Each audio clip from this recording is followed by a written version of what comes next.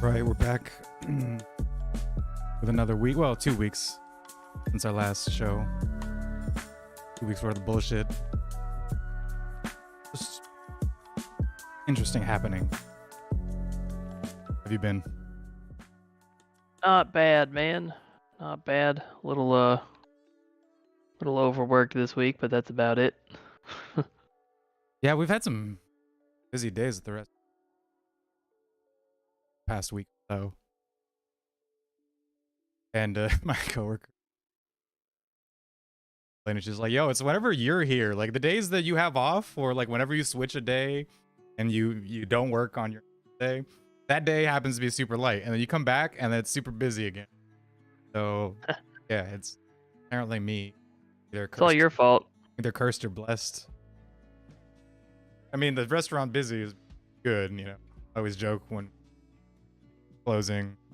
It's still kind of, damn it, how dare people come in when we're open and order food from our menu that we offer them? Hey, Really, I mean, how dare they give you money? Charge them. So, you know, it's like, yeah, you're tired. It's the end of the day. You want to fucking job security, you know? Keeping the I mean, it is. People got to eat. And segueing into our first news item, COVID is over. You know, everything is well, cool. On the pandemic front,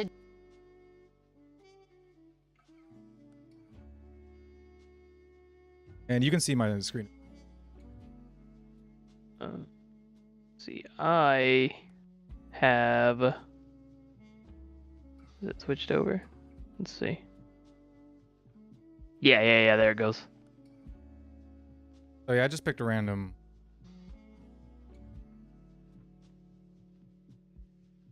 Today, the CDC updated its COVID guidance to loosen a number of its health recommendations. CBS News chief medical correspondent Dr. John LaPook is here now with the details. Good evening to you, doctor. So what is... I'm glad we have a qualified doctor on the mainstream news. Surely he'll give us some new insight that has never been revealed by anybody without a medical before this point. Oh, yeah. The biggest change? Margaret, the CDC is trying to consolidate and simplify its guidance and remind us the pandemic is not over and a lot more people still need to get boosted. One important change has to do with shortening mask wearing after being infected with COVID. You still need to isolate for 5 days, but instead of then having to wear a mask around others for 5 more days, you can do a home test on day 6 and day 8. If they're negative, and you have no symptoms, or if symptoms are improving and you have no fever without fever-reducing medication, then you can stop wearing a mask around others. I don't understand like what new information would have come up that would have changed this, right? Because COVID still works the same way, so far as I can tell. Yeah, well, you know, I mean, you can definitely make the argument that it has done what everybody said it would do, which is that it would eventually get, you know, less and less deadly as it mutates, because that's how viruses tend to work, right? They become less deadly and more infectious as time goes on, because killing your host means that it can't transmit itself as easily.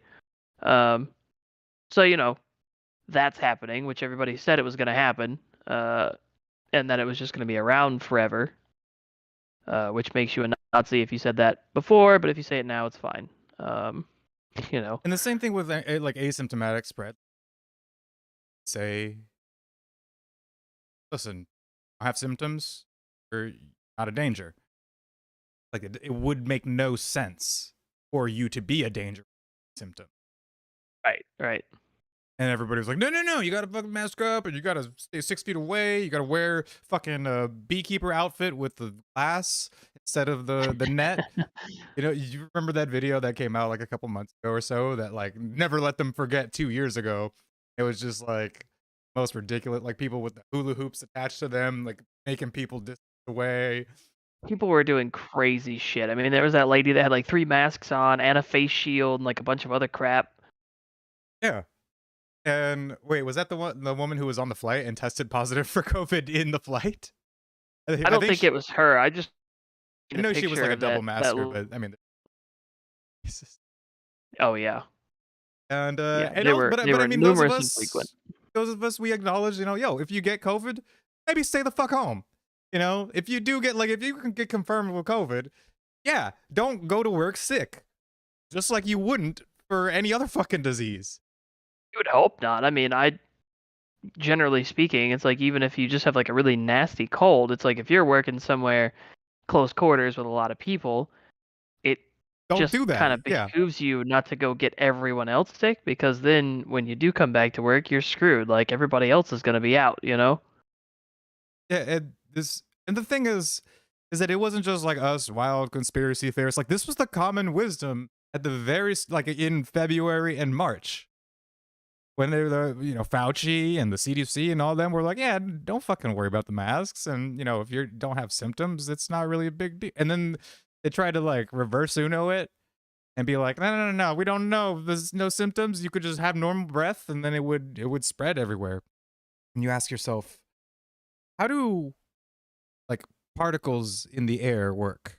How does like breathe? So outside, for example, uh, there should be absolutely no danger, because the the degree to which you breathing around another person is going to have bits of COVID concentrated enough that it could get into their system and burrow in, because it's not just like, oh, it doesn't just touch you and now you're infected and you've got full-blown COVID. It has to be breathed in with enough quantities that it would start to develop and or not mutate, spread within your body. And if you just think about how air particles work outside, how once you breathe them out, they spread into the air, and then the wind and everything around, it's just the spread is so wide and so, you know, randomly like distributed, that it doesn't make sense for somebody to fear just having it burrow into their body and start spreading within them. It But is, yeah, I mean, and on top of that, it's like you're outside. Like if sunlight, kills it, then you should be fine, right? I mean, yes, sun is really bad for COVID, and this was again something that we knew back then. And they had reports that came out. I wish I had prepared them. Reports that said things along the lines of, "Wow, the COVID killing effect of the sun seems to be like 5 to 8 times greater than we even predicted before." And it was like, yeah, that makes total sense. So then, why the fuck do we give a shit about anybody outside having masks or even having COVID? there were And but people then that were yelling at other people outside for not having masks on, and it's like, you're outside. Are you fucking kidding me right now? can't get, like, I would say this to people. I would say you can't get COVID outside, and they would look at me like I was crazy. I'm like, no, no, no. This is not exaggeration. This is not me being weird. You cannot get COVID outside. That's a thing. Remember, they did the same thing with the surfaces, right? Everything being disinfected and all this other. I mean, I was working at a restaurant, um, at the time that this all hit, and I remember how much fucking disinfecting we had to do of every Mm-hmm. table and every surface, and that's if we Yep. let people in, which for a while we still weren't. Um, there's not a single confirmed case of anybody getting it from contacting a surface. Not one. No. Not one. And again, this was something we knew within months, within a Within month or months. Yeah. two of March. I remember because where I lived at the time, we had my landlady was a elderly lady. She was like 70s, and so of course she had perfectly valid reason for concern, as she was in the age group that actually is affected pretty drastically by it. So she was extra care on top of else. I understand that, but I would talk to her and be like, because she was not only the landlady, she lived and we'd see surfaces. I would be like, good news. Surfaces doesn't matter. You can't get it through the surfaces, and she would still kind of want to hold on to that caution, which again, for her, I kind of understand. For most Right. other people, get a fucking life. I mean, it's like if you don't have a compromised immune system, you should be fine anyway. Yeah, you might. I mean, worst case scenario, you get it, you're gonna have a really bad week, but for fuck's sake, it's not gonna kill you. I got it. It sucked. I didn't die. Oh, I'm surprised I still haven't expected to way sooner. Not asking anywhere, and I'm not being careful about where I go or to a bar. I'll go to a bar. The only reason I got it, I didn't get it. It wasn't like casual contact or anything like that. Like basically, I ended up having to go fill in uh, at a different store because a whole bunch of people at that store were getting COVID. So I knew I was probably gonna end up getting it because they sent me over Right. there, Yeah. and I was like, well, wait a minute, everybody's out because they have COVID, and they're like, right. And I'm like, so if I go over there, I'm probably also gonna get COVID, and they're like, nah, that's probably not gonna happen. Uh, don't worry about it. And I was like, okay, I mean, I'm not, but I'm just letting you know if I get it, I'm gonna stay home because sucks working when you're sick. Right. Yeah. And sure enough, man. And plus, the other thing was like we hadn't had anybody get it at our store. And I'm like, I'm not gonna. I'm like, I don't want to have half my staff out. I mean, even if they are only gone for a week, it's not that big of a deal. But it's just the fact that we only have like 8 people that work here right now. Like, we just can't afford to have people out sick. And I mean, I got it. It wasn't that big of a deal. But because I didn't go to work, nobody else got it. Yeah. We It's work real tight quarters in there. So that's why I was worried about it because it wasn't like, we weren't outdoors or anything. We all work right next to each other, and I was like, nah, that actually has a pretty good chance of spreading. But like, it's not like you're just gonna get it from like touching a counter or something. yeah, and yeah, our restaurant, high ceilings. We keep the doors open all the time. We have two doors, front door and a side door. We're eating, and high ceilings. It was just generally open space. So I wasn't really super worried about getting it from people. And at the time, I was mainly working the grill station, which, just like being outside in the sun, heat, kills COVID. But I was made to wear a mask at the fucking grill station in the summer, and it sucked. I was just Oh, I sweating bet. into that mother. Yeah, it was just drenching like my mustache and just all the area, mouth, Yummy. and it was fucking gross. Like I felt so disgusting and so unsanitary that I would swap out the mask a couple times a day because fuck wearing that shit and putting it on and off, taking it down when I need to. I knew it was super fucking unsanitary for it to be doing that, and fucking second that they were like, yeah, you guys don't have to wear masks. Good, fuck that shit. People still continue. Some people still wear masks at work to this day, even though nobody requires it. It's completely optional. What tripped me out when we were doing all the masking stuff was how, like, obviously I wouldn't know, specifically about like customers or whatever because I'm not around them all day. But I knew how often the people that were working at my job were actually getting new masks and stuff, and some of them, their masks were so ratty because they'd been wearing the same damn mask every day for a month, and I'm like, you can't tell me that that's doing anything. Like, you like one dude didn't even know which side of his mask was like the right side to have on his face, because he had worn it for so long that he'd forgotten which one was the right side and which one wasn't. So I'm like, all right, explain to me how that is possibly effective. Like Oh that's yeah, the other that thing that we're talking about is people wearing gloves and masks and stuff. They didn't think about how often they were touching their face and touching stuff with their hands and then not changing their gloves and stuff because and I'm guilty of it too. Like if I've got gloves on, I don't really think about it as much. I'm better about it now. But yeah, like a good example would be they don't think about how much stuff they've touched like since they've washed their hands or changed their gloves. Whereas if I'm not wearing gloves, I'm much more conscious about how dirty my hands are, sure, ironically. yeah, because you feel it, Yeah. and that stuff's kind of front of your mind. Well, Right. and yeah, I'm a big stickler. Obviously, I'm like I'm serving people food, and it's so goddamn important that I run my fingers to poke back my hair, find my ear. I touch my phone. Yeah, phones were another big thing. I was like, how many people use, touchscreen smartphones and shit, and like haven't sanitized them, haven't done anything with them, but they're like worried about wearing a mask and stuff. I'm like, you touch your phone, you go home, you touch your face. Like, if you think that this spreads by touch and surfaces, you have already potentially contaminated yourself. It's like if that were the case, I think that a lot more people would have been getting it. It's a respiratory disease. It's just not a big deal. I mean, it killed people who had compromised immune system and people who were old. It's like, yeah, that's what respiratory diseases do. The flu does that.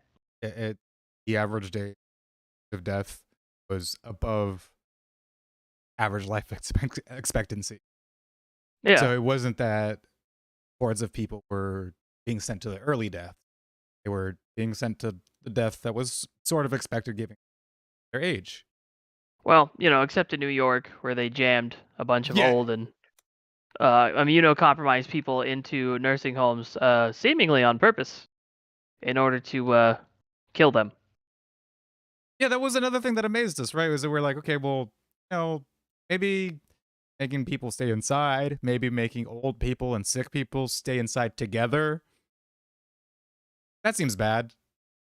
Yeah, and I mean, if the sun fucking kills it, why are you not going to let people go outside? So it was just all around, just so reactions. The fact that the most common sense things seem to be just banned off of social media as misinformation. Oh yeah, just ridiculous. And that's the other thing is like nobody's ever going to acknowledge the amount of damage that not COVID, but the COVID response did. They're never going to admit it. They're never going to say they're sorry or not that I necessarily expect an apology. I don't give a shit. But it's just the fact that like they ostracized people for voicing the wrong kind of They opinion, and fired then people. now, yeah, people lost their jobs. People were kicked off of social media. Like the amount of just hysterical bullshit that happened is Yeah, insane. And like one of the now, two it's like it restaurants that I never worked happened. at had to close completely and never opened up again.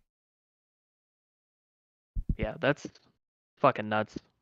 And I think in the summer there was like summer of 2020, there was a report that something to the tune of 160,000 like small businesses had closed, or I forgot if it was restaurants in particular or like businesses, and like about 90,000 of them were expected not to reopen again.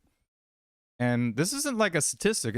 Every single one of those represents somebody's livelihood, groups of people's livelihood.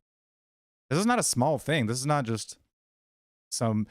I hated those people who mockingly were like, "Oh, all those right wingers complaining about their rights being taken away. You don't have a right to spread COVID." Blah blah blah. You fuckers don't know what rights are. You just need to stop talking, especially goddamn Australians. Like y'all just shut the fuck up. Oh yeah, like Australians the shut the amount fuck up of challenge right goddamn now. I mean, there were definitely people in Australia who were not okay with the things that were happening, and I just can't imagine living in a country that would do that to its own citizens. Like, Yeah, I it's just almost know how they insane. feel just because I live in California. Yeah, yeah, you're pretty close. But not Like, quite. That's like even Californians are not quite like Australia, which just well, no, fucking Australia's amazed really me. bad. Like, your average California, Democrat would come in their pants if they were allowed to do some of the shit that they can get away with in Australia. Wish they could. They absolutely would love it. What new revelations we can find? What new information that will be revealed to us that we didn't know before? And there are also some changes, I understand, about how someone who's exposed to COVID should behave. Right, Margaret, I just confirmed this with the CDC a few minutes ago that if you are exposed to somebody with COVID, you no longer have to quarantine whether you are vaccinated or not. However, you do need to wear a mask for 10 days around others and get tested at day 5 after exposure or sooner if you have symptoms. And Margaret, this should lessen disruption in schools and elsewhere. Oh, good. Yeah, glad to see that that's fine. That And the whole now we're lessening disruptions. Like, what happens to everybody else that was already disrupted? No big deal. yeah, 2 years of this bullshit. Oh, you were next to your cousin's fucking dog that the cousin had COVID and you petted his dog. Well, now you got to isolate for 10 days and it's like, motherfucker, I got a job to do. I'm poor. The I fuck? liked the just constant flow of, well, that would never happen in America, and then you give it about a week and it happens. Like, that was fun. That was It's fun. believe the science, and then you could quote science at them, and they're like, "Well, no, that's." Oh, that was the funny thing that I saw on Twitter was that like everybody was like, "Oh my god, this is terrible. They're loosening the restrictions," and of course, a lot of people were like, "Well, believe the fucking science, bitches. Believe the science." And they're like, "They're not Yeah. doing science right now. They're blah blah blah." It's like, oh, now the CDC is corrupt and doing anti-science, and before they were following the science, and oh.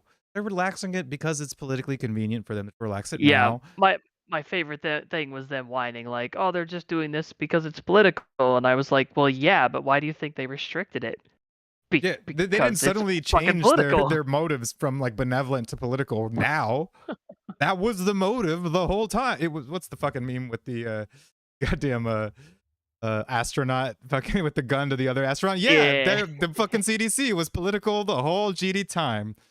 Welcome to the world that we were I'm like, describing 2 years ago. we know they're political. People love to deny that they're political and like they're an apolitical organization, but clearly that wasn't the case when it came to gun control. So why the fuck would I think they would be apolitical on anything else? No. Like, it doesn't exist. And speaking of believing the science, I saw this a couple days ago. Was this July 18th? So I don't think I saw it right when it came out, but after it came out. It's a study on bacterial and fungal isolation from face masks under the COVID pandemic.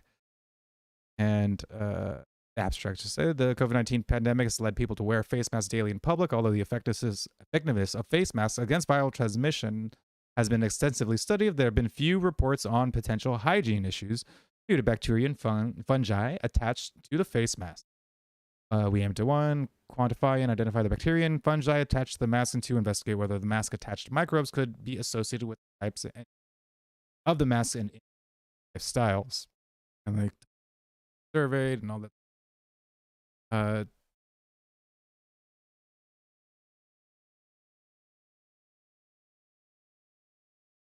Longer colony numbers were greater on the face side than the outer side. Fungal colony numbers were fewer on the face side than the outside. Longer mask usage significantly increased the fungal colony numbers, but not the bacterial colony, although most identified microbes were non-pathogenic humans. Staphylococcus epidermis, Staphylococcus aureus, and Cladosporium, we found several pathogenic microbes. Okay, so that was the non-pathogenic ones that I just said, and then it said we found several pathogenic microbes: Bacillus, Staphylococcus saprophyticus, Aspergillus, and Microsporum. So, yeah, there's fucking bacteria and fungi in the masks, and it's on the side that you have attached to your face. Yeah, which makes total sense. Of course, it would be. I mean, it's fucking dirty. It's up against your face. You're breathing this shit in all day long. Like, it makes total sense that it would be there. Let's see.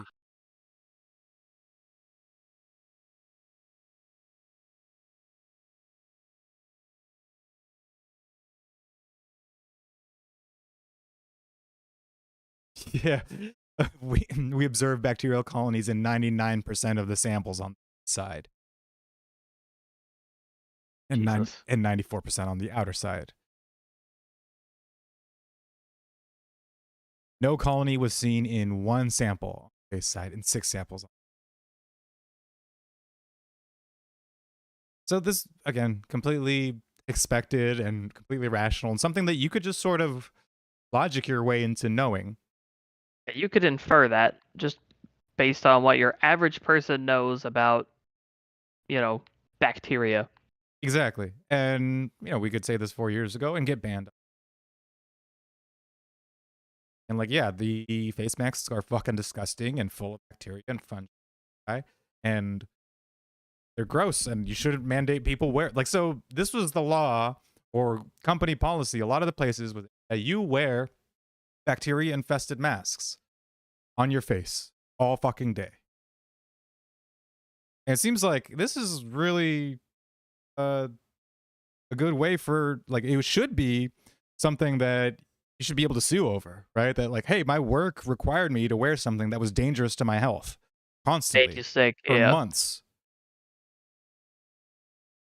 But I don't know if that's going to be a big movement to hold people accountable, because obviously they're abiding by CDC guidelines. Okay, so I guess the CDC should be the target of these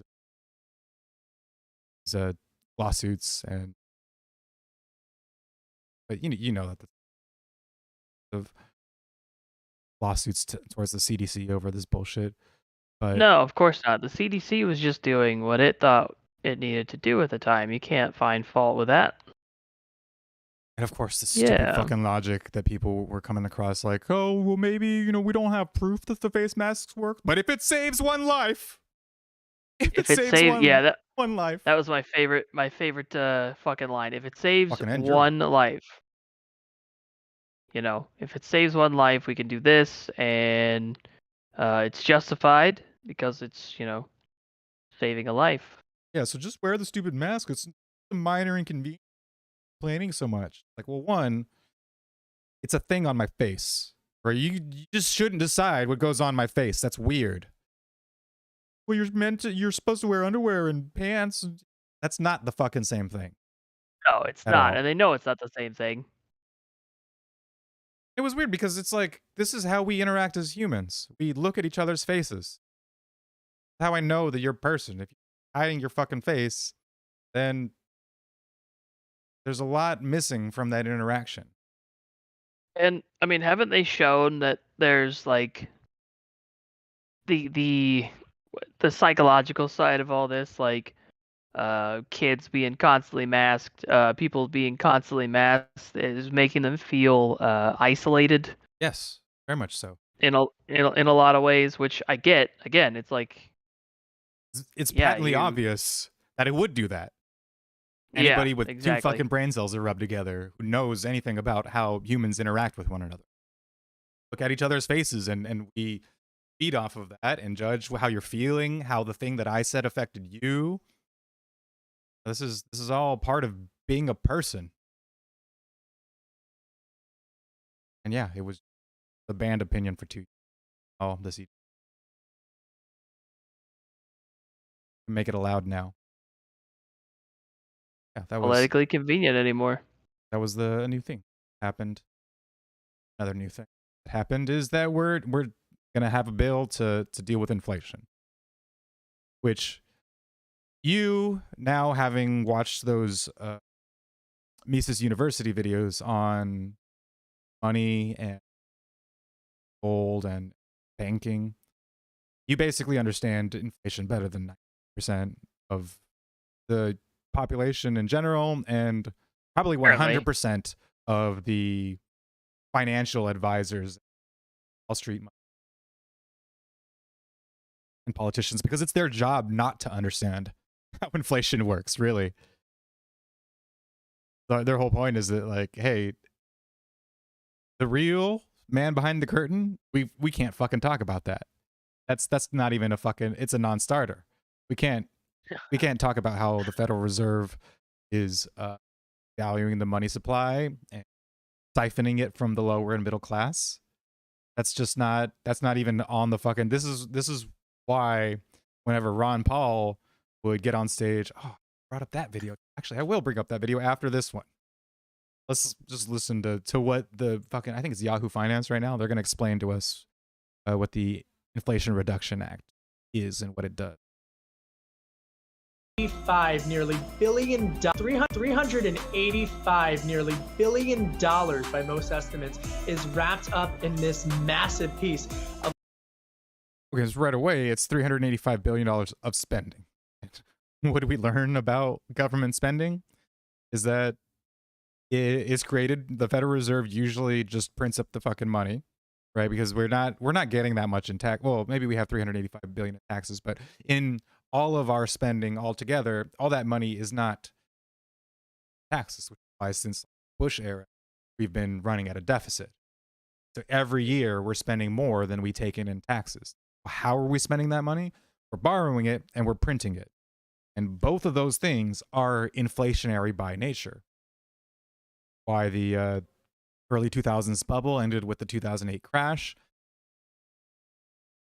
Like the COVID stimulus bills that had a bunch of pork barrel spending and that shit. It's why back then we were saying, hey, this is going to be a cause of inflation. It's going to lead to the devaluation of our money supply because you're just adding a ton of new money, didn't exist before, and then through fractional reserve, the banks are going to recycle it over and over and over again and expand the money supply ninefold, and this causes dollar to value.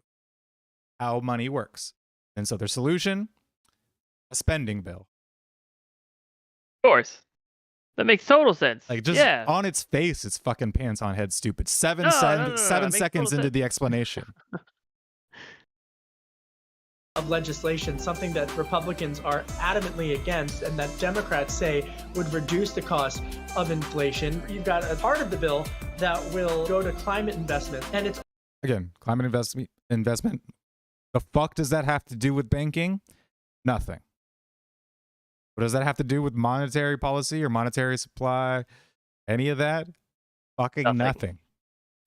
It's just, what the fuck was it? Earmarks. Earmarks for other things that politicians want to do so that they can keep their campaign promises to their donors. Not to the people, they're their fucking donors. It's also going to put that corporate minimum tax rate at 15%. The idea here is that 15% corporate. And okay, corporate tax rates is another brilliant one because our corporate tax rates are pretty middle of the ground compared to other countries. The great Scandinavian countries that Bernie Sanders and the fucking champagne socialists want to point to as like, oh, this is why social programs work. Like, okay, Mr. pointing to a country with 90% white people, is that what you want? Maybe not. But on top of that, corporate taxes in those countries are lower. So should we copy them there, or just in the fucking free college and free healthcare? No corporate tax rates is not something that we should emulate. Oh, that's $288 billion to negotiate prescription drug prices, which again has nothing to do with monetary policy or fiscal policy, money supply, none of that. It's prescription drug prices. Corporate minimum tax. A lot of this seems to be corporate bailouts. Yeah. And big just corporate bailout bill. And very minimal like adjustments in the tax rate for corporations. But this is the kind of shit that high-powered accountants exist for. You know, this is the same sort of story that was told back in the 50s. They're like, oh, the marginal tax rate back in, the top marginal tax rate was something like 90%. So we should go back to that era. And the reality of that area when the top marginal tax rates were that high is that the tax code was riddled with exemptions. It was like page 1 was the tax breakdown, that tax structure breakdown of this rate of money pays this amount of tax, rate of income pays this amount of tax, so on and so forth. It was like page 1 and 2, and then the rest of the thousands of pages in the tax code was all the exemptions to those rules. So in the 50s we had a 90% tax rate or above 90% tax rate for the top income tier, but none of the people at that tier actually paid that rate because they just got exemption after exemption after exemption to whittle it down. And when you look at the tax receipts that is the money that we were actually collected in taxes, not just the tax rate that we claim to charge people, but what the money was actually brought in. Tax Yeah, it wasn't receipts, anywhere close. tax receipts remain static, relatively static, even when the top marginal rate or any of the income tax rates fluctuate over the years.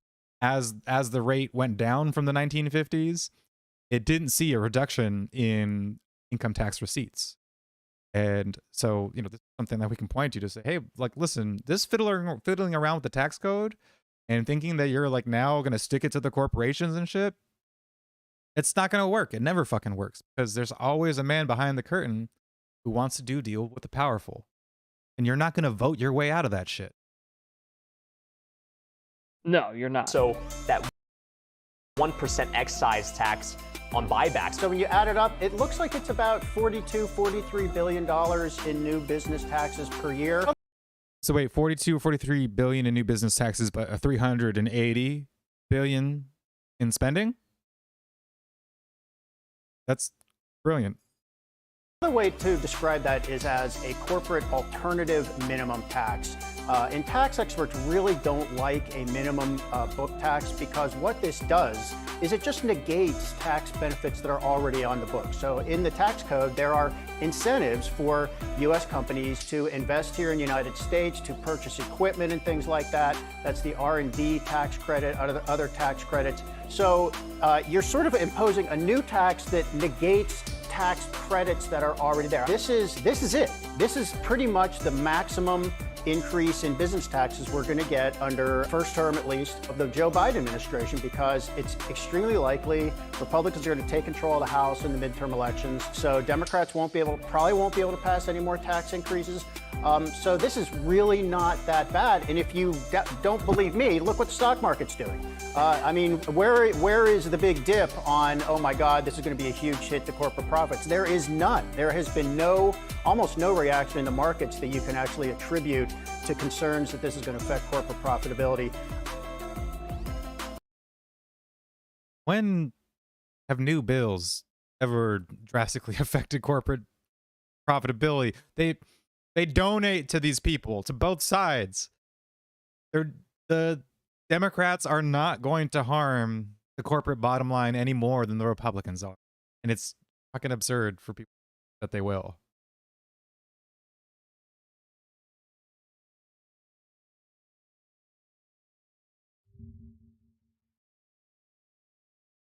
Oh no, he was talking about the FPI. That was the clip that I saw.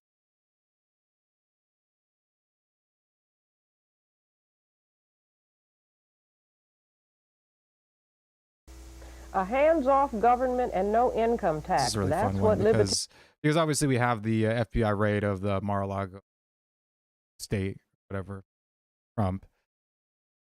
FBI has been trying for 7 years to get something criminal on Trump, just anything. And the thing is, I wouldn't be surprised if he had some fucking criminal skeletons in his closet. It's kind of amazing to me that he doesn't. But of course, this is the same group of FBI investigators that pushed forward the whole Russiagate scandal. Tried to string that along, and it didn't fucking work. But this is, Ron Paul back in 1988, and I think he was campaigning for president. Yeah, libertarian candidate for president. One of his first times he was running. I think this is the clip. Libertarian presidential candidate Ron Paul is advocating in his bid to win the election this year. Paul was in New Hampshire today to plug for conservative support.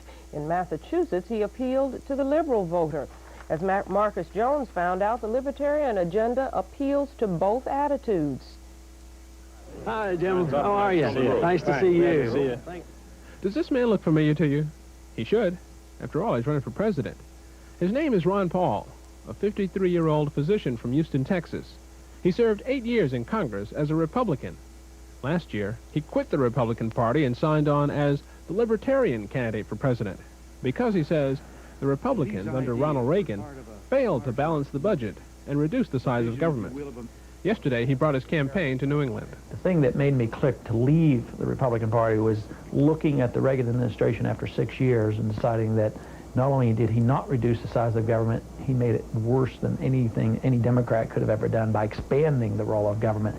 So, yeah, that's one thing that even the left gets wrong about Reagan, or both the right and the left get wrong about Reagan, is that he was looked at as like a great deregulator, and that he scaled back, corporate regulations, and he was a friend to the corporations and all this. But Not even a little bit. when you look at, because the test is the regulatory the regulatory book. I forgot, they have an actual document that has all of the corporate regulations in it, all in one place. And if he was the great deregulator, then that document would get smaller. It's really fucking simple. But did the document get smaller? Fuck no. It got way bigger. It got way bigger. So what do you draw from that? What conclusions do you draw? He didn't deregulate shit. He regulated the fuck out of everything. And it was all just platitudes. It was all just lip service, And so this idea that, oh, there was a whole Reaganomics affected everything, and this, we proved that Reaganomics doesn't work. Reaganomics was a fucking scam.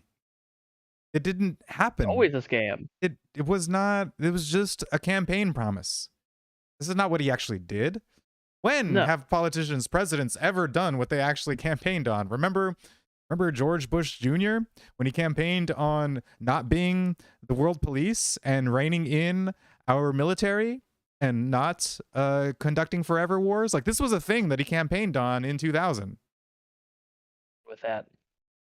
And the very next year, it was, if you're not with us, you're against us, and we need to expand this war on terror. And we looked at in the Scott Horton videos why all that shit was a pack of lies, and how we could have gotten Osama in December of 2001 before he had even crossed into Pakistan. This is all just to expand government power and to give us an enemy to fight. And so, yeah, Republicans like to talk a big talk about shrinking government, about bringing things back to the people, about all this other bullshit. They've always been fucking liars. Always been fucking liars. I don't know if you saw that. Was it Glenn Greenwald? I think it was Glenn Greenwald that tweet about, most of the programs that Republicans are always bitching about, they've been funding for years. Mm-hmm. Yeah, and remember like Romney Care, how it was like another version of Obamacare and stuff. It's like, okay, well, you're not actually trying to change anything then. Nothing. Trying to repackage it as your solution rather than the Democrats. Yeah. So is a libertarian just... People get really mad when you say there's no difference between the two parties, and you're like, well, if you're looking at it from my perspective, how I am looking at them, like, yeah, because the shit that you say makes them different just doesn't fucking matter to me. Oh, at the end of the day, it's another master by another name, but it's still enslavement. It's window dressing. Yeah, it's nothing. A more conservative Republican? In free enterprise, yes, we're conservative. We believe in the free enterprise system, but we're more like liberals when it comes to civil liberties, because we don't want to regulate lifestyles. We want to let people's privacy be respected, and we want to leave people alone. Along with advocating the eventual repeal of income taxes and drastic reductions in government spending, libertarians oppose U.S. intervention in the internal affairs of other countries. We put $134 billion a year into Europe, so they have a GNP bigger than ours, so they should pay for their own national defense. We'd start bringing troops home. Cut them off cold, bring the troops home. Start bringing them home as quickly as possible. On principle, libertarians oppose restrictions on individual rights. They favor the legalization of drugs, and they're against gun control, censorship, and any form of discrimination. They are particularly opposed to economic discrimination that benefits the poor and the elderly at the expense of the middle class. If you have to realize that 80% of the welfare is welfare for the rich. They have this system going, and they pretend that it helps poor people, and the poor people endorse the system. They throw a few crumbs to the poor, But you know, they collect enough money to give every poor family $45,000 a year. Have you ever met a family that got $45,000? They get $6,000 or $8,000. They live in poverty. A lot of poor families have nothing. We have to have a strong economic system. We have to have... This is and ties back to stimulus checks that were out 2 years ago. Yeah, they're gonna give people a little bit of money here and there to say, hey, we're helping you out. But the vast majority of all that fucking spending was not on the poor.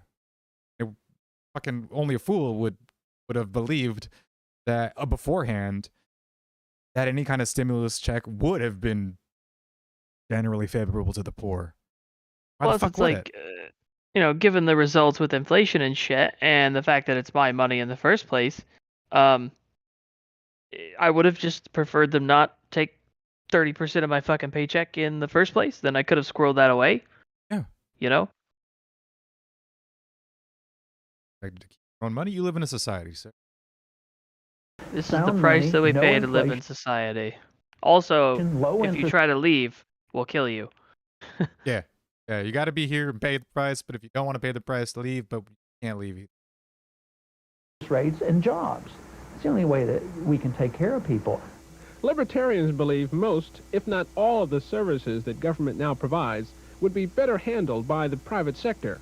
Services such as mail delivery and education. 80% of the money collected for education stays in Washington and run the bureaucracy. The kids that aren't being better educated, the teachers aren't getting better salaries by sending money to Washington. It'd be much better for people in local cities to manage their school affairs. We'd like to see some competition. There are some 200,000 people registered as libertarians. Most of them are in the West. The best showing a libertarian candidate for president has mustered was in 1980, when Ed Clark garnered about 1 million votes. Party leaders are hoping that Ron Paul will do even better. For the 10 o'clock news, I'm Marcus Jones. That wasn't the one. I don't want to hunt around. He had some interesting things to say about how the FBI seems to be just running their own agenda and not really object investigating the body. And again, this was in 1988 in this campaign. So it's no surprise that they're still doing the same thing. 33 years later. Okay. And in other things, I thought we'd look at a couple of the armed defense incidents that happened over the past couple weeks, because they've been in the news, literally a news story.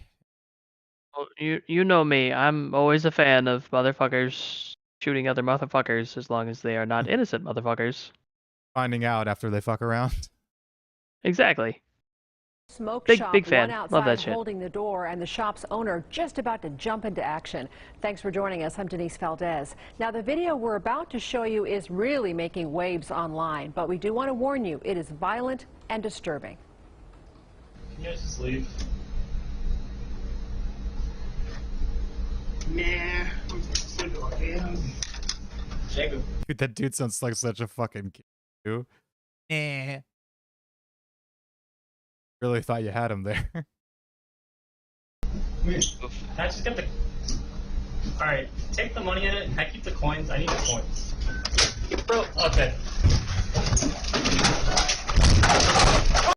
So, one thing about this, too, that a lot of people are pointing out is that he starts stabbing the dude when the dude is reaching for things on the shelf, and not when he's being personally attacked. He does it before he's being personally attacked, which to me makes no fucking difference. Now, I understand that from the law's point of view, like legally, they're like, oh, you can't just go do some deadly force when somebody is trying to take your property. And to that I say, fuck off. Like, no, that's not right at all. Like, morally, I mean, obviously legally in Arizona, they have rules about defending that self-defense, right? A lethal self-defense, deadly force, as the word, needs to be done if you or somebody else is in imminent danger of death or bodily or serious bodily harm. That they use justify deadly force in self-defense. But for people like you and I, we understand that property is life, that it is a physical representation of life that you've lived, of labor that you've expended. And so to take your property is to rob you of a portion of your life that you can never get back because it has already been spent. It is spent and sitting on the shelf. And so I mean, that's only strengthened in this case too, because from what I understand, that was that guy's store. That was his store. He owned it. He operated it. So that was literally his business. And honestly, if he had started stabbing him the second they tried to rob him, I don't even care if they threatened him. He would have been, completely justified in my opinion. Maybe not legally. I don't really care. Yeah, and that's something that was big on in libertarian discourse a couple of years ago, like half ago or so, when Anarchy in Black, Marcel, known as Anarchy in Black, when he was still active on, and he was sticking to the argument that, well, you could shoot a 10-year-old if he stole a candy bar from your store and be justified in terms of the non-aggression principle and all that, and that's true.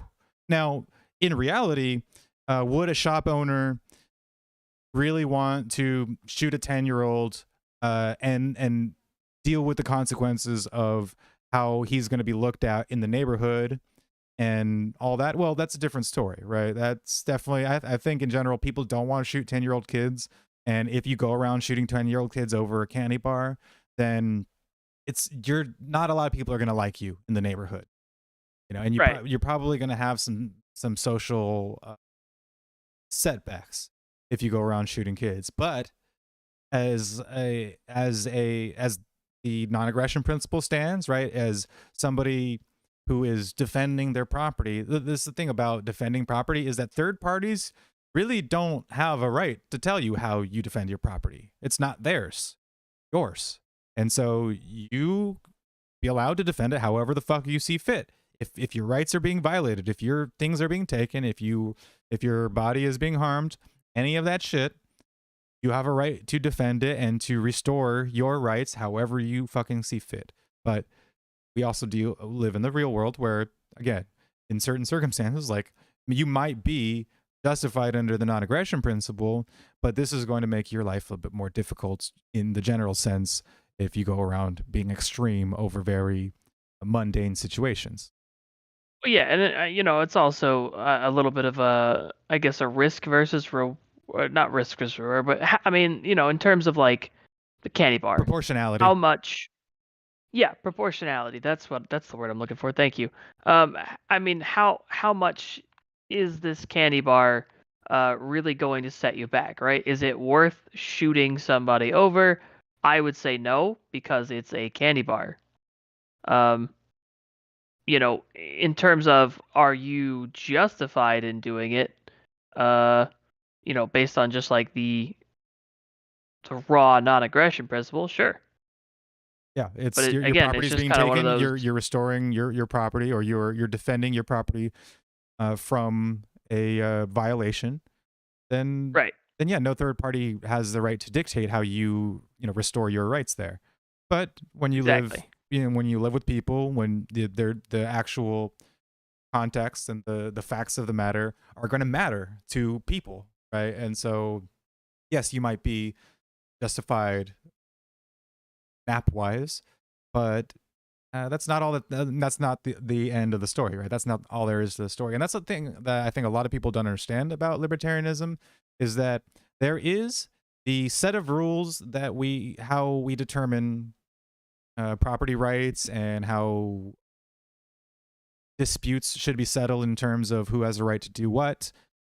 And these things are very cut and dry and very simple, and they don't really have a lot of nuance to them. They're just, this is how property works. This is how human rights work. This is the logical conclusion of all that shit.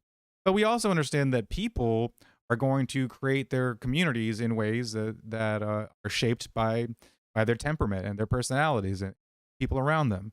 And so the real world is going to have rules set up in place that expand beyond the non-aggression principle. We have no problem with that happening. We just have a problem with the state, setting those rules for us rather than us doing it ourselves through voluntary mutual agreement. And so yeah, this kid, 17-year-old kid, getting stabbed over some vapes. I mean, sucks to be him, but all that dude had to do was just not jump the fucking counter. He was not where he It was would have been supposed to really be. simple. It was the easiest And thing. I have never been stabbed by this guy, neither of you. And if we went into his store, incredibly. and I've never been stabbed by anybody in any vape store that I've ever been in, any smoke shop that I've ever been in, never made them angry. You know why? Because I went up, asked them for some shit, paid for it with money, and walked out.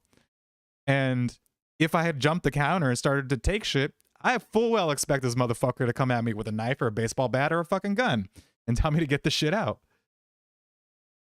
Especially after he was, it's even harder to justify, like, oh, well, he shouldn't have done this and that's crazy and all this other shit. It becomes a just complete bullshit for me. Because the guy was, he was going to give them what they wanted, honestly. He was like, take this, take the money, and then just, like, get out. And they chose to escalate things by hopping over that counter and, like, straight up just refusing to,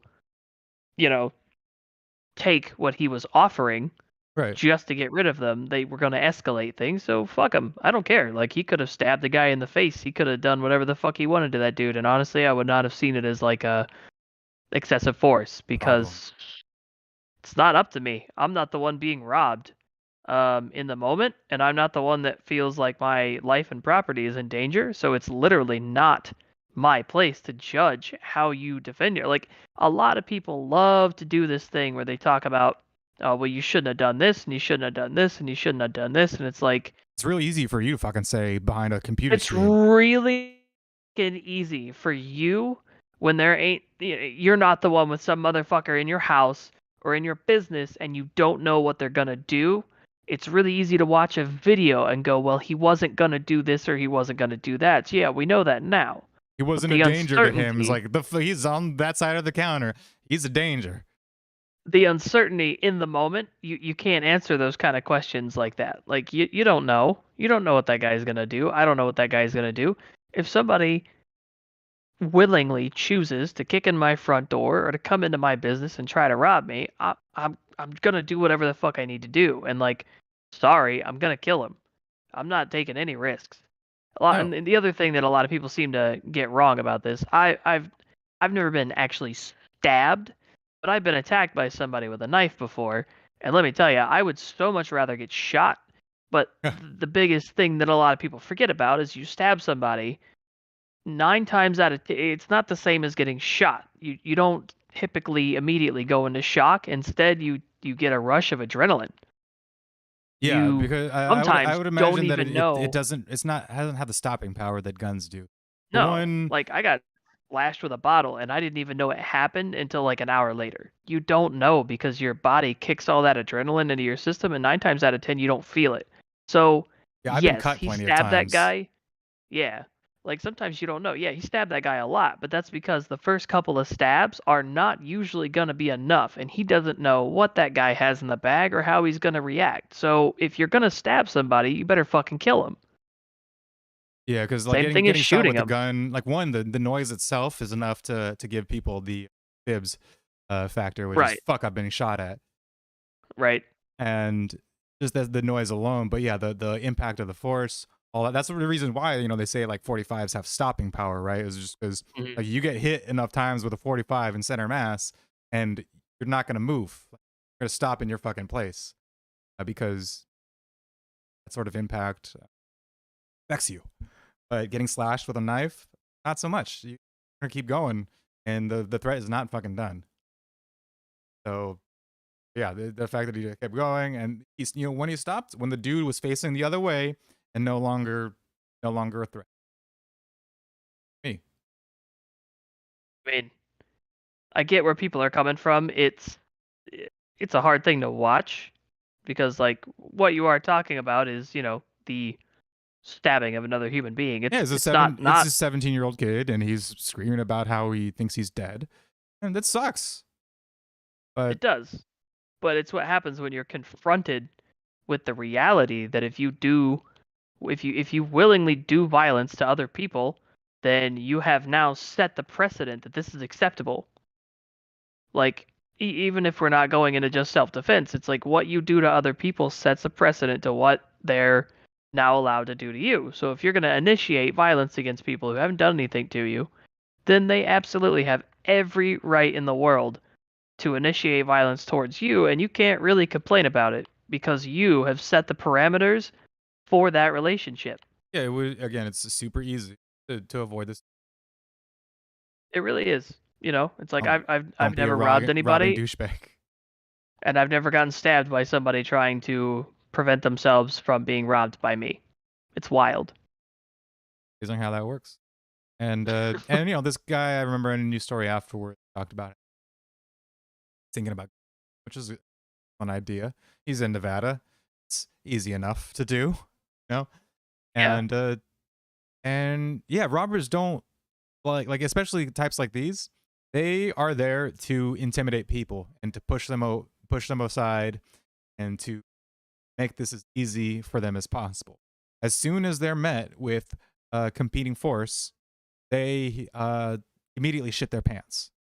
And this has happened time and time again with armed robbers, which is leads us into the next story about the other guy who came in with I think a rifle, and he got met with some force of his own. Firing a single shot, hitting the 20-sided California liquor store early Sunday morning, captured on this video. They came in telling him, you know, freeze. A man enters the store with a long gun, but the 80-year-old shop owner working the counter was ready for him. Firing a But that guy was armed with a deadly weapon of war that would explode his head upon impact. And now, yeah, well, Yeah, why didn't he vaporize that 80-year-old guy on the spot? I don't understand. And he rushes out and hitting the 23-year-old would-be robber in the arm. The guy was screaming, he shot my arm off, he shot my arm off.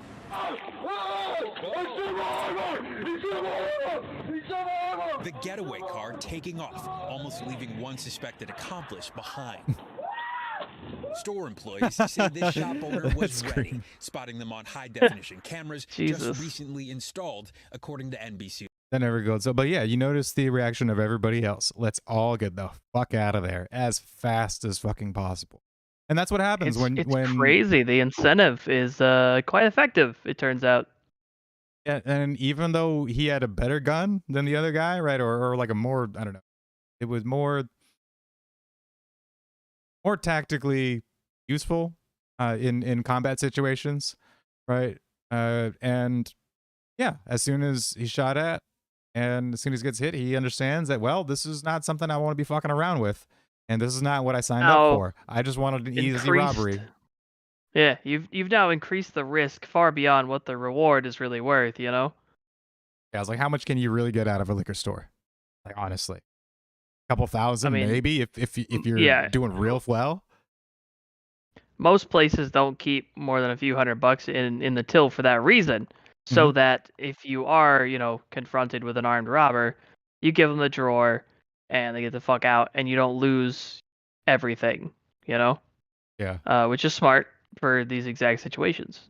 Yeah, and they have safes that are on time locks so that even the people working there can't open them, can't be made to open them, even if you have a gun to their head. And so yeah, as soon as a gun gets introduced into the situation by offending citizen is when those motherfuckers turn tail and run. And they don't even need to be shot for this to happen. And this happened, this is a video from like 5 years ago. Well, actually, the video on YouTube is from like 5 years ago. Shooting or the actual incident was.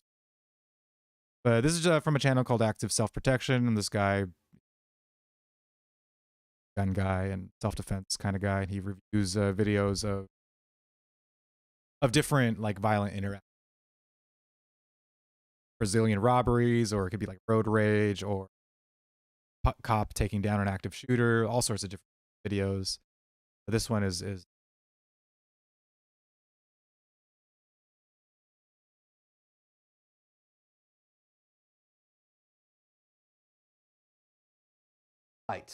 Now, don't blink. This one happens fast. We're going to see the armed robbers come in the store here and open the door. And this guy's got what looks like a modern sporting rifle.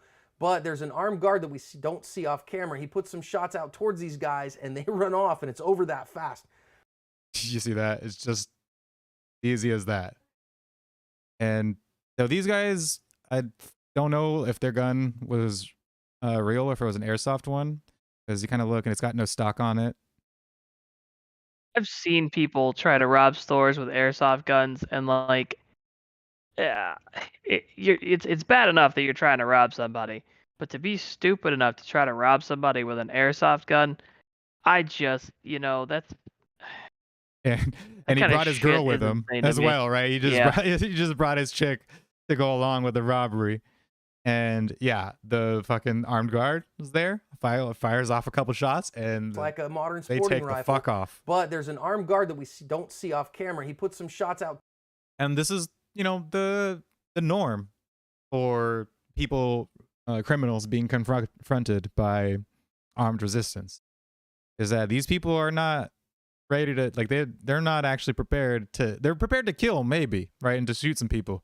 They're not super prepared to die. They think it's going to be an easy time, that they're just going to control the situation and they're going to intimidate the people and get away with it. And if you got a gun to fight back, then they're not prepared. Turn tail and run like the cowards that they are. Yeah, because it's one thing to hold somebody up when you have a gun and they don't. It's another situation entirely when To actually you're get into no a longer gunfight. you no longer have supremacy. Yeah, and these people are cowards. That's why they rob people and do these things, is because they don't even have the wherewithal just to earn their own living through life. They can't even earn their own, like, being a normal person who just works and earns their living, not that difficult of a thing in life. And so Really for not. somebody to turn to a life of crime where they're, robbing other people of their livelihood, it's a sign that they don't really have a lot of fucking shit going on for them in terms of like skills or even like being very smart. I don't know how else to put it. Is that, like, look, you're not a very fucking bright guy if you can't even just get. No, you're. I think that's pretty on the money. And and on the theme of us getting official reports of things that we knew months and months ago, we have the report on the Alec Baldwin shooting on the set of the movie Rust. There's a forensic report put out by the FBI. Two developments in the Rust film set shooting investigation. The FBI finding that the gun held by Alec Baldwin could not have been fired without someone pulling the trigger. Matt Gutman is in Los Angeles with more on that. Good morning to you, Matt. And again, within 13 seconds, something that we said fucking 8 months ago when the story was revealed, because all you had to do is just ask, what gun was used? Oh, a Colt double action? Okay. Well, there's plenty of videos of Colt double action revolvers being used. Plenty of people who own them. There's plenty of people who can, make videos on how to use them properly. And they, this is not like some mystery that we need the FBI to investigate. No, it's incredible that the the FBI of all groups is releasing this many months later, and this is all they have so far. Yeah, this is the grand news. Like, this is the big reveal. The FBI report also concluded that the gun seemed to be functioning normally, that it could not be made to fire with. Okay, so that is actually an important detail, right? That the gun seemed to be functioning normally, because there is a way that the gun could have fired without him having pulled the trigger back, which is if the catch on the hammer that's within there had been damaged. Right? If that was the case, then the gun could have technically fired in a way that it was not supposed to if it was functioning properly. Okay. So if the whole catching mechanism of the hammer was damaged or wasn't working properly, sure, the hammer would have then slipped down and hit the firing pin, setting off round. That's the only way that could have happened without the trigger being pulled. But I mean, it didn't seem super likely that was the case, given the fact that it's a gun being used on a movie set. Right? They don't just use like random old guns that don't work, that are, have fucked up parts and things. You would expect generally that they maintain the weapons free. And so it was always like a non-starter for me. Yeah, this is what happened to Alec. He just had a gun that malfunctioned. Which that's not how those guns work under normal circumstances. Only under very special circumstances, accident have happened without Baldwin pulling the trigger himself. And Plus, it's the scene didn't even call for the gun to be drawn. The basic firearm safety of not pointing a gun at people or anything that you are not attempting to shoot. well, and if you're going to do things that, like that. then you have to personally clear it. Like that's Oh, a thing yeah. that falls on you as the person holding the gun. This was another narrative that was popping up right around the time that the shoot happened. It was like, well, he's an actor and his job is to act in a scene, and so sometimes you got to point a gun at another person because that's what the scene calls for. He shouldn't have to have the job of a armorer and need to double check guns and to be a gun expert and to do that. It's like, well, like I don't give a shit what you say he should or should not have to do. Like they're saying stuff like, oh, he shouldn't be the last line of defense against accidents like this. Is like he's holding the gun. He's He's the only person in the control last of it. Yeah. line of nobody else can be the last line because he's got the gun. How could anybody else be the last line of defense and then hand it off to another party afterwards? Then that person becomes the last line of defense. That's how physical reality works. It could not be any other way. But it's like, okay, but anybody who ever holds a gun needs to be expected to operate the gun safely. I don't give a shit if you're an actor or a 5-year-old child. You are responsible for a deadly weapon, and you should know how it works. Period. There's no excuses. There's not. It's not my job. Then don't hold the gun. Like, if I'm not comfortable making sure that a gun won't kill somebody, then don't point it at people. Yeah, don't be the person that's in control of the fucking weapon. Like, unbelievable. If you're not willing to make sure that you're operating a deadly weapon safely, then don't operate a deadly weapon ever. Don't fucking touch one. Exactly. But yeah, this is the whole like, well, he's an actor and he's just going to do the actor thing, and the armorer should be the one. It's like, well, no. The armorer's job is to make sure everybody knows what the fuck is safe and what the fuck is not. They're not the weapons babysitter. It should be their job to teach the actors how to clear their own weapon, and then to walk them through the process and to be there if they want to be there when they do that, fine. I'm fine with that. That's cool. If you want to observe how the actor clears a weapon and we all make sure together that it's safe, fine. But don't be like, oh, the armorer makes sure it's safe, and then he hands it off to somebody else, and they just don't worry about it. They just trust the guy and assume that everything's cool now. That's not how safety works. Fuck that shit. Oh, like you're supposed to treat every firearm as if it's loaded.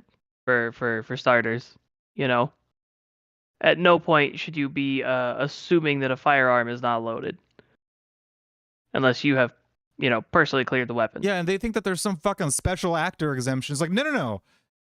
This is just because it's on a movie set. If the gun is real, then the danger is real, and the safety needs to be real. And people forget that like Brandon Lee was shot because a prop gun had something, either I can't remember if it's a real bullet got into the barrel or something got into the barrel, and when they fired it, it shot him and killed him. Like, yeah, this has happened it was before. firing a blank, but there was a bit of debris in the barrel along with it, and so the blank pushed it through the barrel. Right, it effectively turned into a real gun. Yeah. And so yeah, this should be something that is the concern of anybody who's touching the fucking thing. Yeah. There's no I was pretending exemption for the gun. The gun doesn't give a shit if you're pretending or not. No, the gun is real. It's still gonna fire you know, even Whatever's if it's in just there, like and a if piece it's going to of, fire yeah. whatever's in the barrel, and if you can't tell the difference Exactly. between an empty barrel, between a dud, or between a blank and a real bullet, if you can't tell the difference between that shit, don't have a gun in your hands and pull the trigger. And then don't lie about it afterwards, saying I didn't pull the trigger.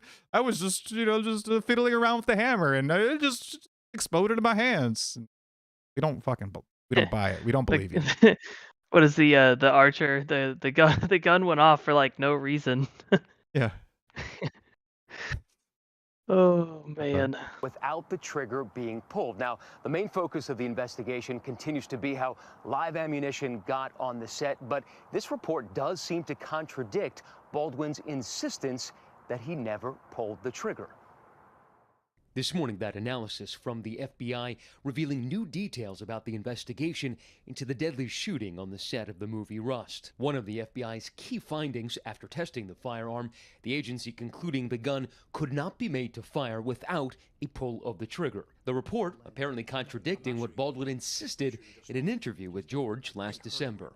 It wasn't in the script for the trigger to be pulled. Well, the trigger wasn't pulled. I didn't pull the trigger. So you never pulled the trigger? No. It's like the biggest fucking actor response ever. Well, no, yeah, the trigger wasn't pulled. I didn't pull. No. It's like, well, that's not how the fucking gun works. I would never point a gun at anyone and pull a trigger at them. Never. Baldwin's attorney releasing this statement exclusively to ABC News, saying the FBI report is being misconstrued. The gun fired in testing only one time without having to pull the trigger when the hammer was pulled back and the gun broke in 2 different places. The FBI was unable to fire the gun in any prior test, even when pulling the trigger, because it was in such poor condition. But I don't buy it.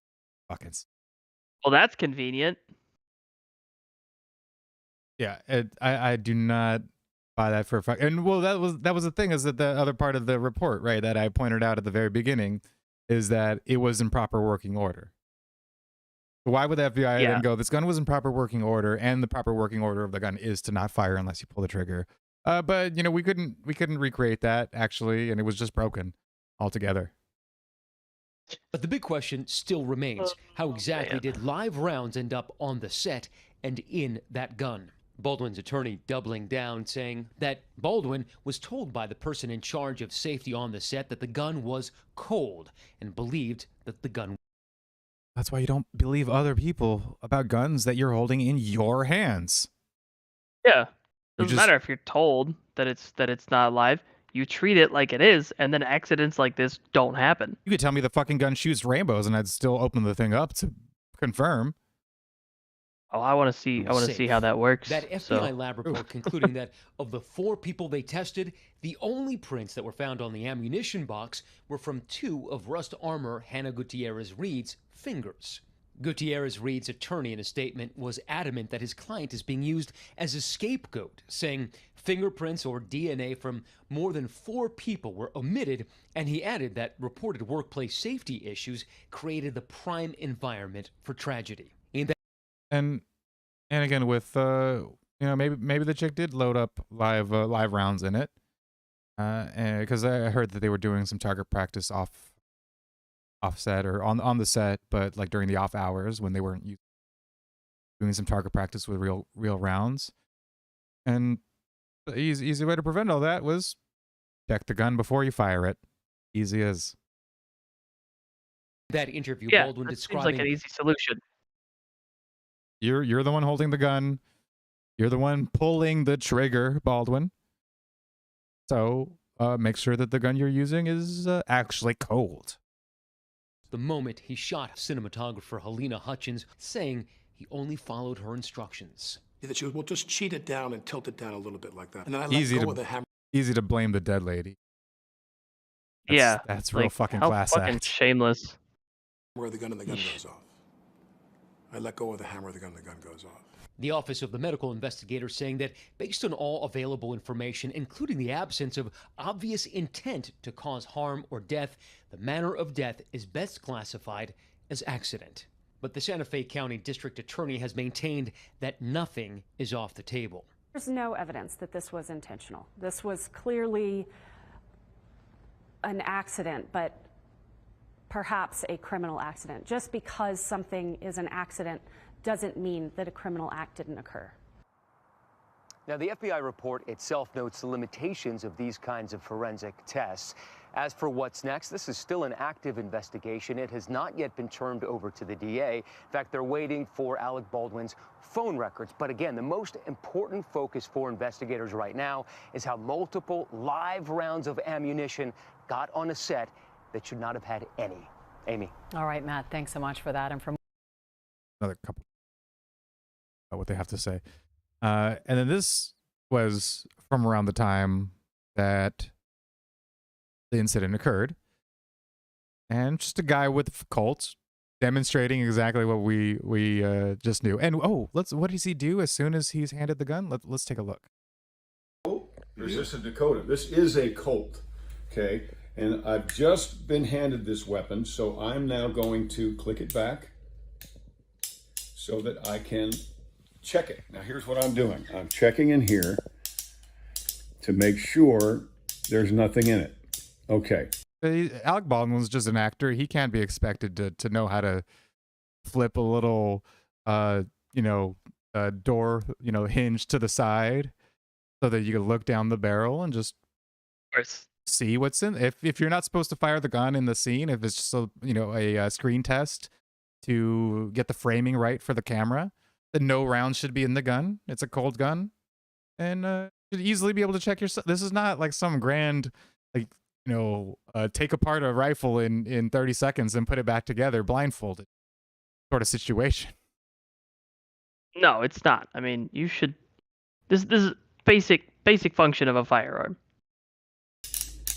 Nothing in this weapon. Now, this is someone else's Colt. I'm not going to dry fire it, okay?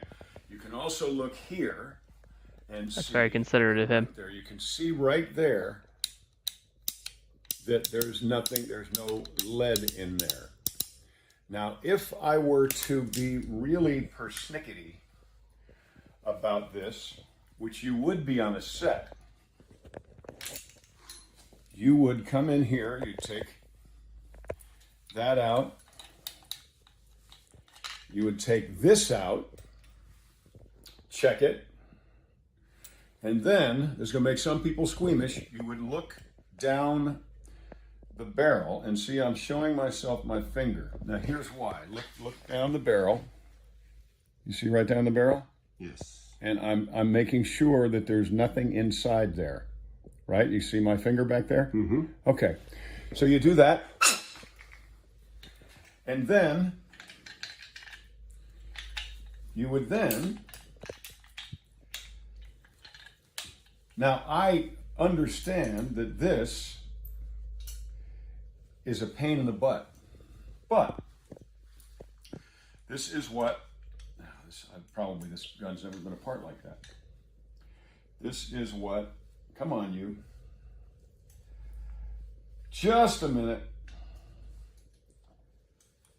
I've never had it apart.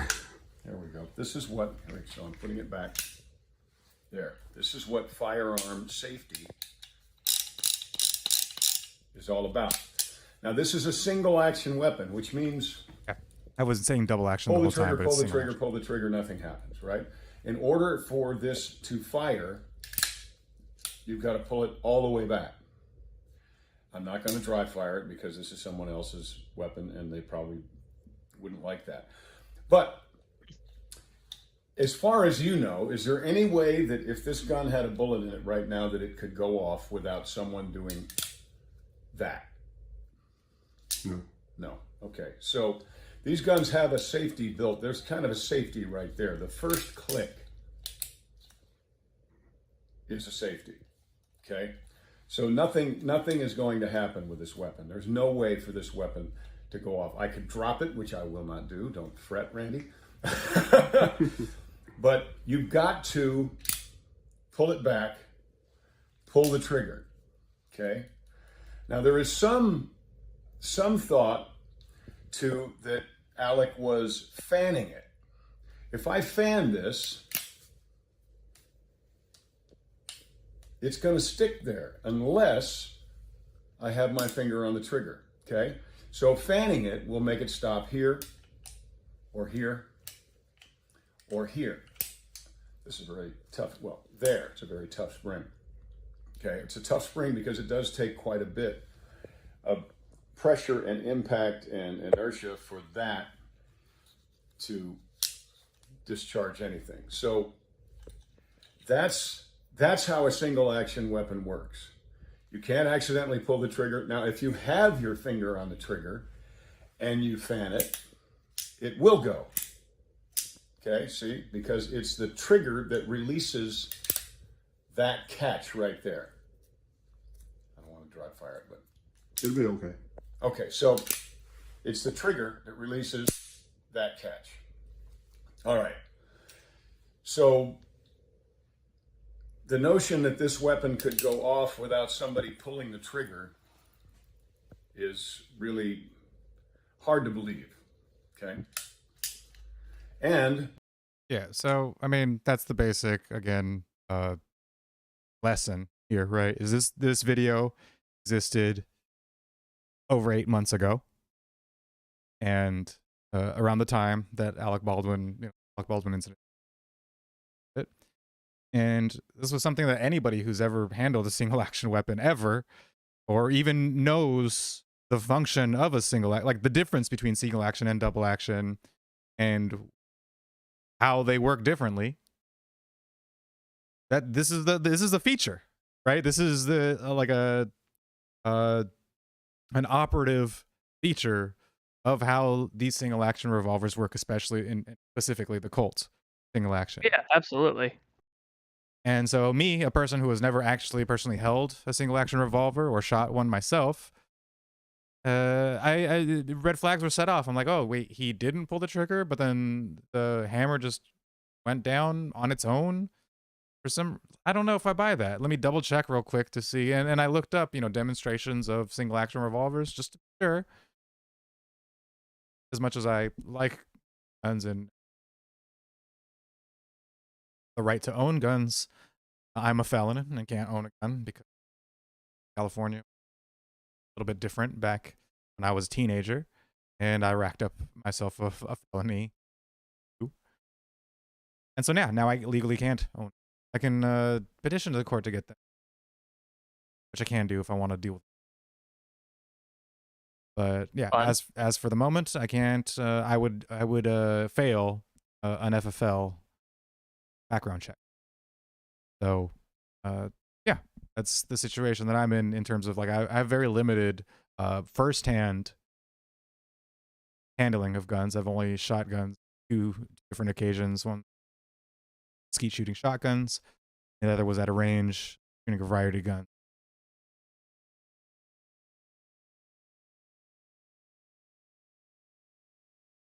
So, I fired guns a little bit, but I would not consider myself expert in any way, shape, or form.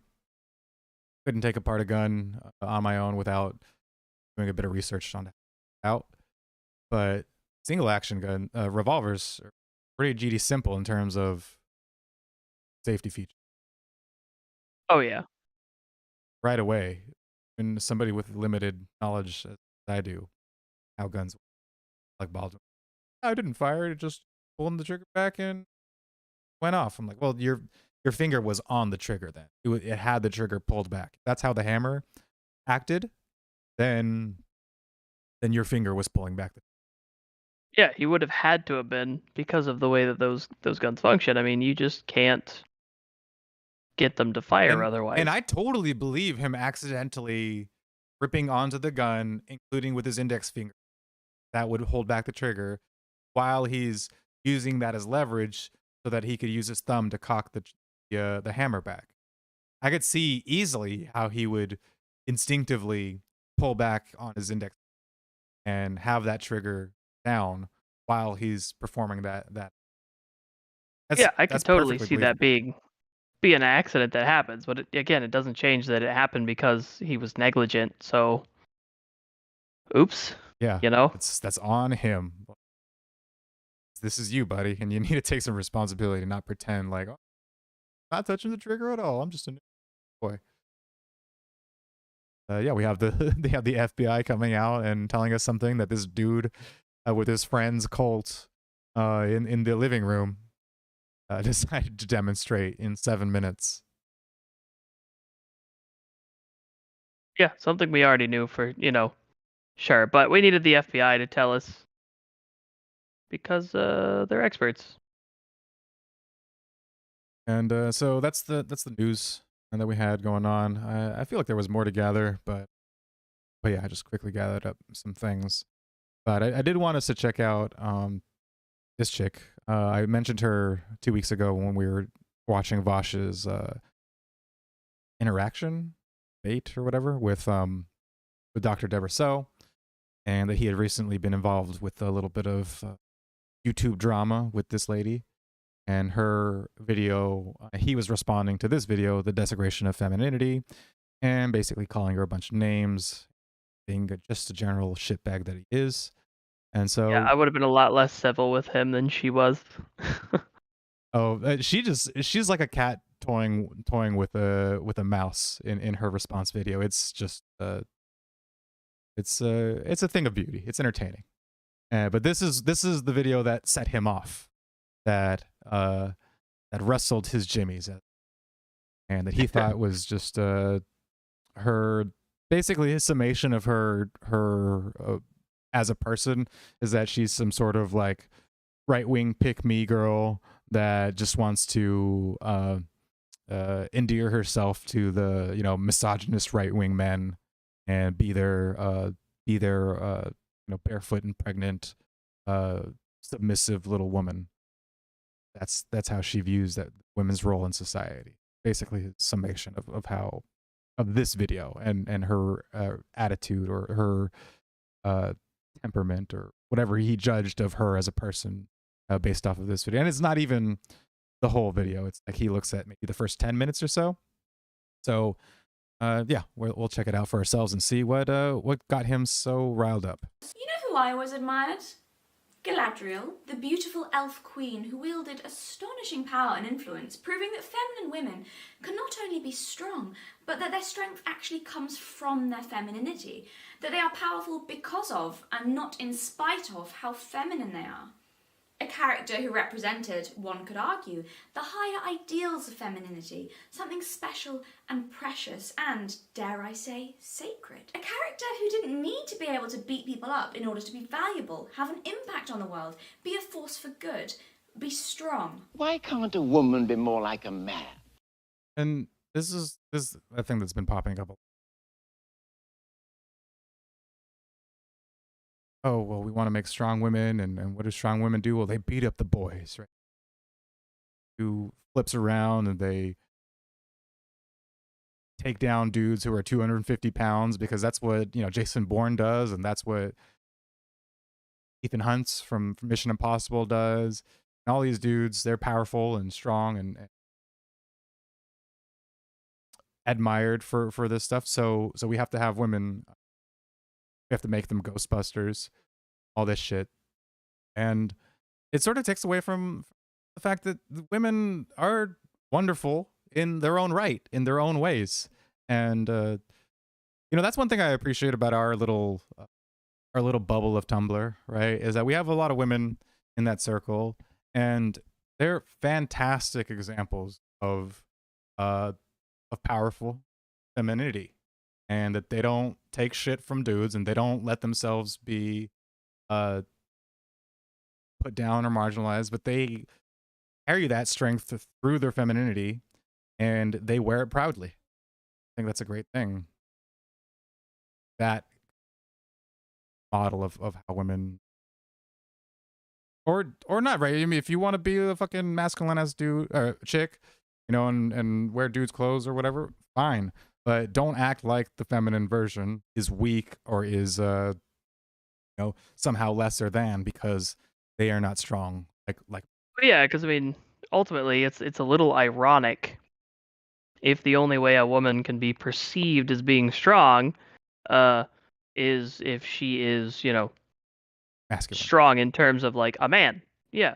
It seems kind of ironic that, the kind of people Sort of um anti-feminist in a way. yeah, yeah, exactly. That are sort of championing this thing um would uh frame things that way. It seems kind of counterintuitive if you think about it for more than a Here's a second. question for the class. What might we call someone who saw such an unapologetically feminine character and thought, no, she needs to be more like a man to truly be strong, and so wiped away everything essential to who she was, replacing it with, and I quote, piss and vinegar, and gave her a great big sword that is broken because she has killed so many orcs? I beg your pardon? Yes, why can't a woman be more like a man? As a mere woman, she wasn't good enough as she was, you see, so they decided to fix her by just giving her a massive sword. The symbolism there is quite appropriate. Why can't a woman take after a man? Do we have a word for those people who see women as second-rate men? Why can't a woman take after a man? I think there's a word for that. It's a word that's thrown around a lot, often undeservedly, but I think this might be one of those instances where we've found some real-life misogynists. Why can't a woman be like you? This is a special kind of misogyny, though, children. And as a guy who considers himself an anti-feminist, and that was around the MRA circles of Tumblr and Reddit in the gender war years, like the pre-2016 years, this is something that like you would think that like me, I'm like, oh well, we don't even want to pedestalize the feminine or any of that. And look, it's just we have to recognize that men and women go through different struggles. They both struggle in their different ways, but the ways that the struggles that women have, while real, not the ones that these mainstream feminists actually cry about. Like all this wailing about misogyny, it's utter fucking bullshit. But that's not to say that misogyny isn't out there and not real. It's just taking this little nefarious mask of progressivism, and it's just as insulting to women as it is to men. Despite the fact that I spent a good portion of my years complaining about how it affects men mostly, but it also affects women greatly. And It's the same thing that's happened with like racism. Some of the most racist shit I've ever heard said in my entire life was said in defense of, or said defensively by progressives who consider themselves to be anti-racist. Yeah, progressive whites who want to coddle people like me and tell me, well, you shouldn't be expected to have the same GPA in order to get into college or the same SAT scores. It's like, well, I had better SAT scores than the majority of of my graduating class, despite my disability of being Mexican. Like despite the fact that I was plagued with brown skin and in this society, somehow I managed to be just as smart as the Asian kids. I was in the academic decathlon alongside the 4.0 GPA kids. And the only reason why I didn't have very good grades in school, but that's because I just didn't give a shit about doing homework, or I would throw away tests that I didn't think were worth my time. I could have aced them, fine. It's just I was a shitty student, and I chose to be a shitty student. And it was something that was, I was too busy fucking skateboarding and smoking weed and just doing whatever the fuck I wanted. So, I graduated by like the hair, above the requirements that they asked of me, because I just didn't give shit about classwork. But in terms of actually being able to perform on an intellectual level, I was just as smart as the fucking Asian kids who studied day in and day out and who had the fucking 4.0 GPAs. And I was doing the same fucking math problems that they were doing and all that shit. But like when you talk to white progressives, you would think that like I would be expected to, just have some C's or whatever. And the greatest thing that affected me was not the color of my skin. It was being the kid of a single mom and being in a one-parent household since I was like 4 years old. And Yeah, I think economically, I can see that being a much bigger impact the than absence of a father was, yeah, far more important to, you know, how I ended up socially, like in my younger years when I was like felonies. Yeah, I didn't have a good disciplinary figure in my life that set me straight on that shit. But intellectually wise, I wasn't an idiot, and the fact that and this was before I had even discovered libertarianism or like republic. I was back in high school. I considered myself friendly to socialism, and yeah, I thought the Cuban Revolution was a good thing, and had admiration for Che Guevara. I was a lefty. I was a fucking, you know, punk rocker who listened to Crass and Rotten and all these like anarcho-leftist groups. That, well, Crass was more anarcho-centrist. They didn't. They shit on the left-wing socialists just as much right-wing. they really did, and they never sold out. I respect the fuck out of them Yeah, for that. yeah, definitely. And I still consider themselves like one of my greatest influences in terms of like my development as an authoritarian. And I am eternally grateful to those dudes in terms of some of their songs, like Big A, Little A, which still I think is one of my favorite songs of all time. And but yeah, my point is that like I was not in like the right winger camp that I would have been against, right? Or that would have I would not have opposed like progressive policies and all that stuff. But then when people were telling me about affirmative action, when it was just like told to me, and they're like, oh yeah, you know, if you're brown or if you're black, you can have some lower scores, lower than the white people. And I go, the fuck, I'm smarter than these white people though. Like, why do you have these low expectations of me to get into college if I went to the same classes as them? You know, I went to the classes, and like it wasn't like I was the only brown guy in my classes. I went to a school that was like 60 or 70% Hispanic. So I had in my honors classes, in my AP classes, half the fucking, you know, there was less of in terms of the proportionality from the rest of the school. There was less you know, Hispanics in those classes than like the lower grade like the lower level classes or the non-honors class. But and there was more like Asians and white people but it wasn't like they were fucking empty. There was no, you know, Hispanics there. It was like half of the class rather than 70% of the class. Right. And so yeah, we're actually as smart as white people, and our condition isn't holding us back. So when I was told about affirmative action and how it works, I was like, that sounds really fucking dumb. Why don't you just allow us to take the fucking tests? We take the same classes, just the same material, and we can learn it the same as everybody else. Not that wild.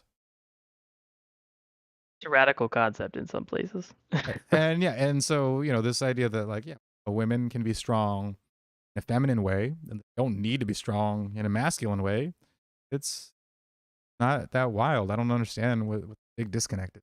Why the message amongst the progressives and amongst Hollywood and ilk is to masculinize women in order to make them strong. Children that gets to pretend it's the opposite. It's evolved, developed a new variant, if you will, become less easy to spot. Because to add insult to injury, it's all done in the name of female empowerment. Why can't a woman behave like a man? And I'm not just talking Amazon's new Lord of the Rings. I'm also seeing this in the culture, in real life, and in individuals. And I've just had enough of it now. Behave yourselves. I'll be full of piss and bloody vinegar in a minute, I tell you that now. This video isn't about Galadriel specifically, though I do. And you know, she also does have an unfortunate affliction besides being a woman, is being British. But I think we're just gonna have to overlook that one for this video. We talk about her more at the end, but it's about the wider issue I feel we have with femininity. Because I do think we have issues with femininity, guys. I really do. What's going on with that, my darlings? Do we all have mummy issues? Do we? You can tell me. Just sit back and relax while we go through where the femininity hurt you. Don't be frightened. I'll be gentle. You're a woman. Welcome back to the channel, everyone. I'm Galatea, and this is Acis, my dearly departed. Why can't a woman be more like a man? And today, the topic of discussion is on the rather strange phenomenon of everyone standing by and applauding female empowerment, while femininity itself is being bent over and fucked. Why can't a woman be like me?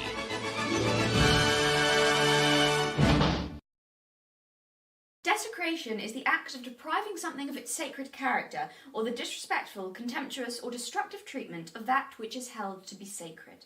Why is thinking something women never do? I know that I promised. Why is logic never even tried?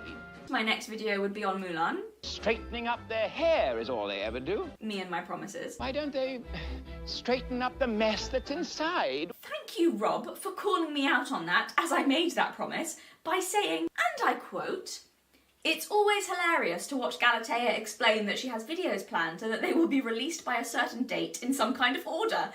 This amuses me because her release schedule has all the composure and predictability of a cat in a minefield." I did not appreciate that, Rob. It is irrelevant that you were correct. You still contradicted a lady, and that is bad manners. 0 out of 10 for your loyalty and blind trust. When I set up my cult, you will not be invited to join. Rob's off the list. However, you do get a 10 out of 10 for your word choice, because I greatly enjoyed that description. I'm almost tempted to change my channel name to Cat in a Minefield. It feels fitting somehow. I like it. I feel all the time like a cat on a hot tin roof. This might be the one, guys. This might be the video that finally gets me into trouble. Jump off the roof, Maggie, jump off it. And this was before Vosh responded, so you know, she was sort of right on that. On that. Straight on the regard. money. I mean, any video that you make that for whatever reason brings Vosh into your sphere of having to interact with him, maybe not necessarily a mistake on your part, but certainly a mistake. I mean, it's like radioactivity. You're just gonna get cancer. Oh God, God, I'm sorry. yeah. That's just the natural result of Bosch's radioactivity being in close proximity to you. And you know, for you to actually admire women for being women and feminine, because we all know that women aren't real, right? There is no such thing as what a woman is. It's just a random thing that any old person can decide to be for whatever reason. Maybe I have 9 lives and I just haven't used them all up yet. How many are left? I'm not keeping track. Cats jump off roofs and they land uninjured. It's so exciting, like a lottery. Will today be the day? Fuck it, let's go. Do it, jump. So the Mulan plans got thrown out the window because I am in a minefield and Amazon decided to throw a surprise Galadriel at me. So, like a cat, see what I did there, Rob? I had to jump onto this topic because I realised I had a lot to talk about that is just more important than how much the new Mulan movie sucked. Even though actually the topics of the two videos are quite similar, really, and both deal with femininity and fucking up female characters for no reason. But this is broader. Firstly, let me state loud and clear right now at the beginning so there can be no misunderstandings. I know there will be. I'll see you in those comments misunderstanding anyway. But just right up front, so you can't pretend to not have heard this. I have absolutely no problem with female characters who can fight. No problem with more masculine female characters. No problem with butch female characters. And nor do I think that every woman has to fit into a specific box of femininity. I think... So, given that she's just explicitly stated this within the first 6 minutes of the video, place your bets on Bosch declaring that she believes the exact opposite. Yeah. How much money do you stand to win here if you bet on that? A ton. Because you bet your fucking ass that he is. Those stories Absolutely. are important, and that those women, less feminine women, also deserve to see themselves represented. I am annoyed because it is not enough just to write non-feminine characters, is it? They also have to go and actively stamp out femininity wherever they find it. Also, the other thing is, the non-feminine characters they do write are often really one-dimensional and badly written anyway, and just clearly just done to make a statement, so they don't even give them any respect anyway. So I have a problem with that, basically. But yeah, in principle, I don't have a problem with more masculine female characters. Okay. I am annoyed because they have taken a pre-existing feminine character and decided that femininity is somehow degrading and embarrassing. So any female character with influence has to be shoved into a masculine ideal of strength, no matter how ridiculous, because being a woman is no longer good enough anymore. According to feminism! So the second thing, to state up front and get out of the way, yes, Tolkien did make references to Galadriel being tall and athletic during the First Age, which is not when this show is set anyway. It's set during the Second Age when she's a lot older. But that aside, I'm sorry. I still can't help being sceptical that they decided to seize on him once describing her as Amazonian and going, yes, we have this crumb that we can now interpret to totally change everything we know about her character to make her an orc-slaying action hero. Do you see what I'm saying? I'm going to be honest. I don't believe that they made Galadriel. That was one of the things that, yeah, that was initially a red flag when the Rings of Power it was being discussed, is how far everybody was changed just to kind of bring them into the message. Trademark. It was happening. Well, yeah, I mean, and I think also a big red flag for me was that they were unable to acquire the rights to the source material that they are attempting to make this show off of. Yeah, and you know, we see the same thing with the that Halo, was it movie or I forget, it was Halo show. Show. Yeah, It's the show. And- You see Master Chief's ass. and yeah, they're like, yeah, we didn't even play the games. Bother with the whole source of everything. We just kind of made our own. Like, well, why? Why? Well, just make your own thing altogether. Why do we have to touch the names of things that already exist if you're not going to learn about their existence? Like, what's the point in naming all this shit that if you're not going to make it that? Yeah, I know what it is. So you can get money off of the name. Like this in order to, as they say, explain how she became the wise elf she became. Shit like this has happened far too often for me to believe that. I don't believe them. I just don't believe you. I don't. I don't believe they did it to be true to the mythology and to add depth and dimensions to her character. I may be proven wrong when the Because all falls in line with the message. It doesn't fall in line with anything else. Why would we expect anything less? It's given the message, that's all that fucking matters. Anything else is fucking. show comes out. Who knows? Maybe they will have handled her character with nuance and care rather than just made her a cringy vehicle for their political message. But probably not. I think they did it because they're a bit embarrassed by such a feminine woman being held in such high esteem, so loved the opportunity to retcon her into a #girlboss action hero. They took Galadriel, one of the most powerful elves in Middle-earth, a woman with outstanding levels of power, influence, wisdom, courage and strength, who had these things because of and not despite her femininity, and they made her fit a masculine ideal of strength because actually, in their minds, it seems the ideal and most powerful human being is a male one. You motherfucking misogynists! This idea seems to be rampant now in feminism. It's ridiculous. Honestly, it seems that no one idealises masculine traits as much as feminists do. They seem to be the people that truly believe that to be like a man is the superior option. Seem to be the ones who want to erase everything that makes women wonderful, the ones to have the most disdain for femininity, the most likely to see it as weak, the most likely to dismiss feminine women as useless bimbos, the most likely to ignore the power and impact women have on the world and say it's not good enough, the most likely to reduce mothers down to just walking wombs, and it is so incredibly ironic. That's why I titled this video what I did. It may sound extreme, but I was careful and deliberate. And for reference, that desecration of, and it does make sense. And this was you know, something that was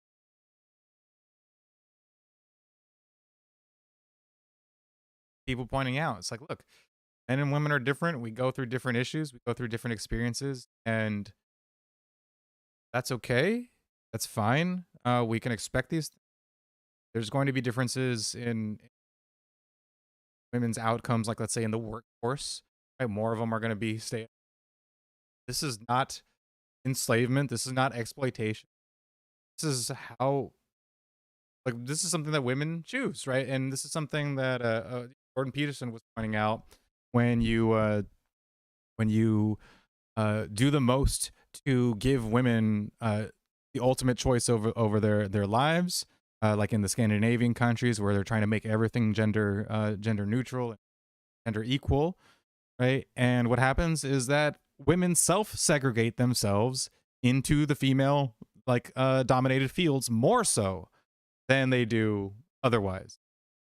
And so this increase in focus on gender equality and this increased focus on allowing women greater choice over their own lives, it turns out that they still choose the female dominated fields over the male dominated fields like they always did.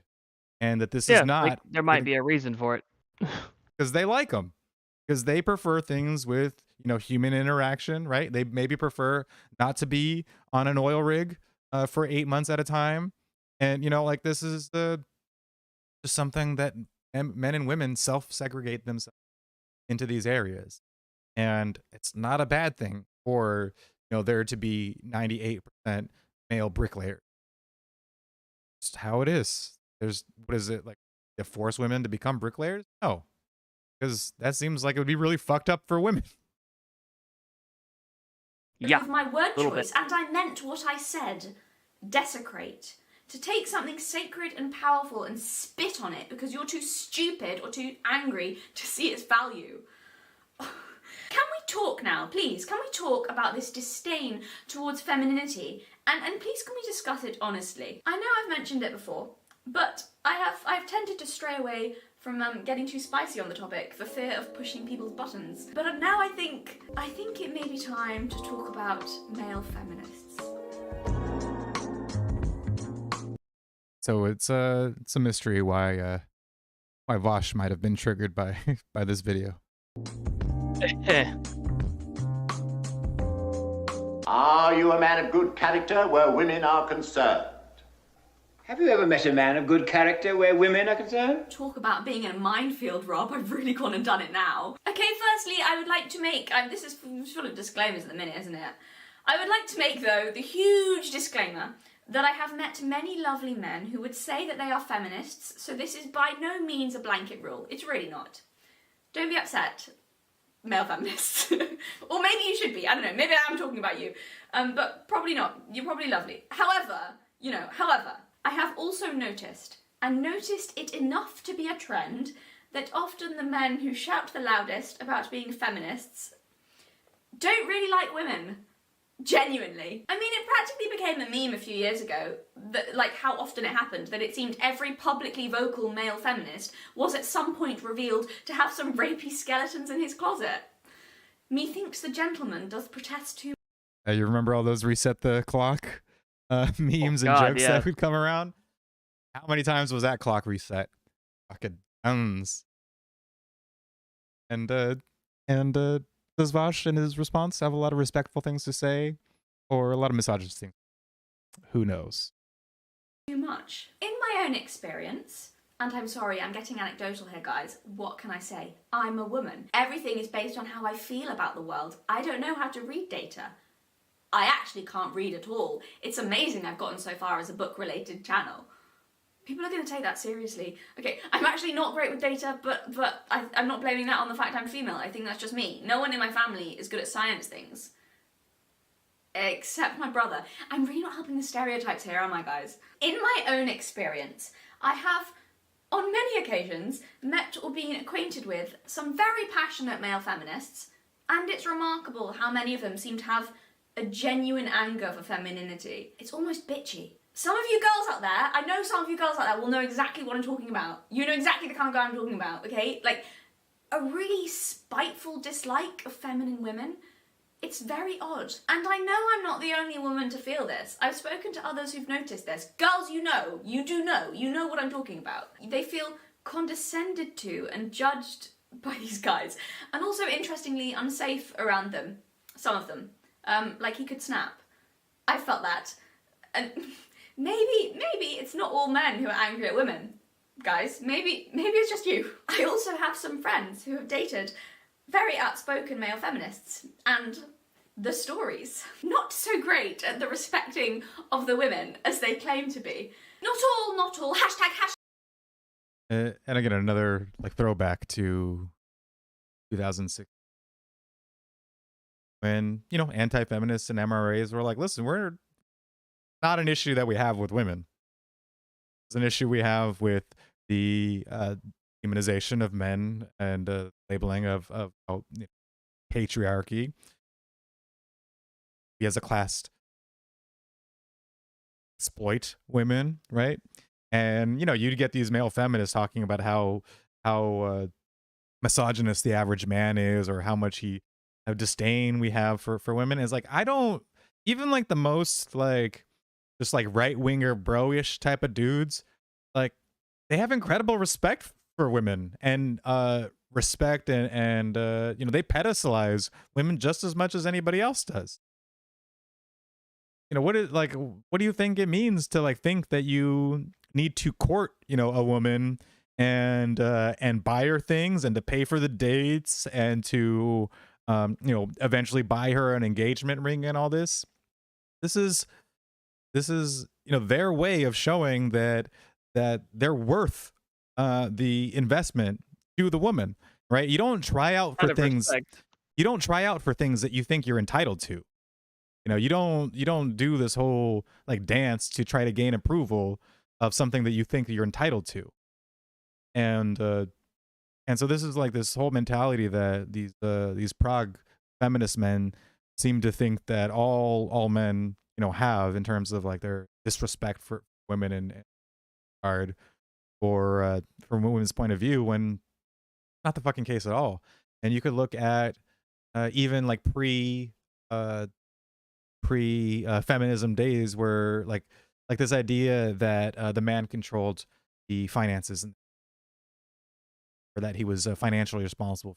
So I mean, men generally had the financial obligation to earn the money for the household, but women were able to spend the money. Like they were able to go in town and say, "Hey, you're going to put this on my husband's bill," and he'll come by and he'll take care of it. And they did, just like they do nowadays, most of the consumer spending for the households, right? The most of the consumer decision making for a household, for family, is currently done by women, and it was done by women in the past. They had power and they had control, but just not, they didn't have a job. They didn't go down into the mines and do backbreaking labor and risk black lung disease. They ran a household, and that wasn't an insignificant task. It wasn't some bullshit. It was just relegated to them because we didn't like. No, this was an incredibly important responsibility to run a household and to make sure that that the children were fed and kept safe and educated. This is not nothing. Like there's incredible respect for that role in society. They, Always not like was. they were taking it lightly. I mean, that you're talking about, and again, it's like, again, interesting how they sort of try to play this off as like sure, they consider these to be menial roles, but again, they're traditionalists, so their offspring and their future is like the most important thing ever. But somehow the task of ensuring that is a menial task given to people that you don't trust and respect. Well, I mean, that's what feminists had to do. They had to paint the woman's role as exploited, as victim, and in order to do that, they have to whitewash over the importance, respect that was actually afforded to women who had these roles. It needs to happen in order to paint them as victims. And so then when women come along and declare that they were not, under the thumb of men, then male feminists get all fucking mad, because it's like you're undermining the entire justification for their self-important sense of superiority. Hashtag not all. Very important to say not all, but enough to be a pattern. Which brings me to one of the other things that happened that I did also want to discuss in the video, because I think it illustrates my point fairly well. I'm really putting my foot in it now, but I can't seem to help it. The whole Vorsh J.K. Rowling fiasco so perfectly demonstrates what I'm talking about. Vorsh, sweetheart, what's the matter? Darling. Did you ever like that when this happened? I don't like pay attention to it, but I do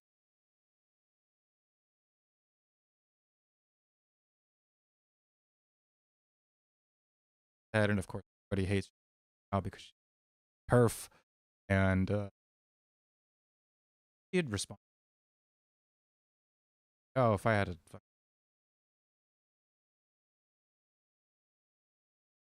and she had some good points that were pretty funny. I don't remember the exact details of it. I vaguely remember it, but I mean, Yeah, I mean, who wants to pay too close attention? I'm very concerned. This is troubling behaviour. Vaush, Vaush, I don't care. So, as everybody probably already knows, he and J.K. Rowling got into a bit of a spat on Twitter, so much so that it made headlines. And his responses, coming from a self-proclaimed women's rights advocate, were strange. First off, I just want to say, how the fuck has Vaush, Mr. I see no arguments against child pornography, and it's possible for an adult and a child to have a sexual relationship that benefits the child? He's also made some questionable statements about wanking off to young girls. I also heard he has an obsession with horsecock, and I don't even want to know more details about that one. That guy, I didn't know that, and I don't want any more fucking details on that shit. Let's that one alone. Less controversial on the left than J.K. Rowling. Someone's really gonna have to sit down and explain to me how the fuck he became a feminist icon, because I am confused. This is also the same person who says believe all women and then went on to listen to a woman tearfully tell a story of her sexual assault and responded by saying, bullshit, that didn't happen, because the woman in question happened to be right-wing and anti the Me Too movement, and Vaush didn't like that her trauma didn't serve his purposes, I guess. So, it's believe all women unless she has a different political belief. Then the stupid slut is lying. Women's rights until the bitch says something I disagree with. Is that it? That seems to be it. This is what I mean when I say I don't believe. And of course, this exact sentiment will not be exact response to her. Will not prove 100% correct. 100% correct, yeah. Definitely not. Believe so many male feminists when they say they support women. Women be quieter and start apologizing challenge, tweets the feminist. That's a literal quote from him. Oh my god. There it didn't start. Yes, you dumb bitches, shut the fuck up about women's issues and let me, a man, decide what's best for you all. When Rowling responds by talking about her violent ex-husband, his response is as appropriately compassionate and understanding as you'd expect from such a noble defender of women's rights. I'm really not buying that he gives a single flying fuck about women, if I'm being honest. Who decided that Vaush gets to come in on his white horse and tell us ladies to shut our fucking mouths in the name of feminism? Fantastic. Brilliant. I love how much sense everything makes nowadays. Fucking no. You don't get to come in and play the hero, telling us what women's rights are, especially when it seems like you really don't like women much at all. Step the fuck back. This is not your territory, and you don't get to claim it on behalf of women. Talk about overstepping and pushing in where you've not been invited. You're not so much treading on our toes as trampling all over us. Foul. Just wind your neck in, mate, alright? Sorry for the rant. This is not the topic of this video, but I did mention this because I just do think that this is a pretty good demonstration of this obsession with feminism but intense dislike of femininity or women in general. It's bizarre. Give me an old school misogynist over this shit any day. Seriously. Like, hiding behind feminism to take out your dislike on women is some cowardly, wormy behaviour. I love how if you're a self-proclaimed male feminist, you can say or do literally any shit to a woman who's been cast out by the left and no one cares. Like that bloke a few years ago who kicked a pro-life woman in the face in the name of women's rights. They are a special type of person. And I remember that. Yep, yeah, we remember that. And what did the pro-lifers say? Yeah, she fucking deserved it. Dude, that post recently just came around. Yeah, because something happened with him, right? Did he get? I don't remember. I remember it coming around like not even a week ago. That particular post, and like, dude, the notes on there are still majority. People thought it was extremely funny because she was conservative and wasn't pro-life, and so they thought it was hilarious that a dude kicked her in the face. Of course, he lost his job and did get he lost his job and got prosecuted. Apparently he'd done that more than a few occasions. He was already in some deep shit because he had done that to someone else. He had a habit of like assaulting women. Yeah, which is interesting. I think the other incident he like tried to take away signs. He was still putting his hands on their shit, putting his hands on that. Yeah. And it's just like another example of like how these defenders of women actually just hate women. Many of them are creepy. Why are you so creepy? Just don't be creepy. Not all. But enough. Every day I get more convinced about the theory that so many of them genuinely hate or resent women and just want an excuse to be able to do it and still be considered progressive at the same time. Like, really, my God. This is why I don't consider myself a feminist anymore, because under feminist law, it is okay to treat a woman really badly if she disagrees with the message. Putting an ideology above the actual people it claims to support is not a movement that supports women. It's a fucking power grab. What else could it be? Wasn't feminism supposed to be about women's liberation? As in freedom, you know, the opposite of conforming to what you feel you're forced to do. Feminism now seems to be supporting women if you conform to what we believe and how we see women. Otherwise, you're not a woman anymore, and Varys gets to tell you to shut your mouth about women's rights on Twitter. Get fucked. What are you guys doing? You can all go and sit on the naughty step and have a big long think about what you've done. I'm not angry, I'm just disappointed. That's a lie, I'm fucking furious.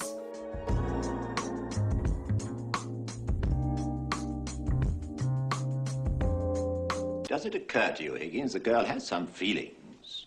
Oh, no, I don't think so. No feelings you need to worry about. Well, have you, Eliza? I've talked quite a bit about femininity before on my channel, and so despite my channel not really being about that, I am sort of known for that. For appreciating femininity and disliking what's being done to it. And because of this, I get women contacting me quite a lot, saying either how screwed over they feel, or just how nice it is to hear someone else voice their feelings on this topic.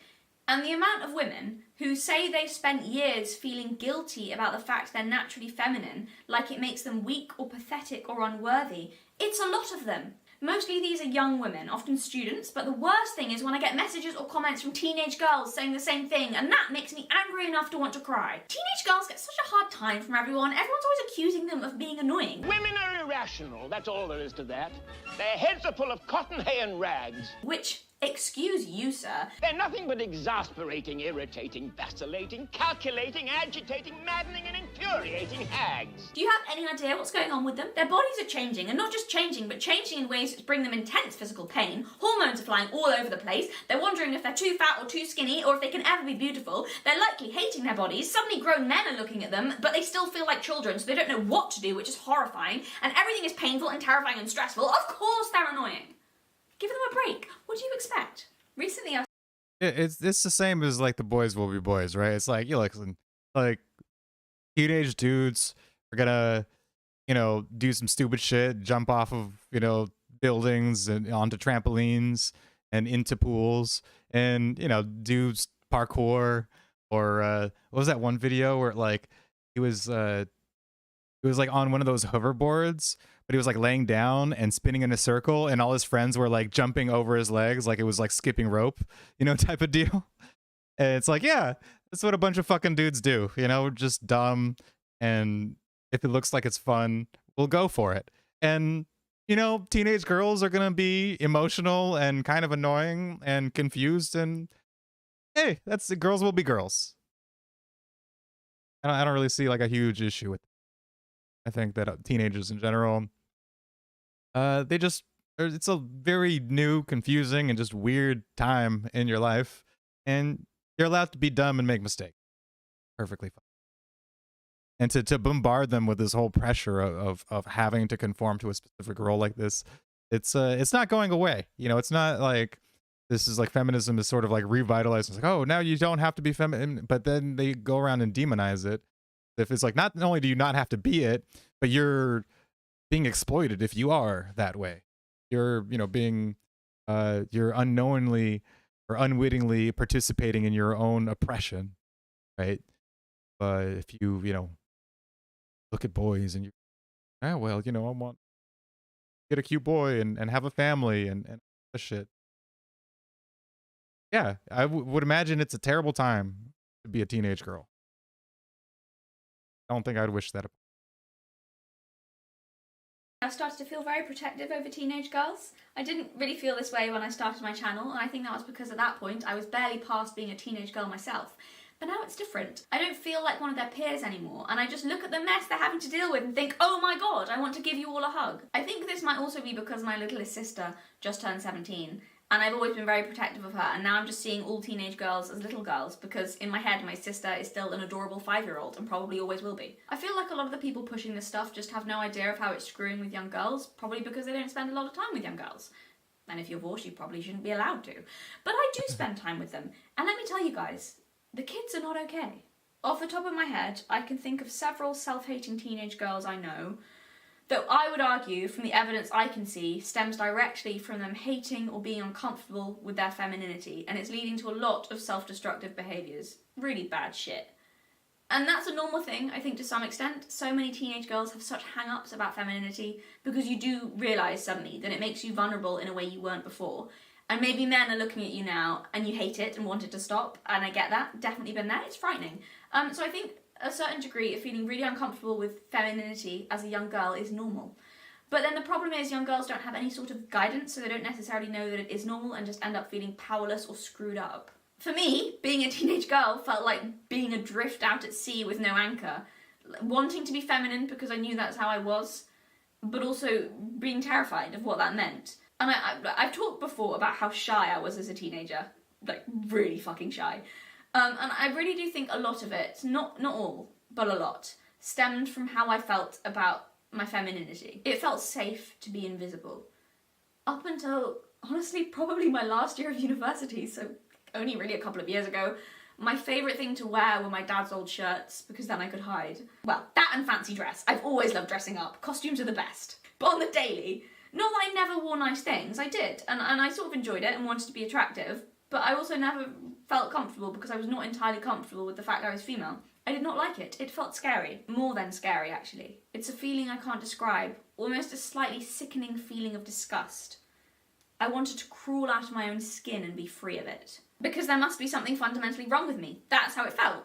Like there'd been a mistake somewhere between childhood and that point, and suddenly my body didn't feel like mine anymore. Listen, okay, so I hear this a fair bit online of men saying young women just get handed all of this social power without having to do anything or prove yourself, that men will just be interested in you anyway. And I know a few of them can be a bit resentful about that, which I get, it's understandable, but they're only seeing one side of it, especially for young girls. Who said it was a good thing to just have all that kind of thrust upon you? From the perspective of a teenage girl, it doesn't really feel like you have all this power. It doesn't feel like it's all just plain sailing. Sometimes And that's something I can, totally understand, because obviously men are told that we have all the social power as well, like by, so this is like the characterization she's talking about, like the characterization from like anti-feminist men or like feminist critical men that look at of hypergamy and all this, that generally, if you're on a sinking ship, you're going to want to save the woman over the man. Or just in general, right, in like a robbery or any kind of situation, if the man sacrifices himself for the woman, that's expected. If the man is saved because a woman sacrifices herself for him, he's a fucking coward. And that's his role as the man, is to be the one to get hurt or to die. And that's what he's supposed to do. Does anything else, he's not a real man. And that's just the way it is. And so some people can look at that and be like, look, like women are favored in society. They're put on a pedestal and they're given, institutional power without the expectation that they need earn it or be responsible. This is something that's kind of talked about a lot, but on the converse side, I can see how this is something that is not just all, rainbows and roses from the women's perspective, that all this comes at a cost. And, I think that's the important thing to consider here, is that all these social advantages and everything, they don't occur in a vacuum. And to really understand how humans are at the forefront of these experiences, how people experience it firsthand, and whether or not it's not just all wielding power and shoving it all over everybody else, and something that I can see both sides kind of over about each other, right? Of looking at the man side and saying, look, he's got the job and he's got, action superheroes and all this other stuff. And so how great must it be to be a man? And International Men's Day is every day. And then, a lot of people growing up and be like, no, International Men's Day is not every day. In fact, whenever I talk about, the fact that I'm not feeling so well and I'm depressed, people look at me like a fucking leper. Anytime a woman talks about the same kind of shit, coddled and pampered, and so he becomes resentful, not realizing that, listen, women have their own confusing bullshit that they have to deal with that is legitimately disconcerting. Talked about openly. People, hearing that humanized for.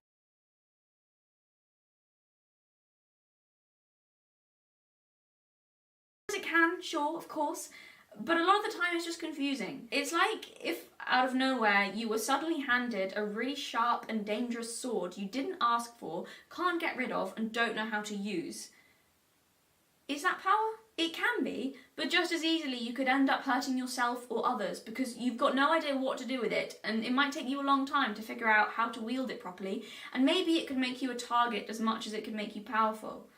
Kind of like a baby deer wobbling around, unable to walk yet. It can feel a little bit like being thrown into the lion's den. And I know many teenage girls relate to this. I don't think it's too strong to say that a lot of girls find it quite traumatic, the sudden transition from child to object of desire. And I don't think the excessive shitting on femininity in culture right now is helping. I really don't. It certainly didn't help me. Because if you're never hearing the positives in femininity, if you're never seeing how it has its own type of value and power, and positive power, then it is quite difficult to become comfortable with it. Maybe I'd have gotten there a lot sooner if I'd felt like I'd had any kind of genuine guidance on people being honest about what it means to be a woman. I think this is what it is. As a teenage girl, you suddenly feel very vulnerable. If you feel vulnerable... Well, here's the solution, lady. What it means to be a woman is just to decide. To identify as it. That's all. That's all women are. People saying I'm a woman.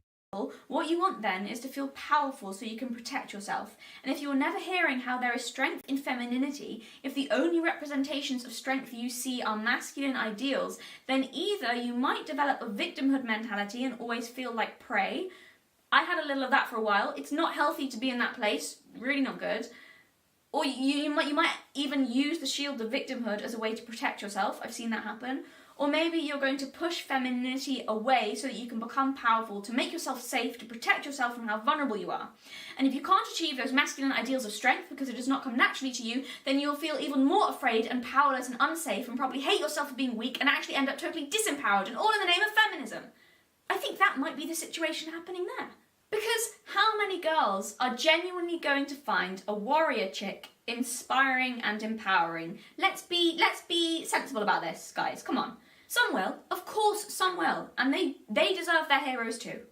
But it's a small percentage. Most of them will just feel shit about themselves because they're not out hacking people to pieces with their insane fighting skills. And all these people writing these annoying articles about how the new Galadriel is the feminist icon we've all been waiting for. I'm sorry, piss off. How many of you yourselves are incredibly skilled fighters? Or are you just sitting in front of your laptop with a glass of wine saying, "Yas Queen, so inspiring," but not actually being inspired?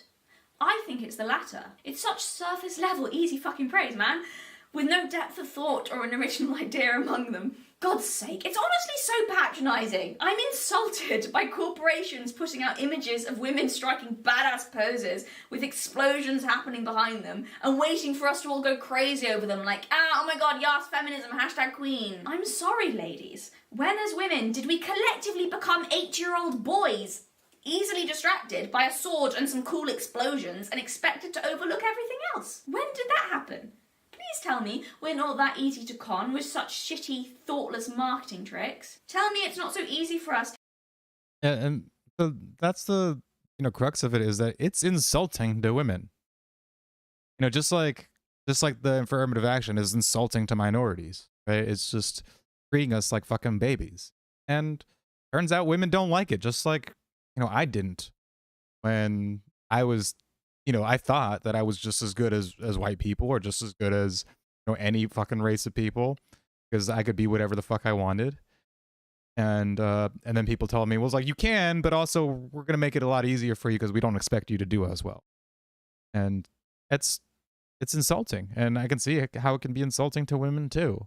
That, oh, you know, you don't have characters that beat people up. Well, here's a character. You need to identify with this woman who beats people up because the way women were strong before just wasn't fucking good enough. They were the strong female, you know, feminine women. They were just products of the patriarchy and tools in their own oppression, which is just, again, insulting. It's fucking demeaning to women. No, it is. Have an essential You're aspect exactly of ourselves eroded away. Like, I couldn't imagine being a woman and not looking at that like it's a fucking insult. Use your brains. They are insulting us. What enrages me is that this is all done in the name of female empowerment, and I'm just not seeing the evidence of that, I'm afraid. I see a lot of self-hatred, not much empowerment, and the guilt. Jesus Christ, the guilt. Why are so many women feeling guilty? That's the main thing I hear from women, is how guilty they feel. Because either they're too feminine and they feel like they should be more of a modern woman, or they feel guilty because they're not feminine enough and they feel like they're failing as a woman. A lot of my friends feel that way too, and I know I've bloody felt that, and I'm not sure I know what the answer is.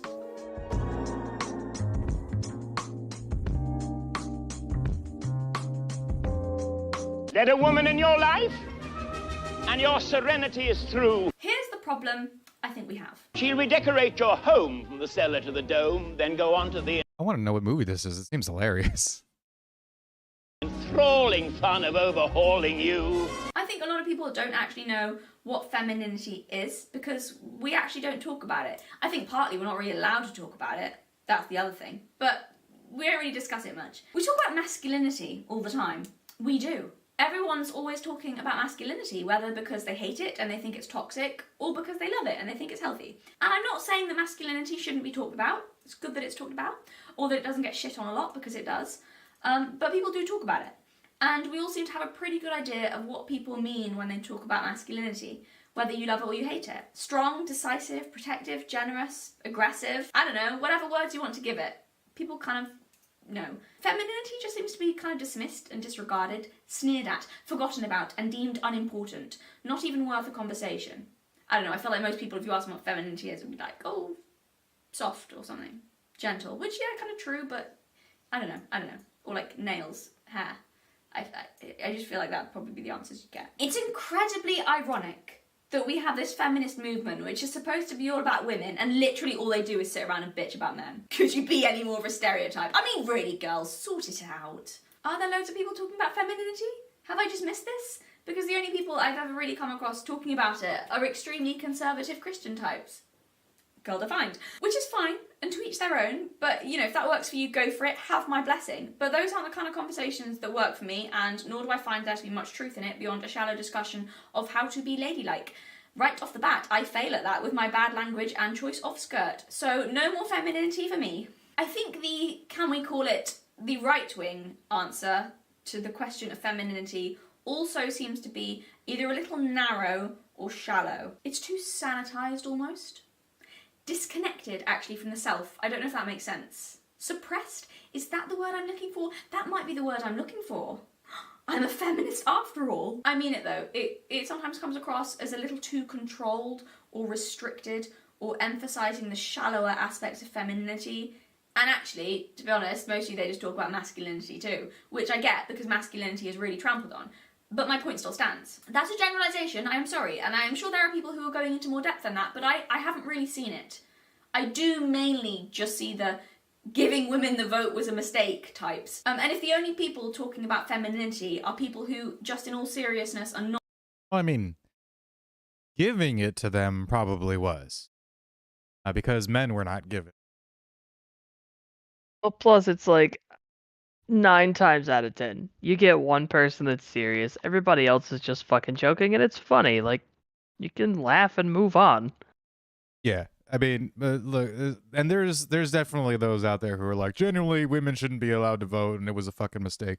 I've heard women espouse the same sort of idea, right-wing, you know, Christian women, because I mean, they get outvoted by the vast majority of these Prague women instead. But that's besides I mean, so the general narrative or the general line goes, at least if you're going to be serious about it, is that listen, men were not simply given the right to vote. Landowners were given the right to vote, or were expected to be the ones who had the right to vote. Men as a general class, as sex, did not have the right to vote for the majority of time, because the same legislation that expanded the franchise to women also expanded the franchise to men who had previously not had it, like black men and, well, non-white men, but also like non-landowning men, because it was expanded. It was, you know, first restricted to landowners and then to men in general. But so the history of voting itself was never one that was exclusively to, and then once it did get expanded to men, it was under the condition that we would go to war if there was ever a draft. And during World War I, there was a man who didn't want to be drafted, and he said you didn't have to, but that the court found that as a condition of his being granted citizenship was implicit, citizenship and having the right to vote was implicit the obligation to go to defend the country that he claims to be a citizen of, have a responsibility to participate in its defense should he be called to do so. And so he was denied his motion to avoid the draft, and then the very next year women were given the right to vote without needing to be drafted. So there was, you know, there's an idea that the right to vote was given to women in a way that men had never had and hadn't had, you know, since then, still to this day, right? I think the draft is still forcibly imposed on voting men. To sign up for selective service. I mean, that's 100% still a thing. So, and you know, there's the fact that women, as a sex, do generally vote more down the line left wing than men do. So you're gonna have a little subsection of right wingers in general, men and women, who are kind of resentful of the fact that women have shifted public policy over to the left considerably. But you know, you could make the argument for minorities as well. And so yeah, it's women, in a sense, were given the right to vote in a way that men were not. But also, that's not to, well, I don't think that anybody should have the right to vote, really.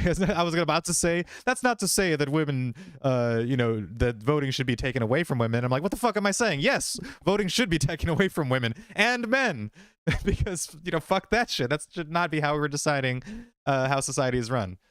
But I mean, you're more talking about dissolving the whole system of democracy, yes, or which again, some other fucks think, man, every other week, oh, it's a representative. It's the same thing. It's a form of democracy. It's You're a literally constitutional just republic, is what they like to say. It's not a yeah, democracy. yeah, It's a constitutional republic. It's like, one, which is that's a democracy. That's a distinction without a difference. And two, fuck them both. How about that? Yeah, really. Not going to appeal absolutely. to most modern women, then what? Because I understand what the Conservatives are saying and where this attitude has come from, but guys, come on, be serious. Not every woman will be happy just being in the home. Some of you pretend you don't know that, but it is true. And you're never going to get everyone to go back to that, unless you're a totalitarian arsehole. And I think we've all had more than enough of that sort of behaviour over the past couple of years. 2 weeks to flatten the curve, no jab, no job, obey Fauci. So besides the few people who are talking about femininity... That's actually, you know what? I'm pleasantly surprised. Yeah. I mean, come on. I haven't seen this video because, again, the bits that I saw were the bits that Vosh had responded to. And I think this is past the point that he had watched. I don't think he got this far in the video. But yeah, I was not expecting that. And fucking spot on. I mean, even for, again, a person plagued with her condition, being British, not a woman. Okay, there's no problem with her woman. But, I mean, she is unfortunately British, too. And, you know, you don't think all of them... be based. It's good to hear. The politically correct mainstream attitude now seems to be that women are basically just... By the way, do you remember that, like, when they first started saying that, 2 weeks to flatten the curve? And, like, right away, I was like, that's stupid. That's there's no way that we're going to be done with this bullshit in 2 weeks. And you're also going to blame it on people like me who called shenanigans on all this. Like there's absolutely no goddamn way that all this fucking bullshit is just going to last 2 weeks and we're going to go back to normal. There's going to be more excuses. Like, how easy was that shit to call? Extremely. And, you know, again, it's one of those things where it's like, you said it at the beginning, you were an asshole. And fast forward, what, 2.5, almost 3 years now later, and we were all right. Again. It was like, because not enough people listened. And I'm like, listen, I'm a numbers guy. I'm a data guy. So I'm gonna look at things like if there is a number to be tracked, if there are metrics to be followed, I'm gonna look for them. That's what I like to do. I'm a fucking nerd. And I looked at shit like mask compliance, because that was something that was actually tracked. Like you could actually go to certain websites and check out the degree to which masks were being used. So this is not just laws. This is not just mask mandate policies.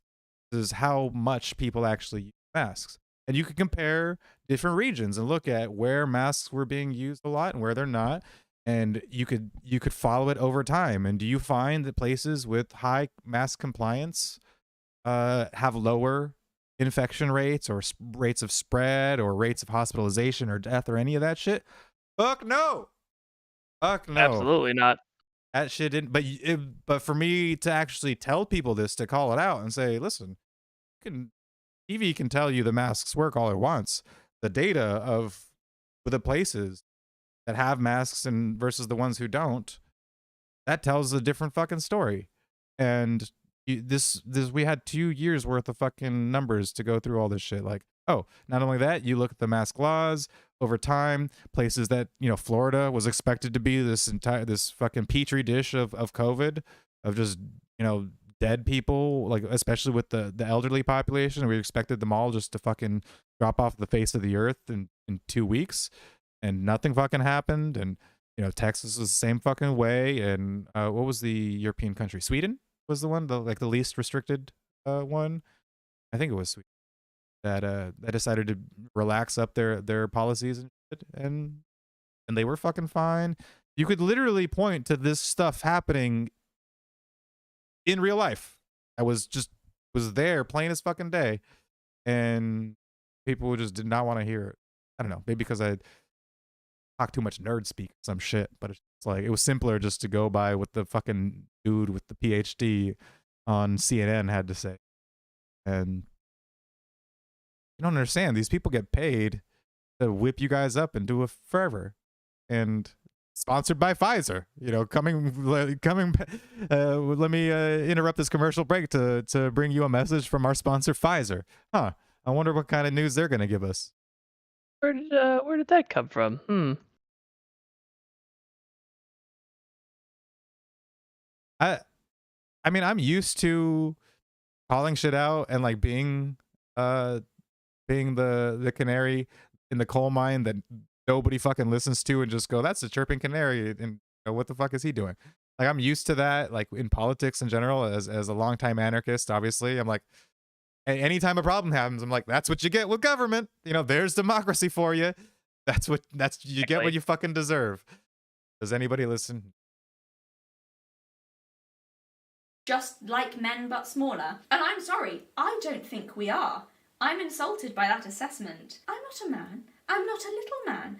Or a man with admittedly small breasts. I'm not a man, nor am I like a man, nor do I want to be. I like being female. There are many great things about it. I think women actually have a lot more value than just to be weaker men, which is what everyone seems to be telling us to be. I think we've actually got something unique and important to offer the world that men do not have. I'm sorry, men, I love you, but there are some things you just cannot do, or that you do very badly. Like being tactful. My dad, this is totally irrelevant, my mum got me this top the other day for my birthday, and my dad looks at it, then he looks at me, and he says, "You'll never fit into that." And he didn't even realise he'd said anything wrong. Me and my mum just stared at him, and he's all confused for some reason. Like, what? The top is tiny. I'm just stating a fact. It's not a judgment, it's just a fact. What's the problem? Do you think you could have phrased it better, maybe? Have a long... listen, he's just being real, all right? I see nothing wrong with what he has done. Uh, don't get mad at facts for being facts. I don't know what to tell you, lady. If you're not gonna fit in the tiny dress or the tiny top, well, you just won't.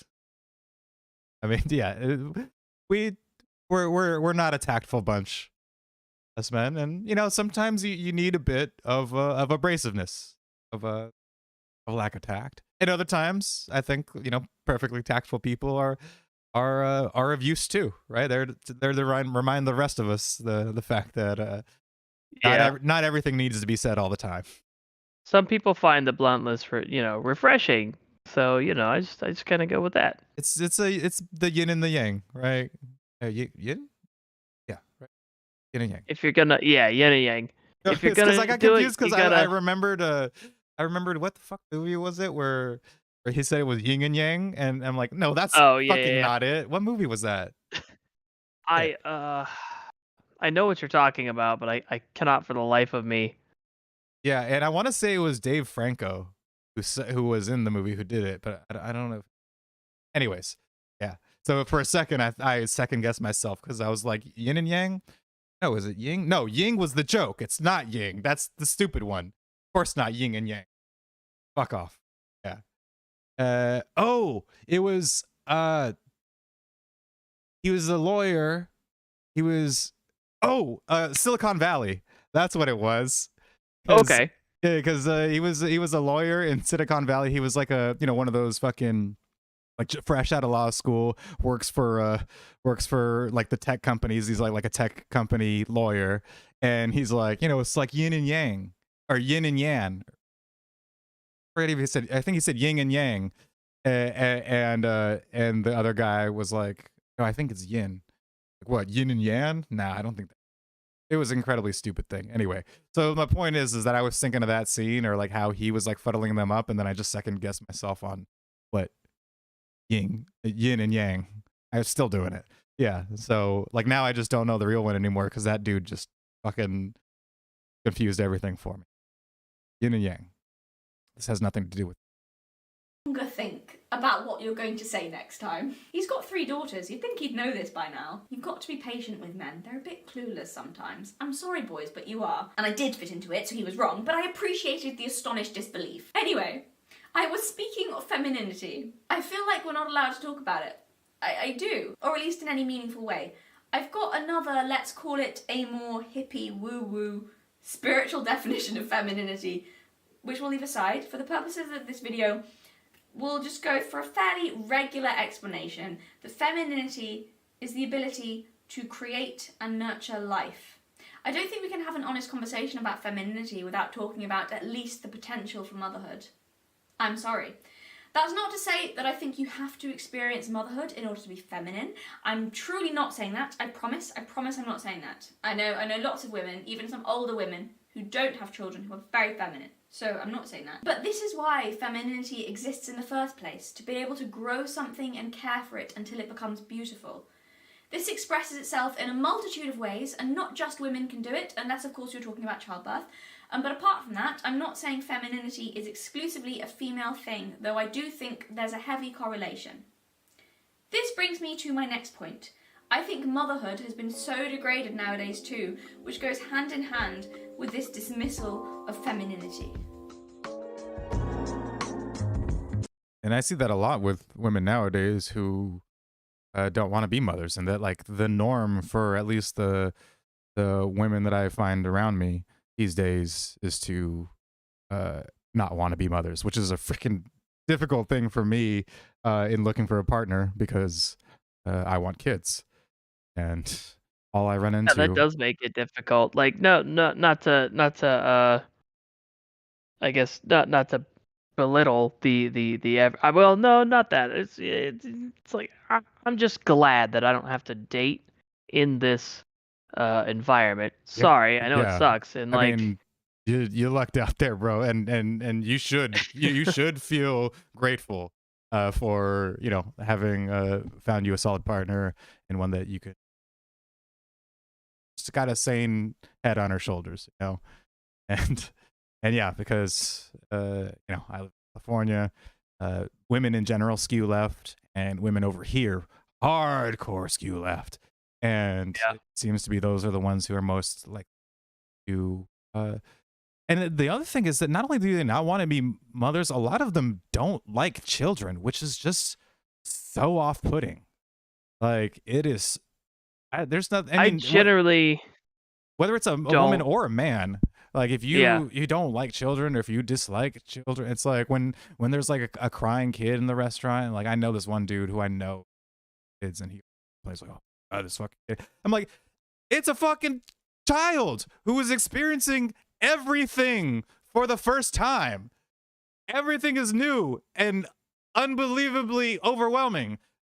I know adults who don't want to go to the grocery store and could break down, you know, because again, I live in California where we have some just fucking spineless adults who like don't even want to order a fucking pizza on the phone because talking to a stranger on the phone and being responsible for holding up a conversation where you just ask them for something that you very clearly want, that is like an emotionally draining and overwhelming experience. But a fucking child can't cry when they're at a restaurant because you have like, fuck it. Like what's the big deal here? It's a child.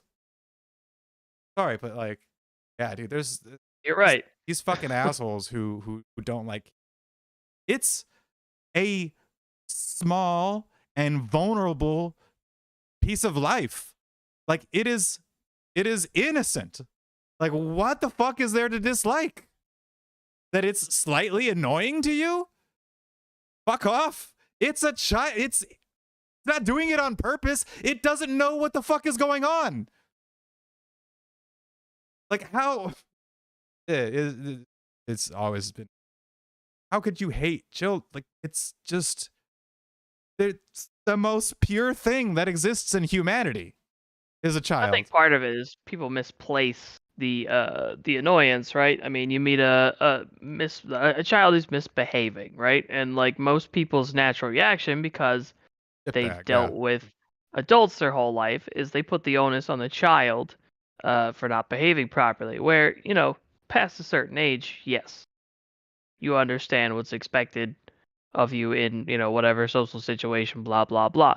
But when they're young, a big part of it is they're a child. They haven't finished developing, you know, mentally.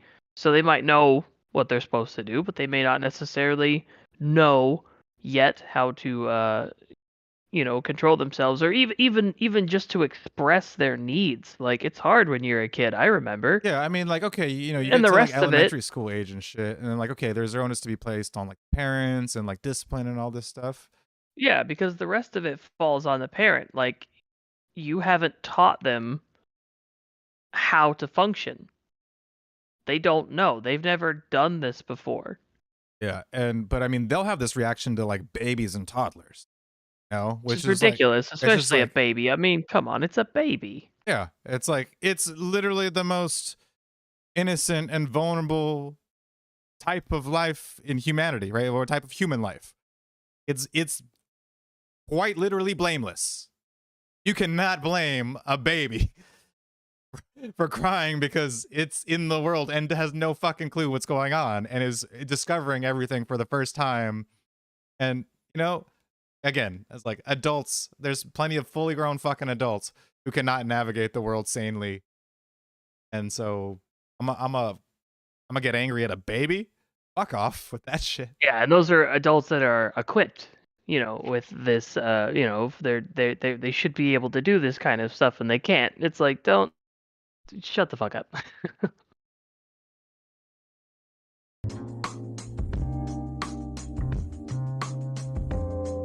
Why do they do everything their mothers do?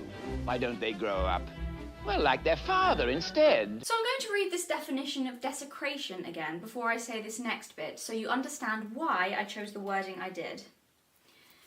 Desecration is the act of depriving something of its sacred character, or the disrespectful, contemptuous, or destructive treatment of that which is held to be sacred. So I remember a while ago, I think it was a few months maybe, there was this article, and I don't know if I can find it. I tried to find it before I did this video. I couldn't remember what it was called or who written it. I couldn't dig it up, but I remember this at the time when it happened, and the furore surrounding it on Twitter. It was an article, she was written by a left-wing woman, so she herself was self-described, you know, passionate feminist. But the article was just about her experience of being a new mother. So from what I remember of it, she described things like how her time became marked by the rhythms of her baby, how much she loved her newborn, the smell of her baby's skin, listening to her baby breathe, and just how in love she was and how it was the most fulfilling thing in her life thus far. How everything she was became about that baby. It was moving and beautiful and precious, and the feminists hated it. They hated it. They tore that article apart. Like, how fucking bitter do you have to be to read something like that? Something describing possibly the most sacred thing on the planet, like the love of a mother for her newborn, and not only not feel your heart grow 10 times bigger, but actually actively want to destroy it and everything it stands for because somehow it's harming the cause. This You know, this is why we can, as like, I don't think that you're a Christian. Are you? This is random to bring up now, but do you believe in You're God? fine. I grew up in a fundamentalist Christian family, but I myself am much more leaning towards, I mean, I guess you'd call it agnosticism. Like, I don't know. Right. Okay. Yeah. And I would consider myself an atheist, but the both of us get along fantastically with like this very Christian side of anarchist Tumblr. You know, both of us are perfectly fine. And you know, when they say things like they're in a war against demons, you know, I kind of gotta hand it. They're pretty fucking spot on with the language. I mean, I might not believe in literal demons from hell, servants of the devil, but people who would have this sort of reaction to the love of a mother for their child and to the experience of becoming a mother, that's pretty fucking demonic to me. I can believe that. Description. Like, even somebody, you know, coming from like a non-religious standpoint, yeah, it's an extremely apt description. Like, you know what? You can have you Christians can have this one. These people are fucking deep. We universally are able to recognize evil when we see it, whether we believe in any kind of religious doctrine or not. Yeah. I gotta hand it. This is why I'm talking about desecration. This is what I mean. What other word could you use to describe that? What is it, if not that? God, I don't know. Honestly, it's like spitting on God or something. And that doesn't mean I think all women have to be mothers. Not all women want to be, and that's fine too. That's fine too. I'm not arguing for us to go back to the 50s. I'm not saying women have to stay at home and not work. If they do want to do that, also fine. Much as I myself want to be a mother, I also know that I could never give up on the work I do, particularly the creative stuff. And I just know this about myself, so don't tell me in the comments again that I need to find myself a good man and get off the internet to become a good little housewife. Don't do it! I would go crazy if I wasn't also working on a project, and I do know myself well enough to know this. I know you mean well, but you haven't tried my cooking. I forget things and they burn. Some of you are very concerned with, as I believe... Well, that's the funny thing is that, like, you know, in the professional, like, cooking world, right, in the restaurant world, it's seen as a man's job, or at least traditionally it's seen as a man's job. And so I always jokingly be, no, women don't belong in the kitchen. What the fuck are you talking about? I belong in. That's why I do it. One of you phrased it, my gene's going to waste. I'm only 25. Stop trying to stress me out. I still have time. I don't think I'm past it yet. We can relax. My grandmother disagrees. Apparently I'm too old and no one will have me now. Thank you for the birthday wishes, Abuela. It made me feel really emotionally stable. 25 and still not married. As I was saying, I'm not saying that all women have to behave in the same way and stay in the kitchen. What I am saying though is I think the degradation, why can I not say, I cannot say the word. Degradation? Degradation. Degradation. I can't say it. Doesn't have a G there, girl. I think the degradation of motherhood is pretty disgusting. And I think this extends out to feminine traits in general. One thing I said a few years ago now, actually, in this video, which I haven't watched back because my old videos are... I don't like how I am in my old videos. I'm very stiff and defensive, but I was only a timid wee bairn then, okay? Anyway, in that video, I said that I think vulnerability is a strength, and also that I think it is an inherently feminine quality. Of course, then there are a load of comments asking how could I possibly think that vulnerability was anything other than weak? You're wrong. Vulnerability is not the same as weakness at all. I wish I had time to talk about this properly, but this video is already. I could see how being able, because vulnerability is also honesty with one's feelings, right? Allow oneself to flawed, right, and to not overlook those flaws and to acknowledge them. Something like that guys don't often have the luxury to do, right? We have to pretend that we don't have these flaws, and then we have to put up a front of strength and of being able to handle any task that comes our way, especially if we're going to act of a woman. So in one sense, it's kind of men's weakness that we stoic ourselves past some of our some of the weaker points in us. So yeah, I mean, it's perfectly reasonable that vulnerability is not the same strength in certain. Problem with that? Oh, I think, yeah, I think you're right. Long. So I will try and give a very brief explanation of why I think this is, because I don't think I can make this video and not at least mention it, though I will not do it justice. Firstly, it requires immense courage to be vulnerable because it is terrifying, and if you don't know that, then maybe you've never been brave enough to do it. Don't tell me vulnerability doesn't require courage. And women are naturally more vulnerable than men as well, for obvious reasons. There are also times when women have to willingly make themselves vulnerable in a way that men never have to do. Pregnancy would be one of those times, but not the only time. I think vulnerability, I think it's the same as trust, maybe, or faith, even hope. I don't know. Vulnerability, it can be incredibly powerful, though, and I truly mean that. It doesn't just require courage to do, it can also be powerful in and of itself. Again, I wish I could go into detailed examples, but I will say that I've seen it completely take the wind out of someone's sails before in a way approaching them combatively may not have done. And you have to be brave to do that in the first place because you're accepting you might get hurt and just having faith that you won't be. It's opening yourself. Vulnerability can be disarming. You can disarm someone with vulnerability. I think it can present itself in different ways, but I don't think you can nurture something without being vulnerable, because nurturing requires openness, which requires vulnerability, which requires about how much, like, a man who has a partner, like, vulnerability in them would elicit, you know, this sense of responsibility for them and respect for them. Like, I don't, it's all really basic stuff in terms of understanding the experiences of women versus how they could differ from men, but also be just as important and just valuable. Amazing to me that anybody would have a problem with this, especially somebody who claims to, you know, be a defender of women. Really? requires courage. It's not weakness, because weakness is cowardice. Weakness is just weak, and it's useless, okay? Vulnerability is not useless, it's necessary. That makes it not weak. The ability to nurture something is very valuable. There would be no life without it, so how could it be weak, okay? Growing something requires subtlety and intuition. You can't just go hammering at it. That would be silly, which is why femininity is better suited to those purposes, I think. It makes me think of The Sound of Music, which is a bit of a silly example, but I think it illustrates the point so well, and very, clearly. The captain tries to raise his kids like they're in the military, in the most masculine way possible, and they're all lost and suffering. And then Maria comes in like a breath of fresh air and just feels her way through the process. Gentle tweaks here and there. She knows exactly what they need, and all the children bloom under her watch because joy and beauty is allowed to thrive. Like gardening. For a really beautiful garden, you've got to nurture things, protect them from pests and weeds, but let them grow as they were meant to be, with a bit of guidance here and there, sure.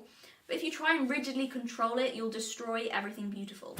Trust the process. Allow it to happen. Life knows what it's doing. Let things breathe. My mum has raised 4 children, and she said to me recently that you can't stick to an inflexible plan because each child is so different, because they're different people. Who knew? And what works for one will not work for another, so you have to sense how to do it and not try and hammer them into a specific box, because then you've taken this little child and crushed them. The ability to create and nurture life is so important because there would be no life without it. And it doesn't just have to be in regards to children, okay? I see women do this all the time, in all areas of life, and it's an immensely powerful thing. I've seen women run businesses like this and make them very successful, by the way. So I'm not saying these are only skills for raising children, or that women, that's where a woman's place should be, because she's naturally nurturing, so she should naturally be in the home and nowhere else. Because I know people do make that argument. I'm not making that argument. I'm saying, yes, women have a lot of these qualities, and they are important for raising children, but they also can be utilised in many other areas. And they're important for lots of things. So I'm not saying that women have to stay at home. So as I was scripting this video, I saw someone recently commented on this video, and it just tied in quite nicely to the topic. So the comment was something along the lines of, oh, so you're saying the only thing women are good at is to make things beautiful. Which firstly, I don't think anybody was saying that. And secondly, only? This is what I mean about femininity being dismissed and seen as shallow. Just creating beauty. Life, that's what you mean, isn't it? Isn't beauty... It's like, that seems pretty fucking important and like pretty valuable. Just if that's all women are reduced to, that seems a pretty important role. And I don't think that it's like, oh, to label women, you know, as having this role only is necessarily degrading them, seeing as how we wouldn't fucking be here were it not for them. Life, and isn't life beautiful? Am I wrong? I can't unlink them from each other in my mind. It's impossible. They are forever entangled. Children are beautiful. Women grow those. I'm going to use this quote again, and this will be like the 4th time I've quoted this in a video. I'm always quoting this. I do like, it's one of my favourite quotes, and it just seems to always just be relevant to everything. Well, let me guess the quote. Is it socialism, like the ancient ideas from which it springs, is confuses the distinction between society and government, and so if we say a thing should not be done by government, not be done at all, as to say the socialist believes that if we do not want to the government to grow grain, it means that we don't want people to be fed. Yeah, that's the line, right? From Frederick Bastiat. That's the one that you quote all the time. So I've quoted this a lot, but this quote just still sums it up perfectly. From the Dead Poets Society, which again was one of my favourite films. So, okay. Medicine, law, business, engineering. These are noble pursuits and necessary to sustain life. But poetry, beauty, romance, love. These are what we stay alive for. Isn't beauty just life celebrating itself? Isn't that what makes up for all the shit? Like, why else are we here? If all the beauty on the planet was irreversibly destroyed, I would probably check out tomorrow. What would be the point? What's the point? If not that.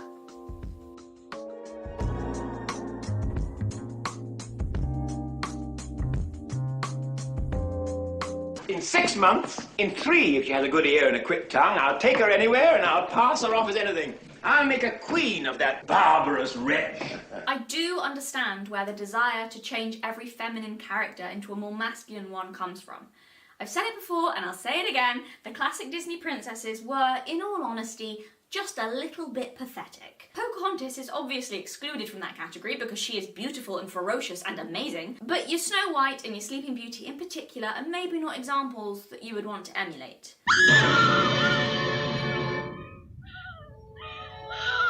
The over-dramatic sobbing, the naivety that borders on stupidity, the powerlessness, the lack of them taking charge of anything in their lives, the just waiting around for a prince to come and rescue them, which is not a clever thing to do. They lived in an almost constant state of victimhood, and I understand the frustrations with looking at them and thinking, well, if that's what femininity is, I don't want to be that. That's very annoying.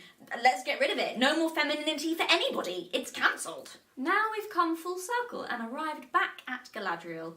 On the surface, she seems to have a lot in common with a Disney princess. She's beautiful, feminine, soft, royal, elegant, finely dressed and gentle. I can see why characters like her and other feminine characters are being erased or rewritten along with the weeping princesses, but let's not lump them in together. That would be very short-sighted and foolish. I believe there's a saying that's appropriate here, something about babies and bathwater. Don't confuse the queens with the princesses. Don't throw the women out with the girls. Galadriel is just about the furthest thing from powerless or a victim that I can think of. What they've done to her, it's almost like, so it's the Amazon thing. What they've done to her, it's almost like if you looked back at Queen Elizabeth I and thought, yeah, so I know she was an immensely powerful, clever and tough monarch who ruled alone for years and whose influence extends out to this day. But isn't it a shame she never picked up a sword and hacked people to death on the battlefield? Let's rewrite it so she does. That would make her truly inspiring. You fools! That's very silly. What is this heralding of masculine ideals of strength above all others? No disrespect to soldiers, truly. But you're not seriously going to tell me that a nameless soldier in her army had more power than fucking Elizabeth I just because he could throw a punch better? I say that, I bet old Lizzie could have decked someone if she wanted to. It's always the redheads. My point, though, is that not literally just what they've done with Galadriel? Like, it's that ridiculous and stupid.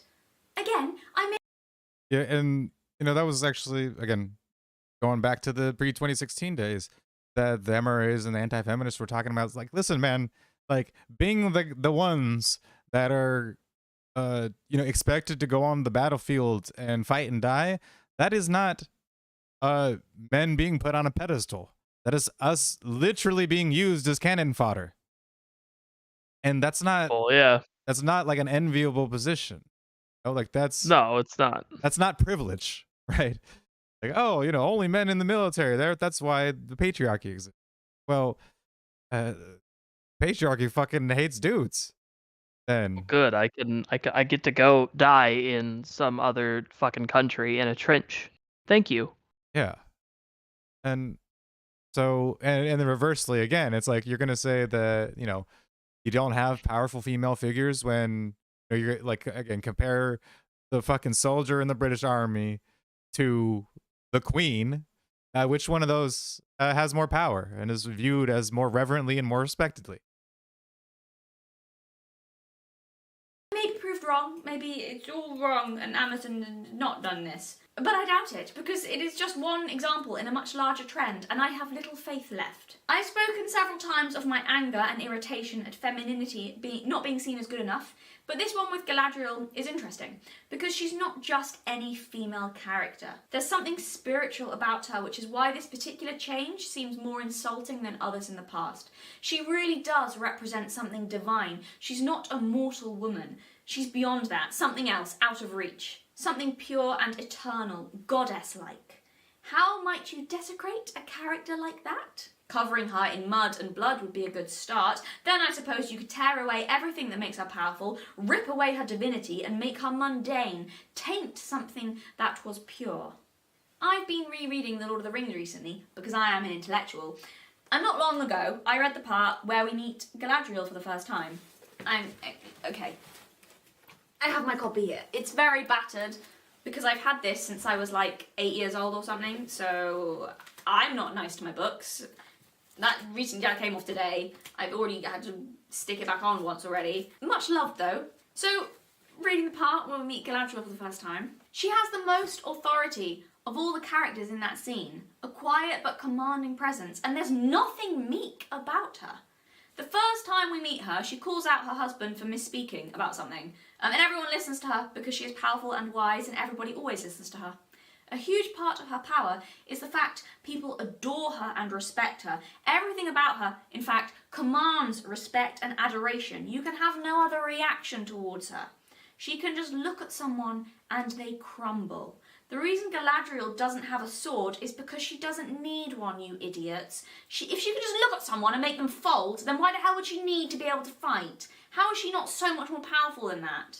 I'll read the scene where Gimli, who up until that point did not much like the elves, although I think him and Legolas were starting to be buddies, but, he still had his issues. This is where he meets Galadriel. She looked upon Gimli, who sat glowering and sad, and she smiled.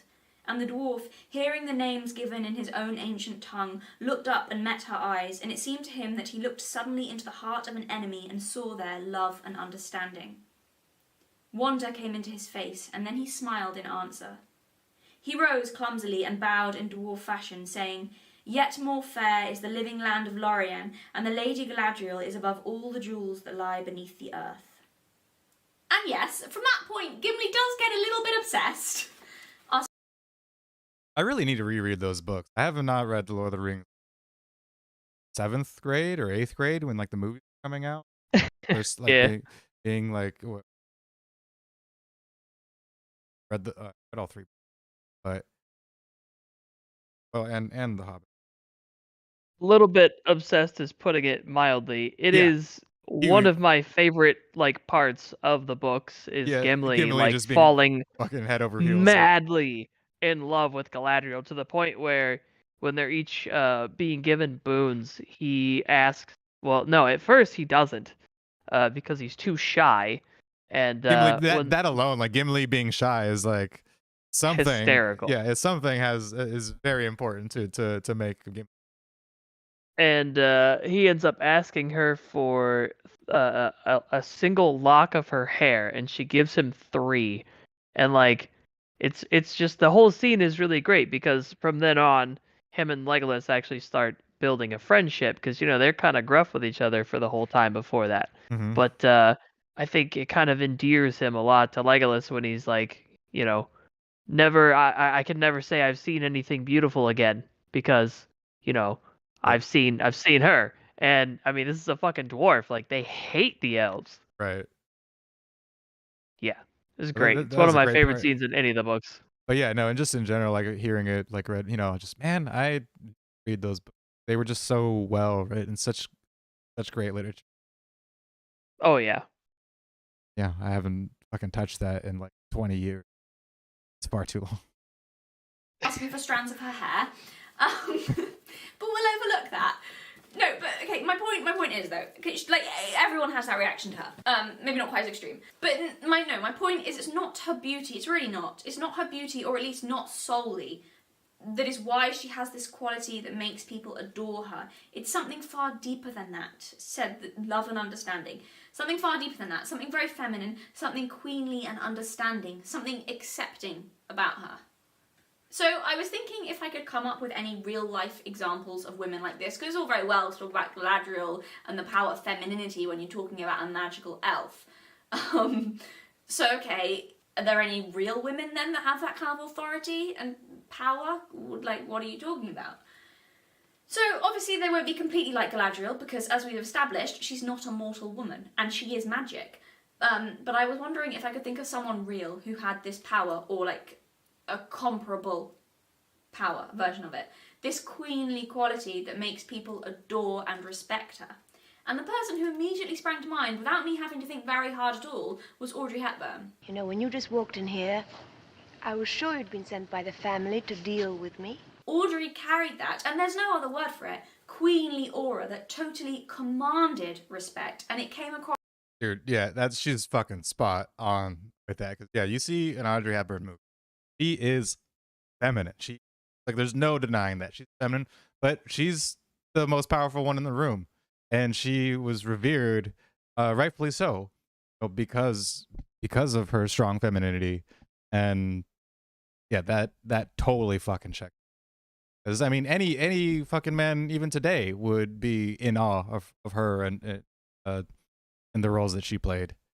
Those Oh movies. yeah, it's actually funny. When the my son's mother and I first started dating, she made me watch Breakfast at Tiffany's, which I'd never seen at the time. I'd never expressed any interest in, but she loves that movie.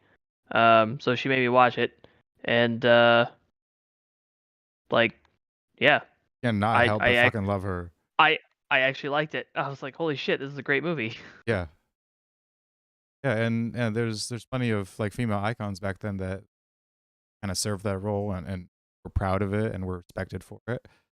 And yeah, it was not their oppression. It was not their exploitation. Across in all the roles that she played. She was, and still is, adored, and by men and women alike. Of course she's an incredibly beautiful woman, but that's not what gave her this quality. Otherwise she would have lost it as she aged, and she never did. And I have met some older women. I think Dolly Parton kind of falls into this as well. Oh, absolutely. Actually, again, funny coincidence. I was just watching The Orville. Have you watched that show yet? No, I haven't actually. I won't spoil it for you then. There's some pretty great references to Dolly Parton several times For during sure. the show. Yeah, but I mean, yeah, she's somebody who is very clearly like hyper feminine, right? In terms of like the stereo, you know, she's literally just dressed herself up as a bimbo, you know, and does it on purpose. And enjoys it, but also she's incredibly powerful in a feminine way, right? She's known for her charity, for her caring, for her compassion and empathy and understanding, and everybody loves her for it. Everybody. You know, she is, and she's able to spread that as far and as wide as she can because she's been made fantastically rich, and what she chooses to do with it is the most feminine shit possible. You know, like it's just in line with her womanhood and being a strong woman, and it's incredibly respected, and it should be. I think she's a great woman in a lot of respects. It's fantastic fucking music. She's an amazing singer. And yeah, I mean, a lot of people that you point to have that power, wield it in a ways that men never could, because or we don't have you know, using it, or we wouldn't have the respect using it that a woman. Who carry this quality, by the way. It's quite striking. Like when you meet a woman like that. It is mostly older women who have it rather than younger ones. So this quality, it's not about sexuality. It also makes Audrey rare, as she had this quality when she was young. It's this warm feminine authority, a gentleness, but also this aura that you're standing in the presence of a queen and you better bloody stand up straight and respect her. 15,000 kronen. No. 25,000 kronen. No. $25,000. No. How did dollars get into this? There's nothing cold or snobbish about it, though. It's not that at all. Audrey Hepburn was elegant and dignified, but never cold. She had this beautiful childlike quality to her too, this enthusiastic joy and a radiant smile that made her so loved. Well, hello, how are you? Well, now, I'm just fine, thank you. And how are you? This is what I mean. You can't help but adore her. I adore her. And it's not about sex, because I don't want to have sex with Audrey Hepburn. Gorgeous as she is. She built her career on this quality. She did. Because much as I love Audrey, and I do, she's not a natural actress. Don't get me wrong, she can play classy, elegant lady fine enough, which is basically just herself. In fact, she can play that very well. But if she ever had a role that involved, you know, acting, she wasn't fabulous. As shown by her performance as Eliza Doolittle in My Fair Lady, when she has to play a working class girl, and it's not very convincing. Yeah, I've had enough of this. I'm going, I am. You ought to be ashamed of yourself, you ought. Very hammed up, which is only made more painfully obvious because she was acting opposite Rex Harrison, who is a brilliantly natural performer. Thank you. So he just, like, really showed up her acting. Yes, you squashed cabbage leaf. You disgrace to the noble architecture of these columns. You incarnate insult to the English language. I love that movie. I could pass you off as the Queen of Sheba. It is a bit painful sometimes to watch her in it. Oh, I'm a good girl, I am. And yet, her role in that film was justified, I think, entirely by the fact that when she walked into that ballroom and convinced all of the people there that she was not just a flower girl from London, but was in fact a mysterious foreign princess, we all fucking believed it too. I believed that she could have walked into that ballroom and immediately grabbed the attention of a prince, as she did, and that everyone would have been in awe of her. You could have had an actress far more talented than Audrey unable to pull that off. You could have had a more beautiful woman in that role who wouldn't have been able to pull that off. It's not about those things. She just has this quality. An effortless elegance, a grace, a dignity. Another character in that very scene, in the ballroom scene, describes her in that scene as having, quote, such a faraway look, as if she's always lived in a garden, which is not only lovely, but also somehow perfectly explains Audrey's quality without explaining it at all. So there we go, the closest I could get to a realistic Galadriel, and don't tell me that's not powerful. Audrey Hepburn built a career of being respected and adored, and she gained a huge amount of influence because of it. It's not powerless, it's not weak, it's not useless, okay? And it's not valueless, it's important. It brings something to people. It puts something into the world, okay? There's something in it.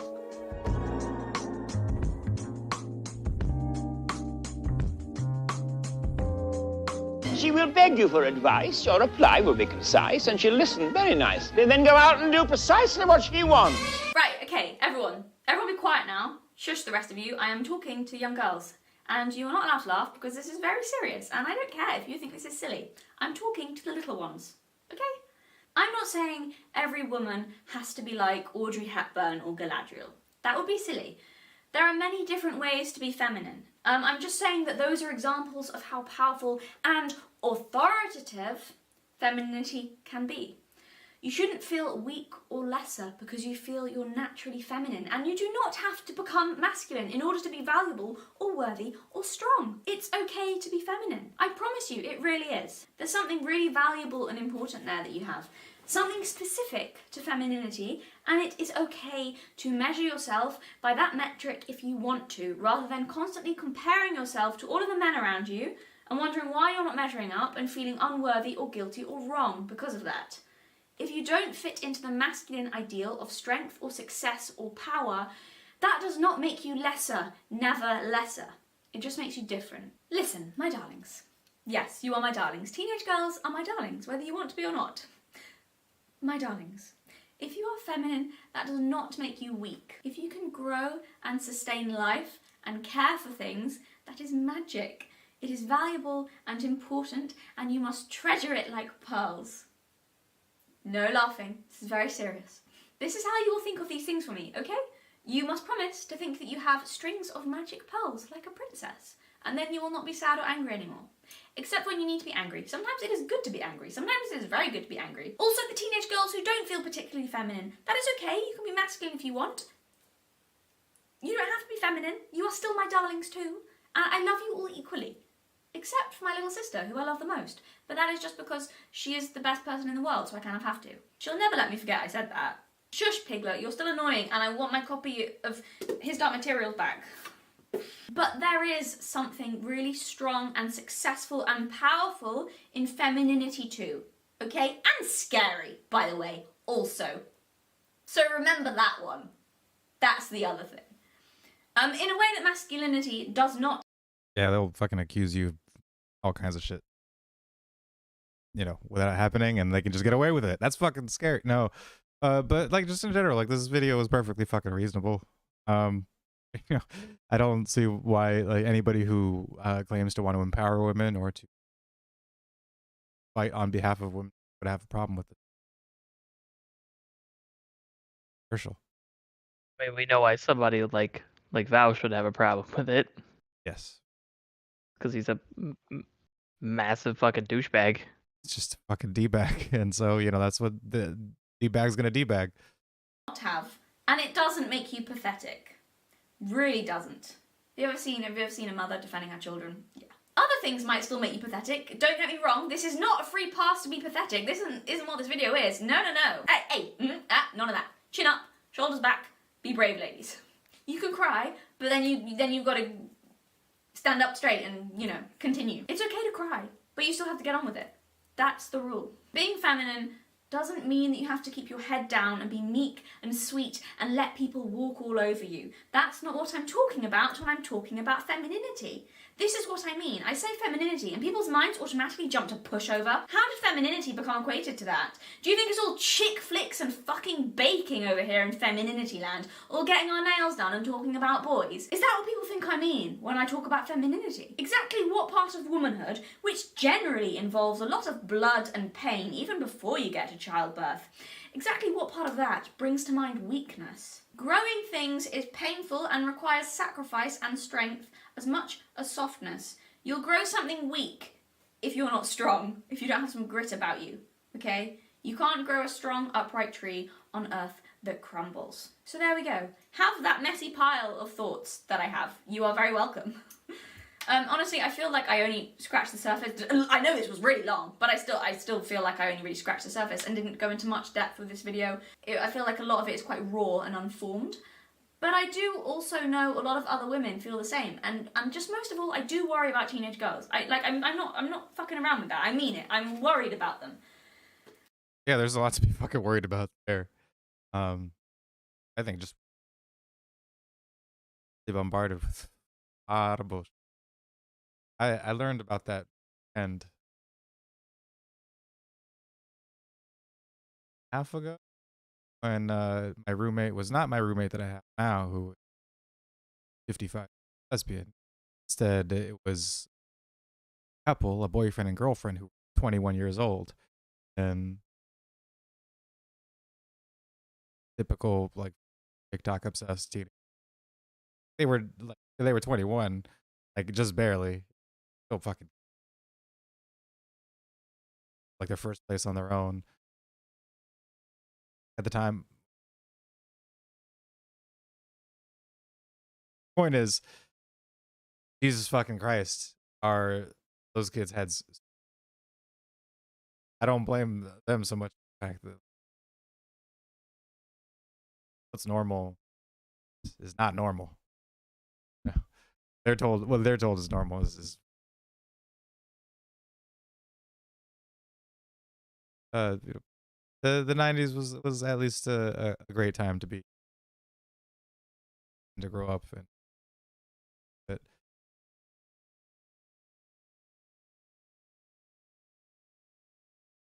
I can see why homeschooling will be much more popular in the coming years. Big time. I think things are pretty bad for them at the moment. I'll finish with just saying that it's okay to be gentle, ladies, but sharpen your teeth. You still need a bit of bite. You make out fine. Your kind always does. Or claws. We were talking cats earlier, weren't we? Claws then.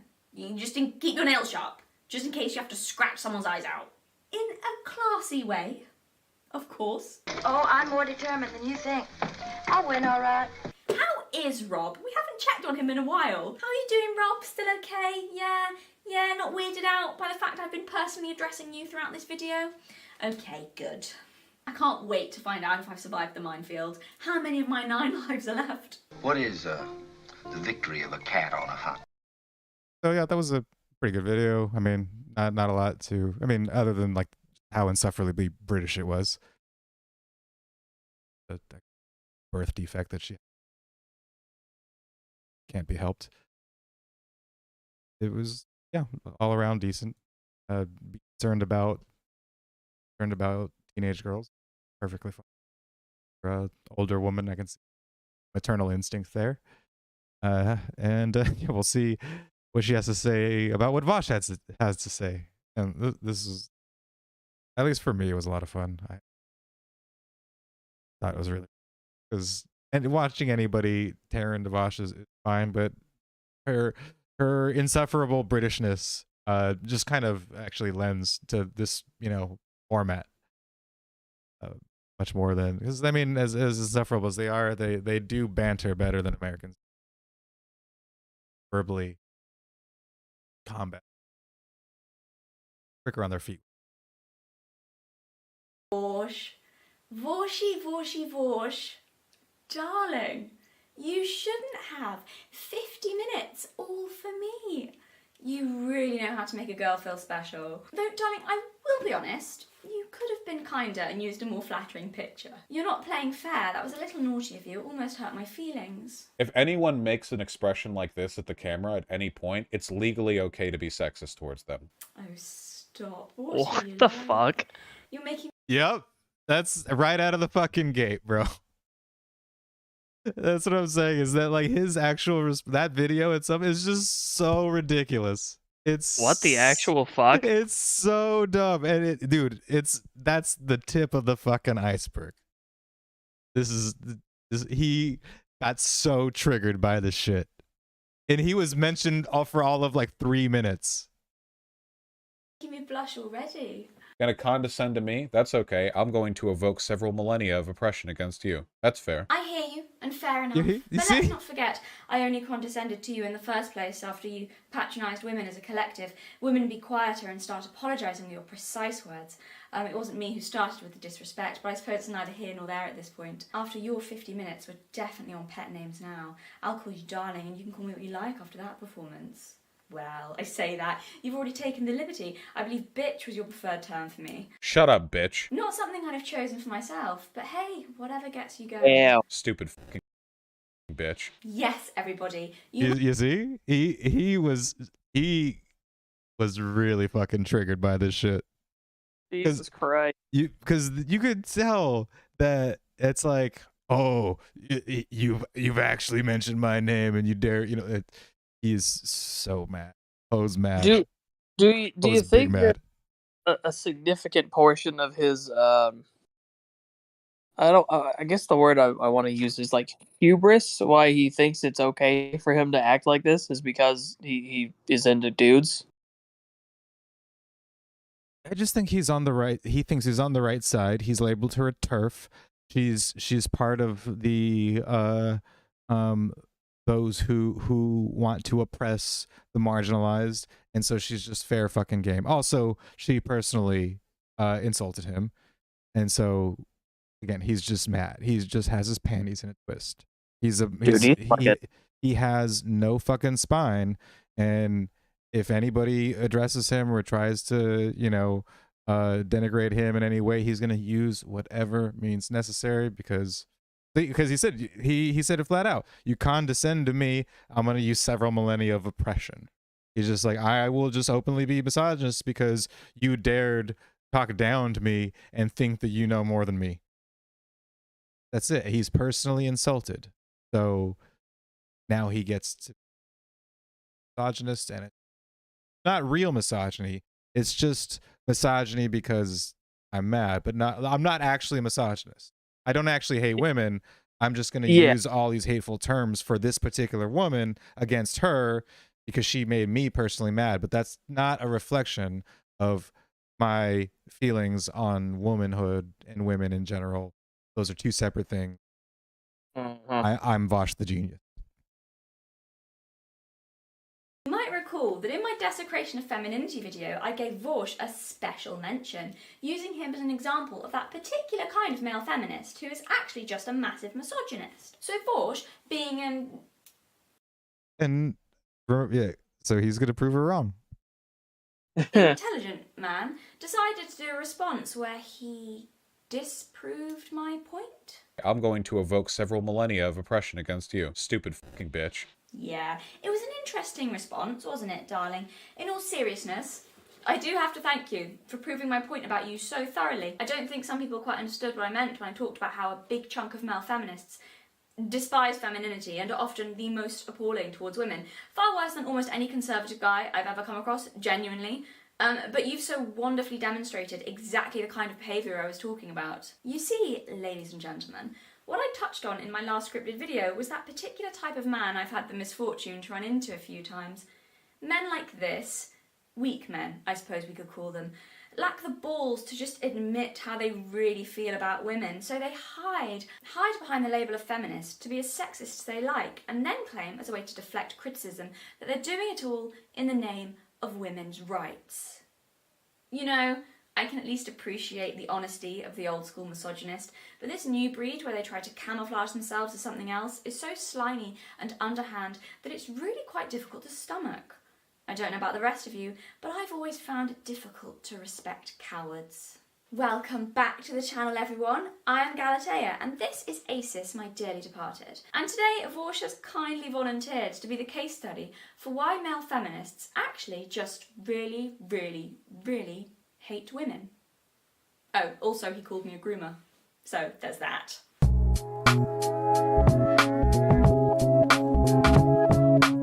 So, just a quick little disclaimer before we begin. I'm not talking about your everyday guy who calls himself a feminist because he believes that women should have equal rights, okay? I'm really talking about the activist types. The ones who shout the loudest and tell women, you will be liberated, goddammit, even if I have to mistreat you in order to do it. Those guys. And this is not a video shitting on men either. This is definitely not the majority of men that I'm talking about. But the rotten apples do exist, and most of them seem to be calling themselves feminists these days. So, disclaimer over? Good. Let's get into the video. Oh yeah, I love this part. So, Vorsh, I know. I mean, again, like I labeled her, she's insufferably British, but it's a birth defect, right? That's just how she is. But Vosh has a different take. I know you're a very serious intellectual man, far too important to waste much time on a frivolous little thing like me. And by frivolous, I of course mean female, but don't you worry, we'll get to your issues with women later. For now, Vorsh, your rebuttals to my points. What went wrong, my love? I didn't expect much from you, I will be honest, so I'm shocked that I actually still managed to be disappointed. That's what she said. I was expecting something a little more hard-hitting than, I'm faking my accent? Her accent is such a performance. Oh yeah, her accent is 100% being put on for the sake of the video. Interesting angle. I mean, what kind of a take is that? I mean, it's I want to say it's kind of desperate and petty. Like, what does that even like? It's straight in line with Vosh. I mean, desperate and petty. That's the guy. It's so not a point. It's just, it's the. I've seen this video before, and I'm still amazed at how insufferably pathetic that sort of. It's like a fucking wounded animal, like lashing out when it knows it's going to die. Like, and he does this for a living. I mean, it's you can hold you can talk about how shitty it is that he does this for a living, but I think what's worse is that clearly there's a market for it. Yeah, I mean, honestly, if people were to if this was the anti-capitalist arguments from like other people, okay, I'd have to think hard about this a little bit. I'd have to actually come up with some responses. But this is not, it's all the other shit that I already know about, the economics that I can talk about for fucking ages. Luckily, they don't bring this shit up of well, Vash and Hassan are the reasons why capitalism is a failure. And then I'd actually have a tough one on my hands. Up with it. So, apparently Vorsh doesn't believe in English people. I think he thinks we're a myth. Like unicorns or mermaids or honest male feminists. So, a bit of background, because apparently you need it. Far across the ocean, there's a place called Britain. You might have heard of us. We used to be quite big fish back in the day, did a lot of noteworthy things, big impact on world events. Actually quite an important place in terms of your own country's history. You should really look into it. And in Britain, there's a place called England. And in England, some people talk like this. Crazy, I know. Yeah, I don't think she would sound like this if you talked to her casually in real life. Okay, so I can tell you're still not getting it. For reference, here are some other British people you might have come across. I'm not. I love that she fucking crossed out Jeremy Corbyn, or fucking what's his name? Not Jeremy Corbyn. Fucking James. What the fuck is James? This guy. This fucking. He's so stupid. And she has a video on how he needs to stop. Oh yeah. I know who he is. James Corden, I think is it. Yeah. Yeah, James Corden must be stopped. It's a great video, but yeah, I love how she puts up a bunch of British people. Not you. You might have come across. Also, I'm not a voice expert, so I don't know for sure, but something about it feels like. I didn't want to have to play this card, but you brought it up. So if we're going there, I do have to point out that out of the two of us, I speak English with the correct pronunciation. It's our language, we make the rules. You're the one with the stupid accent, not me, you cheeky yank. I love Americans, you're beautiful people. Yeah? You're simple folk, aren't you? I jest. Obviously, Vorsh knows about Britain because he seems to really hate us. Jesus. Yeah, thank you. He hates the British almost as much as he hates women, so I... Heartbreaking. The worst person you know. Was it? Is correct. And it is what it is, right? I mean, we're American. Not being British is kind of a point of pride. It's a huge win. So, and it's an L for you guys because you still are, right? I mean, how it is. It's like retaining like one of them negative traits. Evolution. It happens. Some people are unfortunately still born with birth defects. Can't be helped. You can only hope to still give them a moderately happy life. Yeah. Poor British bastards. Yep, that's unfortunate, but hey, it's not your fault, and I don't think you should go to hell for that. I just think you have a better chance of. I am two of his least favourite things. We do, in fact, hate British women. See, knowing how much Vorsh despises my people only makes me want to be even more British. I can feel it. I can feel it rising up. Suddenly I have the urge to go to America and stick a Union Jack in the soil. Go to a 4th of July celebration dressed as St. George, or to an American football game and start shouting that it's just rugby for pussies. Loudly sing Rule Britannia during the national anthem, that sort of thing.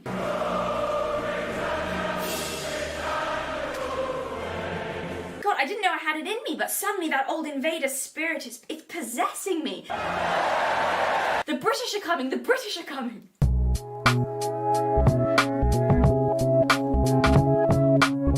Does this person think they're in James Bond? The Authentic Observer does sound like the kind of video title. 007. I've been expecting you. I liked that. That felt fun. Thank you, Vorsh, for having to incorporate that into my intro. God, he's full of good ideas, isn't he? We meet again, Mr. Bond. Oh no, sorry. I'm doing your bit, aren't I? I'll be James Bond. You be the villain. Come on, Vorsh. Let's do a bit of roleplay. Cheeky. Grab a cat. I know you have a cat. I've seen the cat. There's a cat. Of course. Of course he's a bloody cat person. He's a liberal. Typical. Yeah, I love it. It's like, well, yeah, of course. But to be honest, I like cats too. I like dogs. I like animals. I'd have a pig. Liking cats is not a sin. I definitely used to have one, but there is a stereotype. Yeah, and I mean, he checks all the fucking boxes up to the neck beard. And Oh yeah. And the insufferable way he speaks, which is just as bad as a British person. Not worse in a lot of ways, because he should know better. Like I said, British people are just born that way. I mean, yeah, as far as I'm concerned, like he can complain about British people all he wants, but she's not the one defending kids having sexual relations with adults. Yep. So, yeah, Likes that very much. So much worse than being British. Yeah, that's definitely an L. Grab a cat. Grab your cat though. Grab him by the pussy. Do the whole shebang. Go on, have a cheeky spin on your chair. Hit us with the I've been expecting you. Go on, you know you want to. It's tiring work telling women to shut up on Twitter all day. Let your hair down for once, love. You deserve it. Ooh, put on an accent too. Let's see if your fake English accent is better than my fake English accent, and people can judge who wins in the comments. In all seriousness, please can you actually do it, Wash? Humour me. Do the chair spin. I'll beg if you want me to. Please.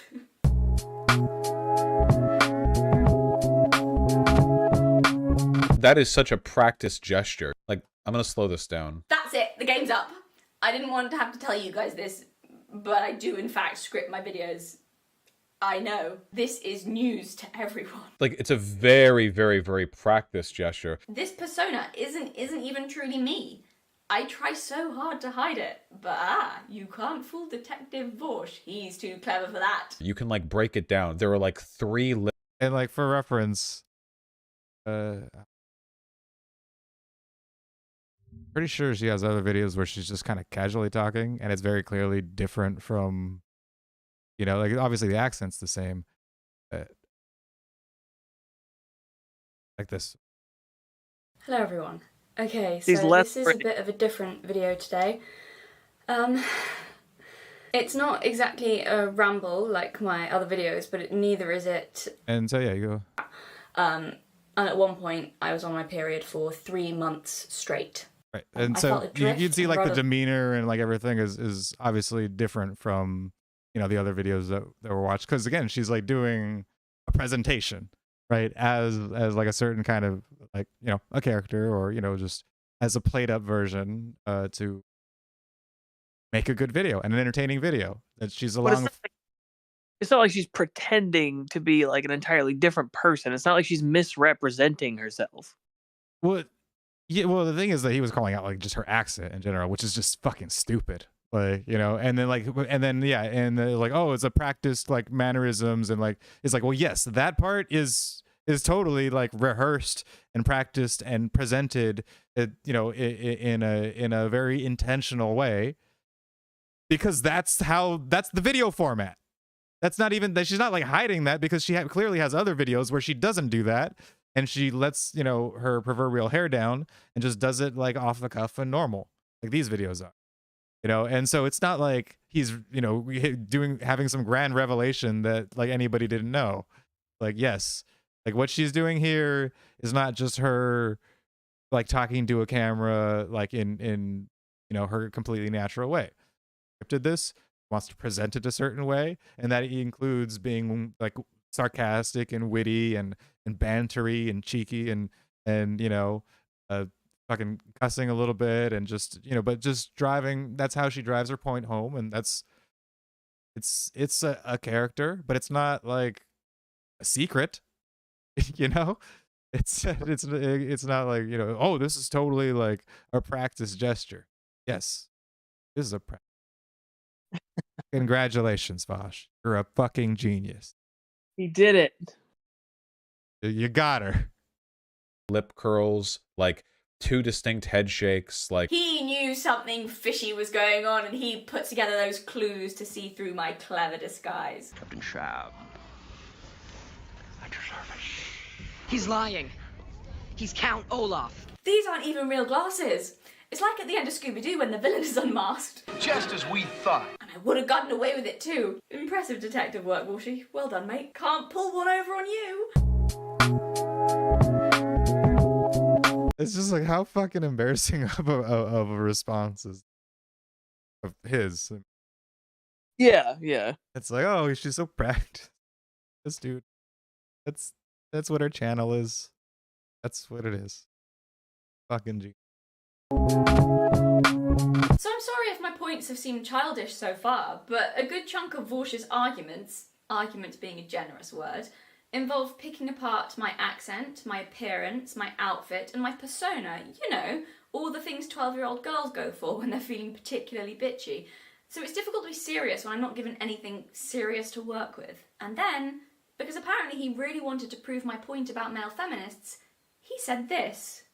She's a pick-me. No wonder she's dressed like this. She's wearing a fucking skirt with stockings. She just wants to live in Mad Men and be sexually harassed by, like, the fucking The Office boys. I'm sorry? I beg your pardon, sir. What was... Again, like a fucking wounded prey animal lashing out, hoping not to. But so when the last vestiges of a dying gasp, because you have nothing left. Oh, just. And it's not even a fucking like super like a slutty skirt. It's like the most modest of fucking skirts. Like, what do you want her to be dressed like a fucking Amish woman? I mean, if anything, him looking at that and like applying some sort of like overt sexuality to it just kind of makes him seem like a perv. Yeah, it's a woman wearing a skirt and a pair of stockings without thinking about trying to fuck her. Like, what does that say about her? Top wasn't even like very revealing. It's not anything. Like it'd be normal to see that at school or at work or wherever. It's just normal. And yeah, I was like, oh, look how she's. And honestly, it's like this. I don't think this channel is really like men are the target. Like, I would be surprised if like her metrics said that a majority of her viewers are men. Maybe. I mean, she is pretty and she does make good points, and so maybe men would be attracted to that. I don't know. It seems like a channel that very girly at the same time. Yeah, I kind of.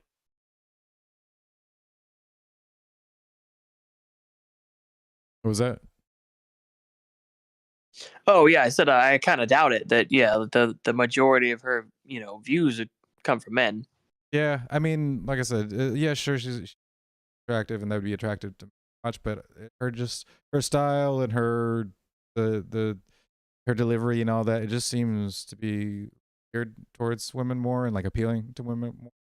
And so, yeah, for him to sort of, she's wanting to be a pick me and to be attracted to men and be subservient to them, like, buy that for a fucking sec. And it's really just desperate, a desperate take. Is that? What do I want? She just wants to live in Mad Men and be sexually harassed. Yes, Vorsh, you caught me. I just want to be sexually harassed. It's obvious from how I'm dressed. That's all I want. I'm a bit of a slut for unwanted advances. No wonder she's dressed like this. I can't believe I have the nerve. It's obscene. I'm practically flaunting myself with these nylons and this skirt. She's wearing a fucking skirt with stockings. Honestly, how dare I? Going around dressed like the whore I am. I'm just inviting trouble. I'm asking for it. I obviously want it. I'm begging for it. Like, like just the short skirt. It's the real feminist take, that is. Yeah. Yeah. That's totally the feminist line, is that the way women dress clearly indicative of how they want to be treated, and for sexual harassment from boys at the office. Skirt Question plus mark? like the stockings and the so on. I'll tell you Isn't something that else a about me. really Well, creepy way to talk about it too? Just hold on. Like just for it. I obviously want it. I'm begging for it. like like just the short skirt plus like the stockings and the so on. I'll tell you something else about I just Yeah, look at her with those stockings. skirt and so on. But yeah, just the way he kind of trailed off. It was, I don't know, it was a real creepy vibe there. You're paying way too much fucking attention to stockings and so on. I think you're a bit too infatuated with that bit, because honestly, I don't really see how that would be the focal point of her video. Having just watched the entire fucking thing, it seemed to be completely irrelevant to anything. about me while we're on the topic. I found going through puberty so horrific and disgusting and shameful that for years afterwards I could hardly stand to be touched, even by members of my own family. I don't know why I was especially sensitive to this. I have no idea. I was, though. And for a long time, my littlest sister was the only person I could bear to hug. It was quite an issue. Made all that sexual harassment that happened as a teenager fuck with my head more than was reasonable, I think. And then there was that one time with a boy when things went a little further than just some playful sexual harassment, which of course only made everything worse. And then what used to happen to me when I was with a guy is that sometimes I would freeze up and not be able to move. And in my head, there'd just be this loud, blind panic going around and around and around, but I couldn't even make myself speak. So what I used to do in my teens and early 20s to deal with that was get so blind drunk that I felt completely disconnected from my body, and sometimes I had to do that to even be able to kiss a guy. But often not even the alcohol would stop the freezing up and the disgust and the panic. And then of course there was how sick I felt after someone touched me, even if I wanted them to. But yes, Vorsh, you're right. I just want to be sexually harassed like the stupid bitch I am. Stupid fucking bitch. Maybe I should feel bad throwing all that at you after what was just a clumsy, shitty comment on your part. But I don't, because a main topic of the video you reacted to was about how suddenly being sexualized is so stressful and confusing as a teenage girl, how it made my skin crawl with disgust at my own body and made puberty really quite traumatic for myself and indeed many teenage girls, and then learning how to balance the hatred of that with wanting to celebrate femininity and beauty, with wanting to be attractive and not wanting to hide away. But you wouldn't know that because in all your blinding arrogance, you barely watched more than 5 minutes of the video before deciding you could somehow speak on it and all my opinions. So actually, I think you deserved that. The other reason I don't feel bad for everything I just said is because I think your comment actually reveals a lot about you and your feelings and opinions towards women, female sexuality, and femininity. She just wants to live in Mad Men and be sexually harassed. Vorsh, okay, can you see why I think you and a lot of far-left blokes are genuine misogynists? Can you see how you're coming across? Because I'll tell you how I'm reading this. Like, I mean, talk about like just stepping right into the role. Oh yeah, like He just fucking volunteered as tribute, whatever fucking reference you want to make to that. He understood the assignment. He fucking went for it. I mean, she described a person, and he just came like fucking sprinting Onto the field. He was like, let me demonstrate this for you. Let me just go ahead. I will hit all the fucking marks, line by line, point by point. I will leave no stone unturned. Every fucking, yeah, all of those phrases. He just fucking full send. I make a video saying there is strength and power in femininity, and your response is to imply that because I value femininity, I don't respect myself and must be nothing more than a dumb slut who must want to be sexually harassed and degraded by men. I don't think that's an unfair interpretation of your attitude. I really don't. Seriously, how else am I supposed to read that? What else could you have possibly meant by that? Please explain. This just shows how little respect you have for femininity, which is quite sad, really. Vorsh, I'm going to explain something to you. And I know you don't like me, understatement, but separate it out for a minute and listen to what I'm saying, because there are a lot of women who agree with me, so do them the courtesy of listening for their sake, not mine. Believing that women don't need to be like men in order to have value, and believing it's okay for women to embrace being feminine, does not make me or other women stupid bimbos who only want to be sexualized and are too stupid to see their own exploitation. Femininity does not equal weakness, stupidity, or a desire to be degraded, no matter how much you might believe it does, Vorsh. It doesn't mean we want it really. It doesn't mean we're looking to be harassed, and it certainly doesn't mean that all we want to do is serve men, no matter how much you might wish that was true. My brother and my sister's boyfriend are fairly conservative-leaning, the kind of guys Vorsh would probably call misogynists, and I've never seen them look so shocked as when they'd heard he'd said that.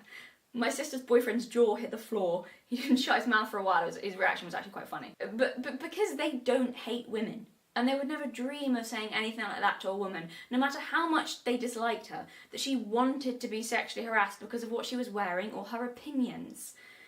And according to Vorsh's worldview, they're supposed to be the sexist ones. They truly could not get their heads around how someone claiming to stand for women's rights could say something like that. I didn't find it that surprising, because I've met men like this before, who claim to be feminists, but who really don't.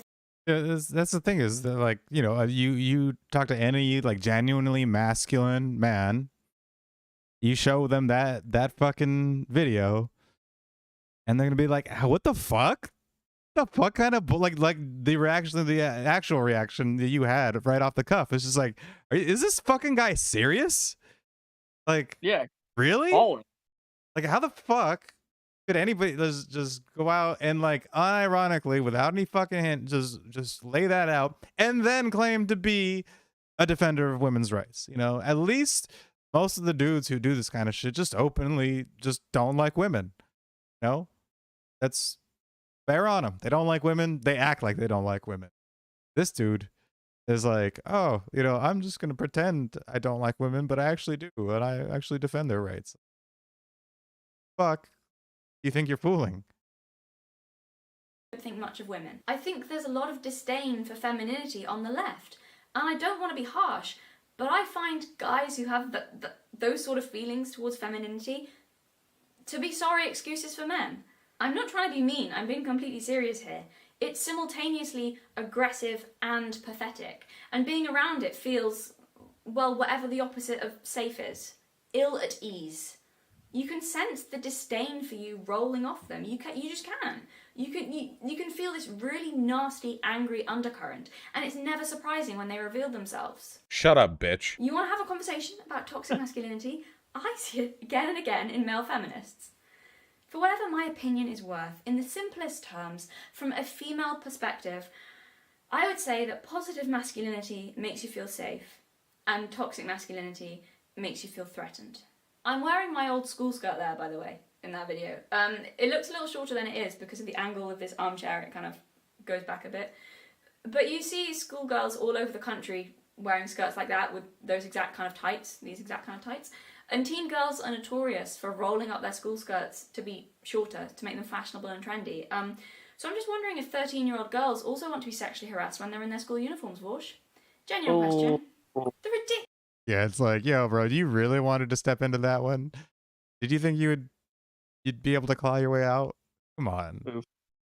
A skirt? That's what's gonna set you off here?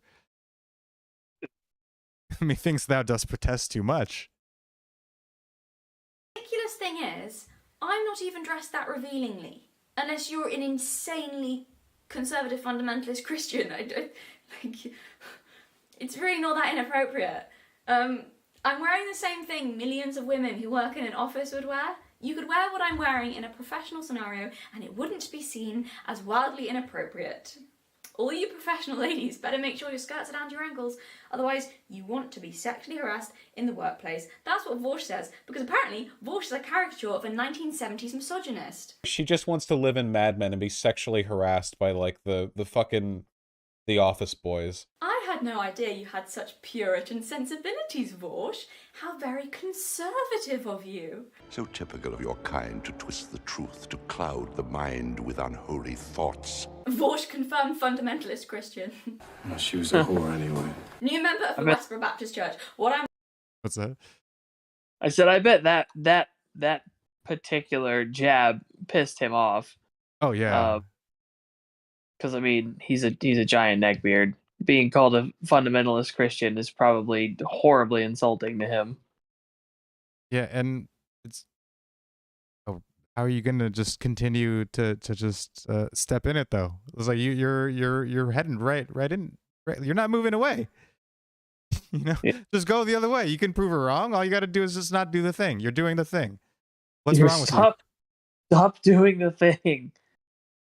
I'm wearing will send me to hell like the whore I am. You really kind of have to think about what a whore is. Now that would be a plot twist. Vorsh joins the Westboro Baptist Church. I'd love it if things went that way. That would be a hilarious end to the story. If you wear a dress that's strapless with a brassiere that isn't, you might be a slut. Go on, Vorsh, join them for a laugh. See if they let you in. Double dare you. I'll do it if you do. Who would they hate more, you or me? Now that's an interesting question. You're a far left nutter, but I wear short skirts and I'm into crystals. Who's more damned? Okay, tangent. Sorry, Vorshy, I'm forgetting my manners. Let's get back to the video. Where were we? Oh yes, inappropriate attire. Hang on while I've got you here. I've got a bit of a list. Yeah? I'm ready to learn, Vorsh. I'm ready to be educated. You teach me how I can be a strong, truly strong, empowered woman. How do I throw off the shackles of the patriarchy, Vorsh? You know, because you're so good at that. We'll go through this. You tell me how I'd be a good little feminist. So my list, shorts. What do we think about shorts? What do you think about shorts? What's the verdict on shorts? They do show off a lot of leg shorts. Am I asking to be sexually harassed if I'm wearing the shorts? You really kind of have to think about what a whore is. And low-cut tops? What about low-cut tops? Am I a slut who deserves it if I'm wearing a low-cut top? What about this one? But you can see a bit of clavicle in this one. Now that's very sexual, the clavicle. No man can control himself when he sees a bit of clavicle. Ooh, very spicy. She's wearing a fucking skirt with stockings. And the yoga leggings, that's the next thing. What are we thinking? What do we think of the yoga? No, they're very tight, the yoga leggings. Should I maybe stay away from the yoga leggings if I don't want to be assaulted? Would that be your professional advice? See, this is my point about it. Audience. So this, it's all good fun and everything, but I think easily see men get bored of this bit and be like, okay, we get it. He's an idiot and has. But I can also see this very entertaining for women. That's just me. What about swimsuit? I see several problems here with the swimsuit. Yeah, oh no, I see what you mean. If that's too And I wonder what his stance on the fucking Twitch hot tub controversy was when like hot tub streamers were going around on Twitch, and a lot of people were like, "Yo, this is Twitch. Why do we have chicks in bikinis and inflatable pools? And calling it a show, like obviously just fucking, you know, making a thing of revealing themselves and then getting money for it, like what we wanted our video game streaming platform to be." And I wonder if he was a defender of the hot tub. I don't know. I'd be curious because I can't imagine him like being like, yeah, the hot tub streamers should go and fucking they're asking to be sexually harassed. So it'd be a Oh, very, not as long as say something he doesn't like, yeah. They don't like Vosh, they're not. Too provocative. Next time I go swimming, I could just go full wetsuit. In fact, actually, if you could just send over a list, that'd be great, love. Just send me a list, yeah, of all the Vosh approved female garments that are appropriate to wear. That would be really helpful. Or, sorry, a sheet. Okay. If that would make you feel less filled with irrational rage, darling, I could just wear a sheet and be done with it. Stupid fucking bitch. Oh, I'm sorry, Vosh, but I mean, really, you deserved me messing around like that. You deserve to be wound up for that. Don't be so bloody ridiculous. No wonder she's dressed like this. She's wearing a fucking skirt with stockings. She just wants to live in Mad Men and be sexually harassed by like the fucking the office boys. Behold, a feminist, noble defender of women's rights to dignity, safety, and autonomy over their own bodies. Well, as long as you agree with him. If there was ever a case for tyrannical toxic masculinity, submit to Vosh's worldview, or the rules of feminism need not apply. You're probably just a slut who wants to be sexually harassed anyway. Right, Vosh. Come on, you're gonna have to explain this to me. Isn't saying that like a cardinal sin on the left? Isn't that like the worst thing you can do? I don't know. You tell me. Your crowd. What was she wearing and all that? Isn't that what the slut walks are all about? Isn't that whole thing? A short skirt's not an invitation. What happened to that? Why don't I get that kind of treatment, Vosh? That's not fair. Or am I'm fair game now because I have not even right wing, I'm just fucking centrist-ish politics, so normal rules need not apply. Okay. I really must thank you for demonstrating my point, Vosh. Male feminists only care about the ideology and not about actual women, and they will actively attack women if they're a threat to that ideology, getting a kick out of being as misogynistic as they like to those women they've deemed heretics. It's about power, not progress. And if you're a far-left woman, screw you. Get sexually harassed and cry about it, I guess. You probably wanted it anyway. You're not a progressive, Vosh. You're not. You can't call yourself that. It's ridiculous. Come on, be honest. Just be honest. It's just about power. It's obviously just about power. I don't know. That's just from where I am sitting. That's what it looks like. Anyway, I hope this explained to everyone why I find a lot of male feminists creepy. I'm sorry, Vosh. That was rude of me. But if you don't want to be called creepy, maybe don't say that I want to be sexually harassed. Well, I feel maybe don't be that's fair. Is that? Yeah, and like not even just that. Yeah, like I said, the way he focused on it and was like, skirt and stockings. So much. Like, yo, bro, fucking slow your roll there, man. It's just a skirt and stockings. Like, you don't need a. Don't look at the thing. I'm like, fucking guy. Hold on. Wait, like you're going a bit far with this. I think you're. It's maybe you, man. I don't know that she's the one doing anything wrong here. That anybody else was thinking of anything sexually just from somebody wearing a fucking skirt, like Jesus Christ. Very modestly fucking dressed. That's fair.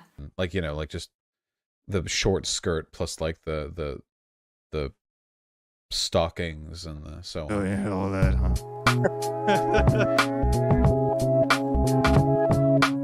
Speaking of Vosh not really caring about what happens to women who disagree with him, let's talk about Sydney Watson. I mentioned her in my first video as the woman Vorsh listened to tearfully talk about her assault, and then he immediately responded with, "Bullshit, that didn't happen." A reaction which seems a little opposed to his politics. I should clarify, I'll be fair to Vorsh, I don't want to give the impression that they were like in person talking. He was reacting to a video of her. So it was my opinion this reaction of his was due to Sydney having right-wing political beliefs. This was my opinion, an opinion that has only been strengthened after what he just said about me. It seems women only matter if they agree with his worldview, but Vorsh took issue with this.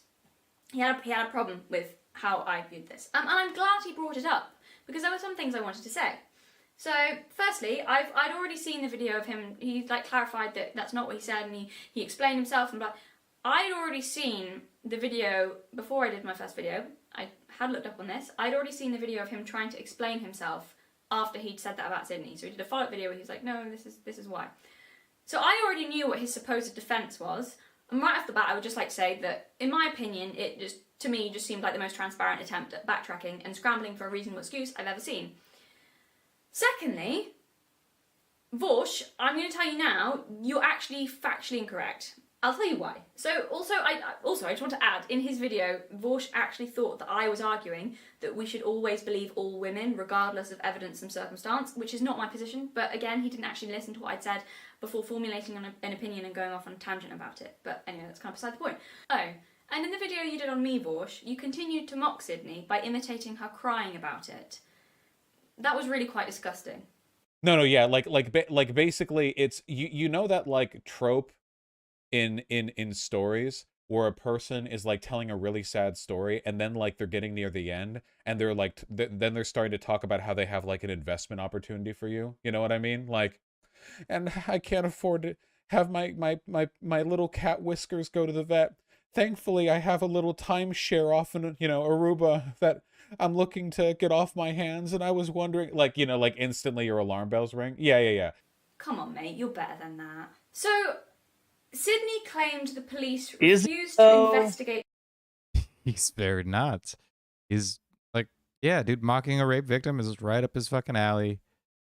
If they don't agree with him. Evoking several millennia of oppression is a thing. Look, just listen to the glee with which he stated that he was going to do that. You know, he's like, "Oh, you're going to do this? Well, I'm going to do this because I can. I'm a man. Misogyny is my superpower." And it's just like, why would you do that if you're a defender of a woman? Like, why is that necessary? Not. Her assault because the guy was from a certain religion. I think those are her words, or something like that. To which you, Vorsh, said that she was obviously lying and this couldn't possibly be true because, according to you... Now, it's a little weird when everyone's talking about their rape experiences, and then one person says, "Oh, well, my person, he wasn't white, and, well, because of his religion, the police said that the cultural differences mean they wouldn't prosecute him." I don't think this is something that most of the viewers of this channel need reminding of, but I really don't think there's a habit of police officers failing to investigate the sexual assault or rape of white women by non-white people. Now, it is not statistically impossible that everything she said did happen, that the police actually said, "We won't investigate because of cultural differences." I can't fathom a police officer making that claim. Can you imagine? Dude, I want to say that Sydney Watten's British. Maybe she isn't. But this was like a very famous fucking occurrence in England for many years in like the early 2010s. Do you remember the Rotherham like rape gangs and shit? I recall, yeah. Oh yeah, this was like hundreds of women were raped or sexually assaulted by immigrant Muslim men who had come from like, you know, Muslim countries, right? They were not just like your run-of-the-mill person who believed in Islam. They had come from like fundamentalist Muslim countries, and they used, you know, kind of wield tyrannical power, and a lot of police officers the other way because they're like, you know, it's basically we're gonna look like a racist if we investigate. Fucking well documented. Like there's lots of people who had openly talked about that. Imagine that. Like, hey, I'm a white woman. I was sexually assaulted by a brown person. Like even in his audience right here, boss, this has literally happened before in the UK. Shouldn't dismiss out of hand. Yes, she's speaking in Arab, but this can be an issue. This is mainstream news in the UK. It may not be a case in Australia though. So, thank you for a more nuanced and clarifying take here. Even these fucking So I guess Sydney Watson was from Australia, and yeah, I think that they had the kind of similar cultural sensitivity to Muslims that the English did when the Rotherham rape gangs were going on. Oh, well, okay, we won't investigate it though because they're Muslim. We won't do that though. Vosh, it's amazing how wrong you are. A quick Google search would show you how wrong you are. So I don't know if you're dishonest or if you've just never heard of the grooming gang scandals, but I'll treat this like you've never heard of them.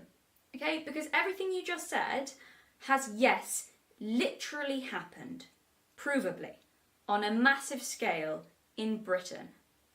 I have no idea what things are like in America. Sydney Watson's Australian for a start, and I don't know where in the world she was when this happened.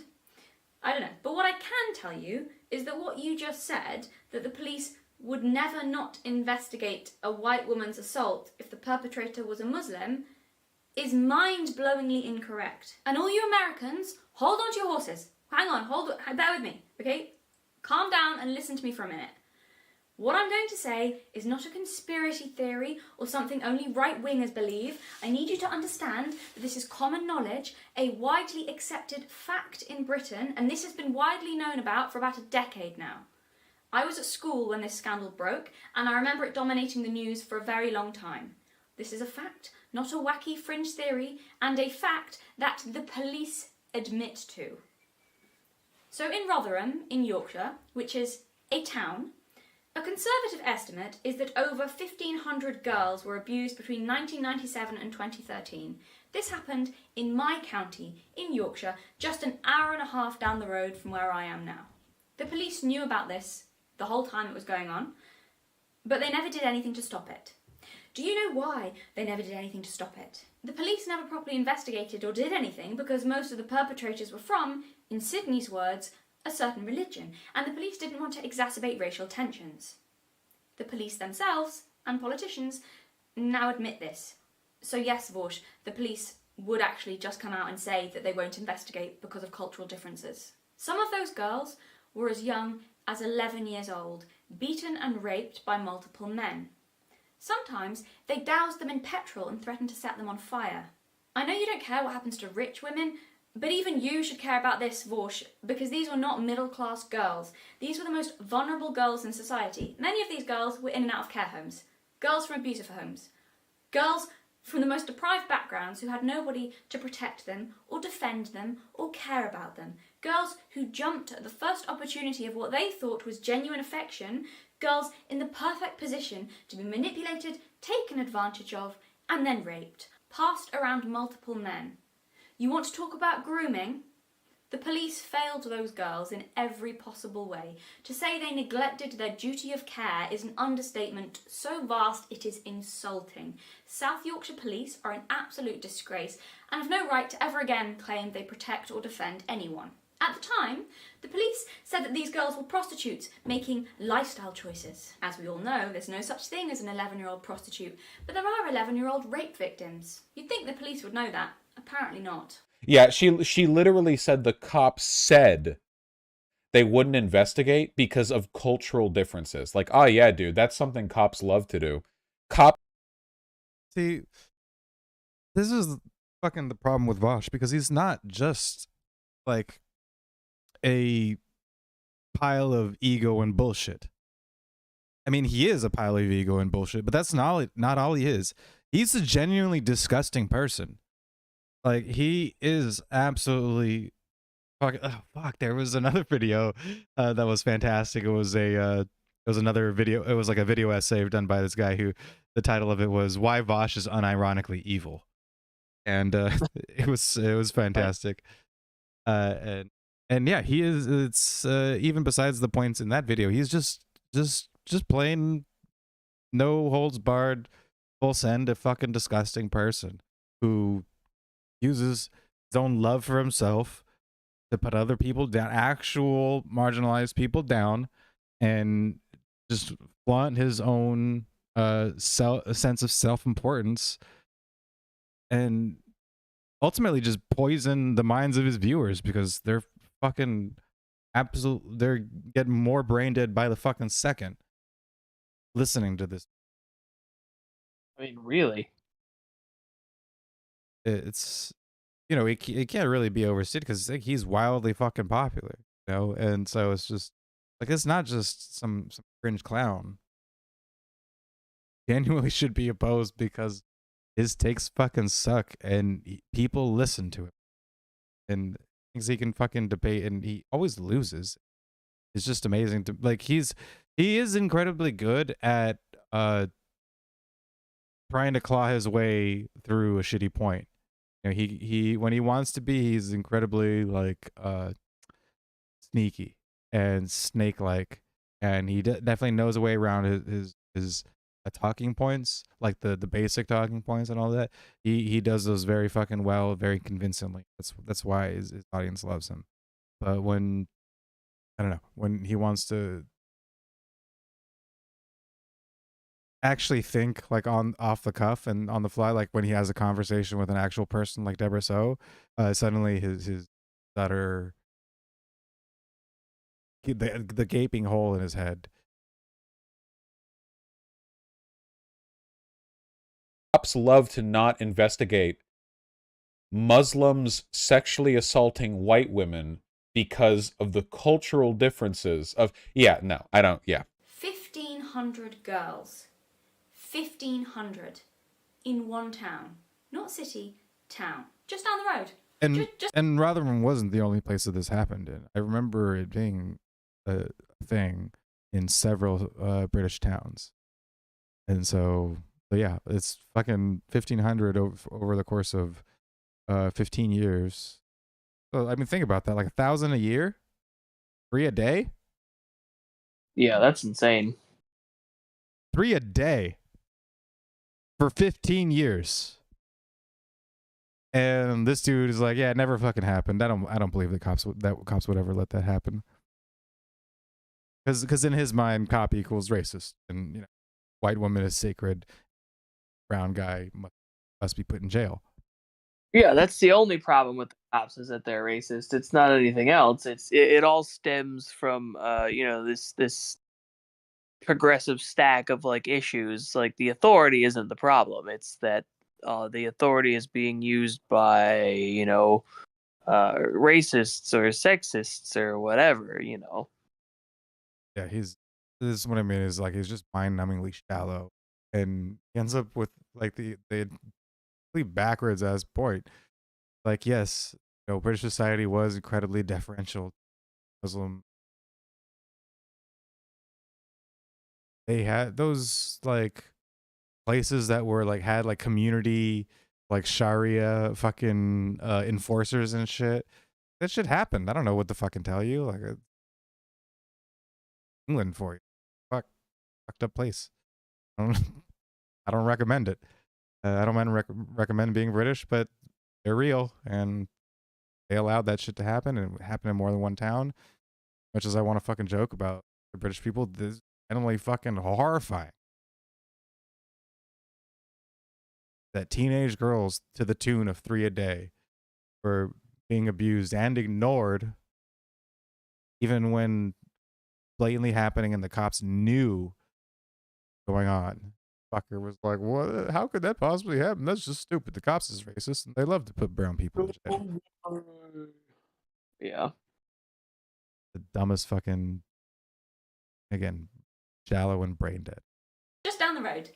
And Rotherham's not the only example of this, by the way. So, I have no idea if what Sydney said happened to her happened. I don't know her, and I don't know much about her, though she seems genuine. and I'm inclined to believe her, but your ignorant statement that she had to be lying about the police not investigating due to the religion of the perpetrator, because apparently the police would literally never refuse to investigate the assault of a white woman if the perpetrator was Muslim, is flat out wrong. Provably wrong. Amazingly, arrogantly, ridiculously wrong. Maybe that's true in America. But it's happened before in Europe. It's well documented. It's an accepted fact, and one admitted to by those involved.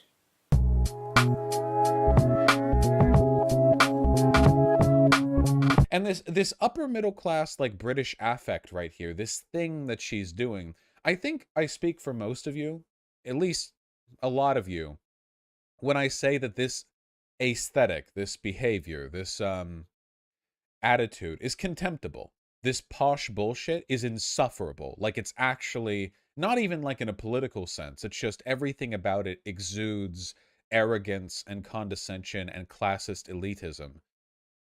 But you're worse, Vosh. Honestly, you fucking take this.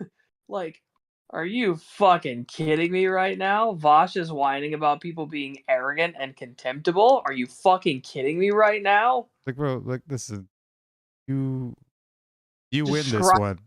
Like, you fucking outpace this so much. Like a man trying to run against a woman in a foot race, right? You're just gonna win because you're just you seem to be far more naturally gifted at than she is. And again, she has like a known birth defect. Yours just seems to be groomed from within you, which I don't know. There's a difference there. I don't know exactly what difference I'm getting at, but everything about you is far, far worse. Her unfortunate Britishness. In a way that I think most people find very, very off-putting. Yeah, existentially revolting, right? Remember when I told you guys that sometimes the accent made people mad? Yeah. So this is what I was talking about. Rare that it meets this level of vitriolic hatred, but Vought has a lot of feelings, and we must create a space for him to safely express those feelings. I mean, yeah, existentially revolting. Gosh, too fucking T. That's couldn't have put it better than whoever the fucking person in his chat was that he read that from. So, I'm elitist and condescending. Alright. I would, however, invite the audience to imagine the levels of arrogance required to watch only a few random snippets of someone's video and then actually thinking you understood their arguments and could speak about it for 50 minutes. It does sound like the kind of video, like channel name that you would have for a person with a very high opinion of themselves. While we're on the topic of those who have high opinions of themselves, what might we call someone? Yeah, it's dude, how much of this is just fucking, dude, do we need pot and kettle jokes? It's just Vosh. Look at Vosh. Look at yourself, bro. Own a mirror. Oh, like, boy. Dust it off. Throw some Windex on that bitch. Please. Come on. Like, this is just, you're just laying into this one. Who made a video debunking someone else and spent most of the time not engaging with or even watching any actual arguments, but instead masturbating their own ego, lazily playing a few random clips and then using them to go off on massive tangents in a blatant and clumsy attempt to flaunt their own intellect rather than say anything of value. I can think of a few words. Vorsh got very personal about my general demeanour and how off-putting he found it, so I suppose it's only fair I return the favour.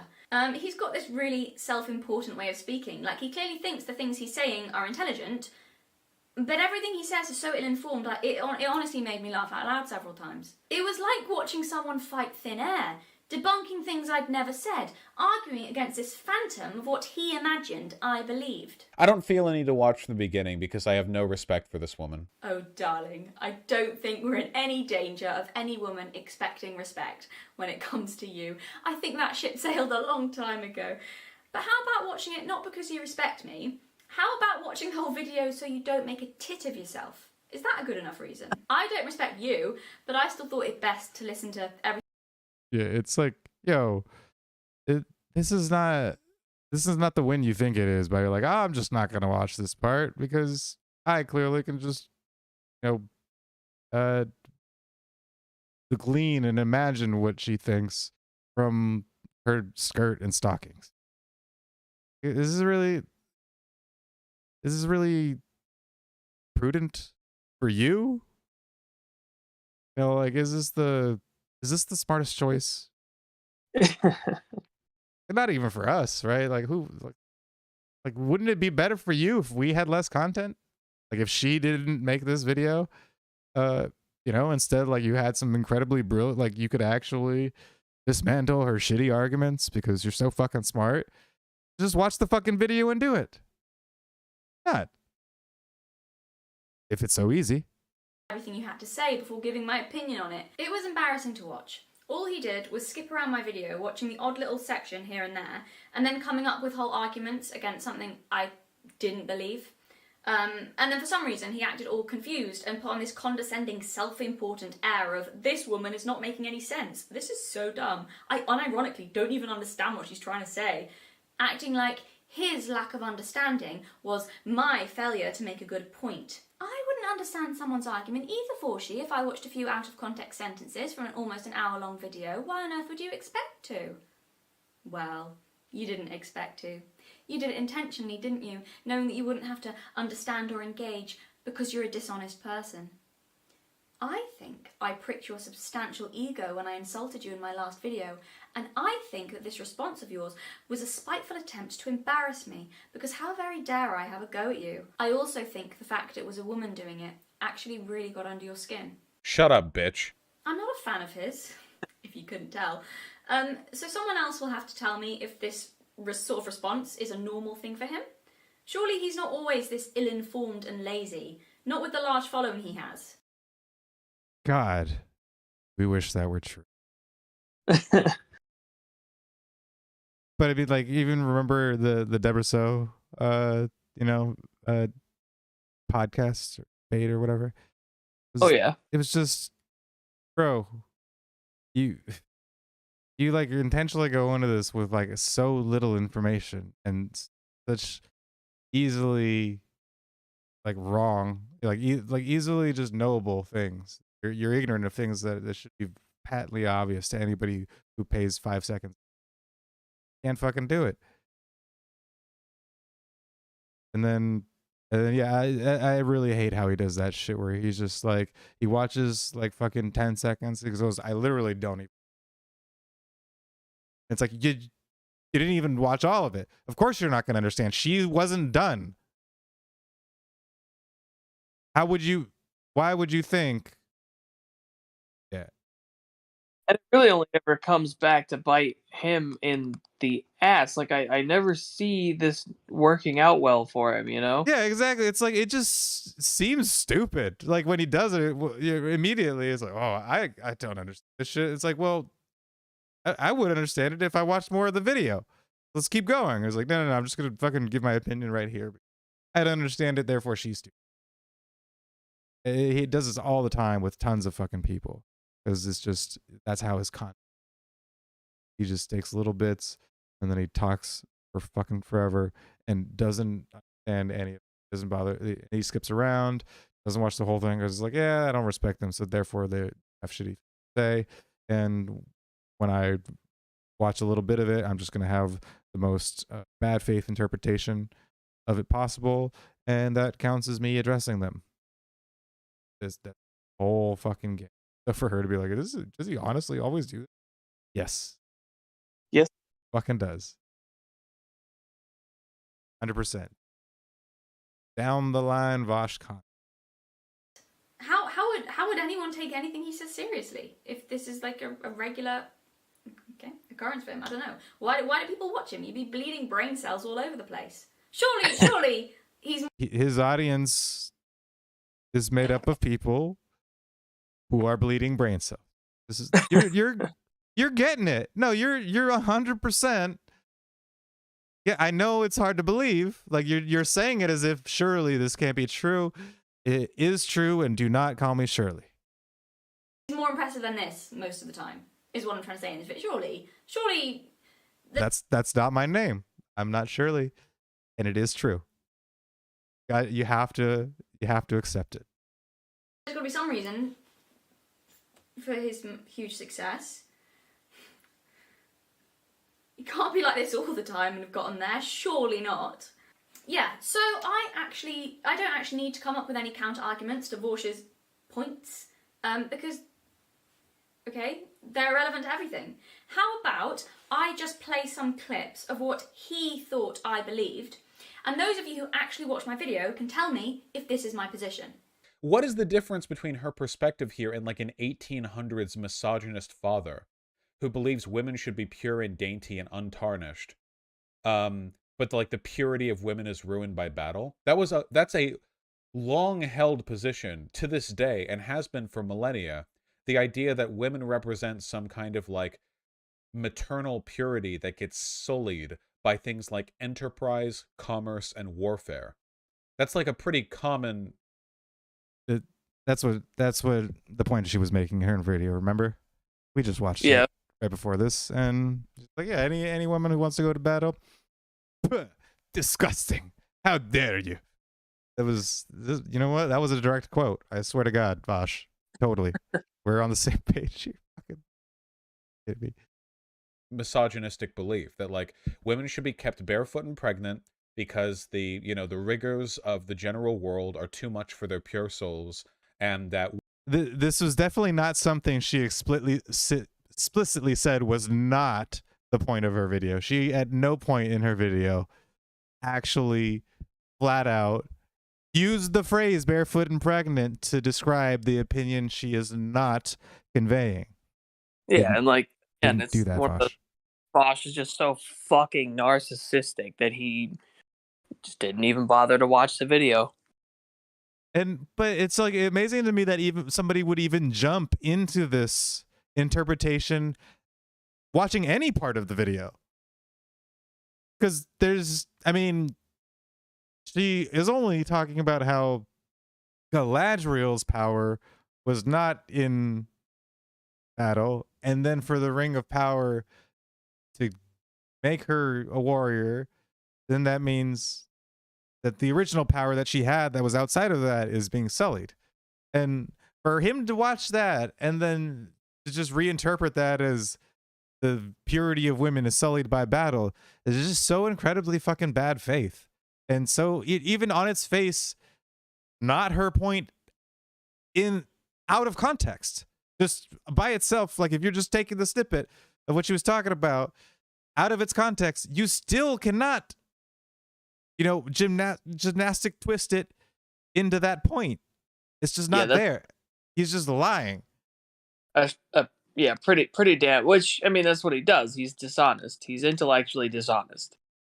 It's just so fucking stupid because, yeah, again, like it's a good point. Like what she's doing is, look, just watch any part of his video where he talks about what he thinks I think, and then anybody who's seen the fucking video is like, yeah, not even close. Women who partake in these things are tainted, and that makes them worse mothers and wives. Is that not a common, like, this isn't just like modern misogyny. This is like old school misogyny coming from her. This gives me 50s housewife feminism energy. Yeah, you can go back and look at like home shopping catalogs from the 50s where they talk about like the new woman, you don't have to be a little pushover just because that's what the fella says, you can be a strong woman of your own. Here, get your own dishwasher. With this dishwasher, you'll have more time to spend with the gals. Don't even care what the hubby thinks, like some shit like that, You guys know what I'm talking about, right? I can't ad-lib this. I mean, I understand the vibe he's going for, but I don't. At what point in the video even embody any of that? It's nowhere. He pulled it out of his ass. He's invented something to be angry about. Well, it's just the fucking person in chat. It was like the 50s feminism. He wanted to run with it. Yeah, that's it. Now get him, boss. Yeah, but it's like it's like this very, very, very like thin appeal to progressivism and women's strength, while mostly just being about reaffirming the pre-existing gender roles. Yeah. What's the verdict, guys? Does that sound like what I believe? Or is it a total warping of what I was saying from someone who, again, didn't watch it? Yeah, Mulan was too trans. The guys, she's not a feminist. She wants women to be women and men to be men. She wouldn't like Mulan because Mulan was like a defiance of traditional gender roles. Now this should really demonstrate. I remember correct. Oh, it was she either was going to make a video about Mulan or she had. She talked about her at one point. I Yeah, remember that. Well, she did mention it in the last one where, yeah, somebody else. I guess she had talked even in a one before where she was going to talk about the new Mulan versus the old one, and then she made femininity one before instead, which is what her banter with that guy Rob was all about. Straight to everyone how little he understands my opinions on women.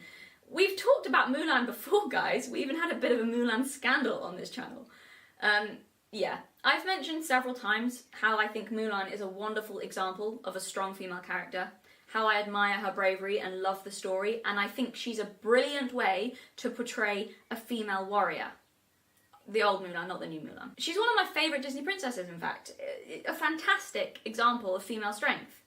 Because I actually don't have an issue with female fighters, which again, Vorsh, you would know if you watched the video. You took one look at how I was dressed and heard me say I value femininity, and then immediately assumed I was an extremely conservative right-wing type who thinks women have to be one specific way, and that one way is to only be mothers and wives. You're so far off on what you think my opinions are, it's laughable. You have actually decided that because I am wearing a short skirt and tights, I must hold all the opinions of a Stepford wife. I hope your normal political analysis has a little bit more depth and intelligence to it than that. Nope. It doesn't. Republicans are racist. I mean, you know, left-wingers. This is the... I don't know. This is the part where the narrator cuts in and says, "It does not." Yeah, where's Ron Howard when you need him? Because if not, that's pretty disappointing. Vorsh also thought, because he skipped to the end without watching the video, that when I talked about femininity being able to grow and sustain life, that I was referring only to pregnancy, and took from that that that's all I thought women were good for, and also that I was grooming teenage girls. Grow and sustain life, immediately talking about biological reproduction while addressing, by her admission, teenage girls. Literal grooming, yeah. Vorsh, seriously, this is embarrassing.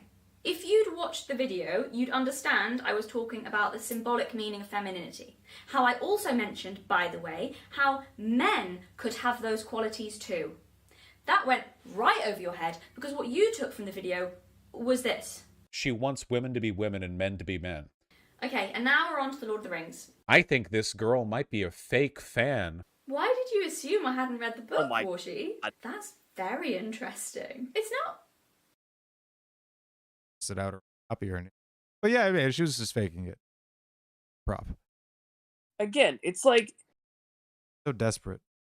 Again, Bausch is exactly the kind of guy that would berate any dude who called some, you know, Like prog... a fake gamer girl or some shit, you know? Yeah.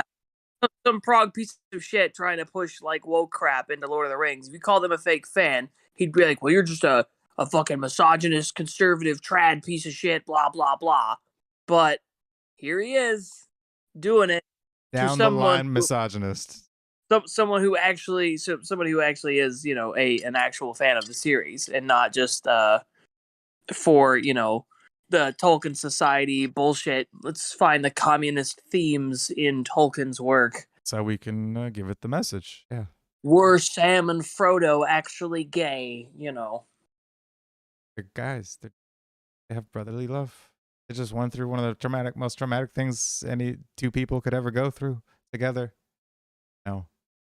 Beautiful. No. It's not because I'm... It's because they fuck. They wanted to fuck.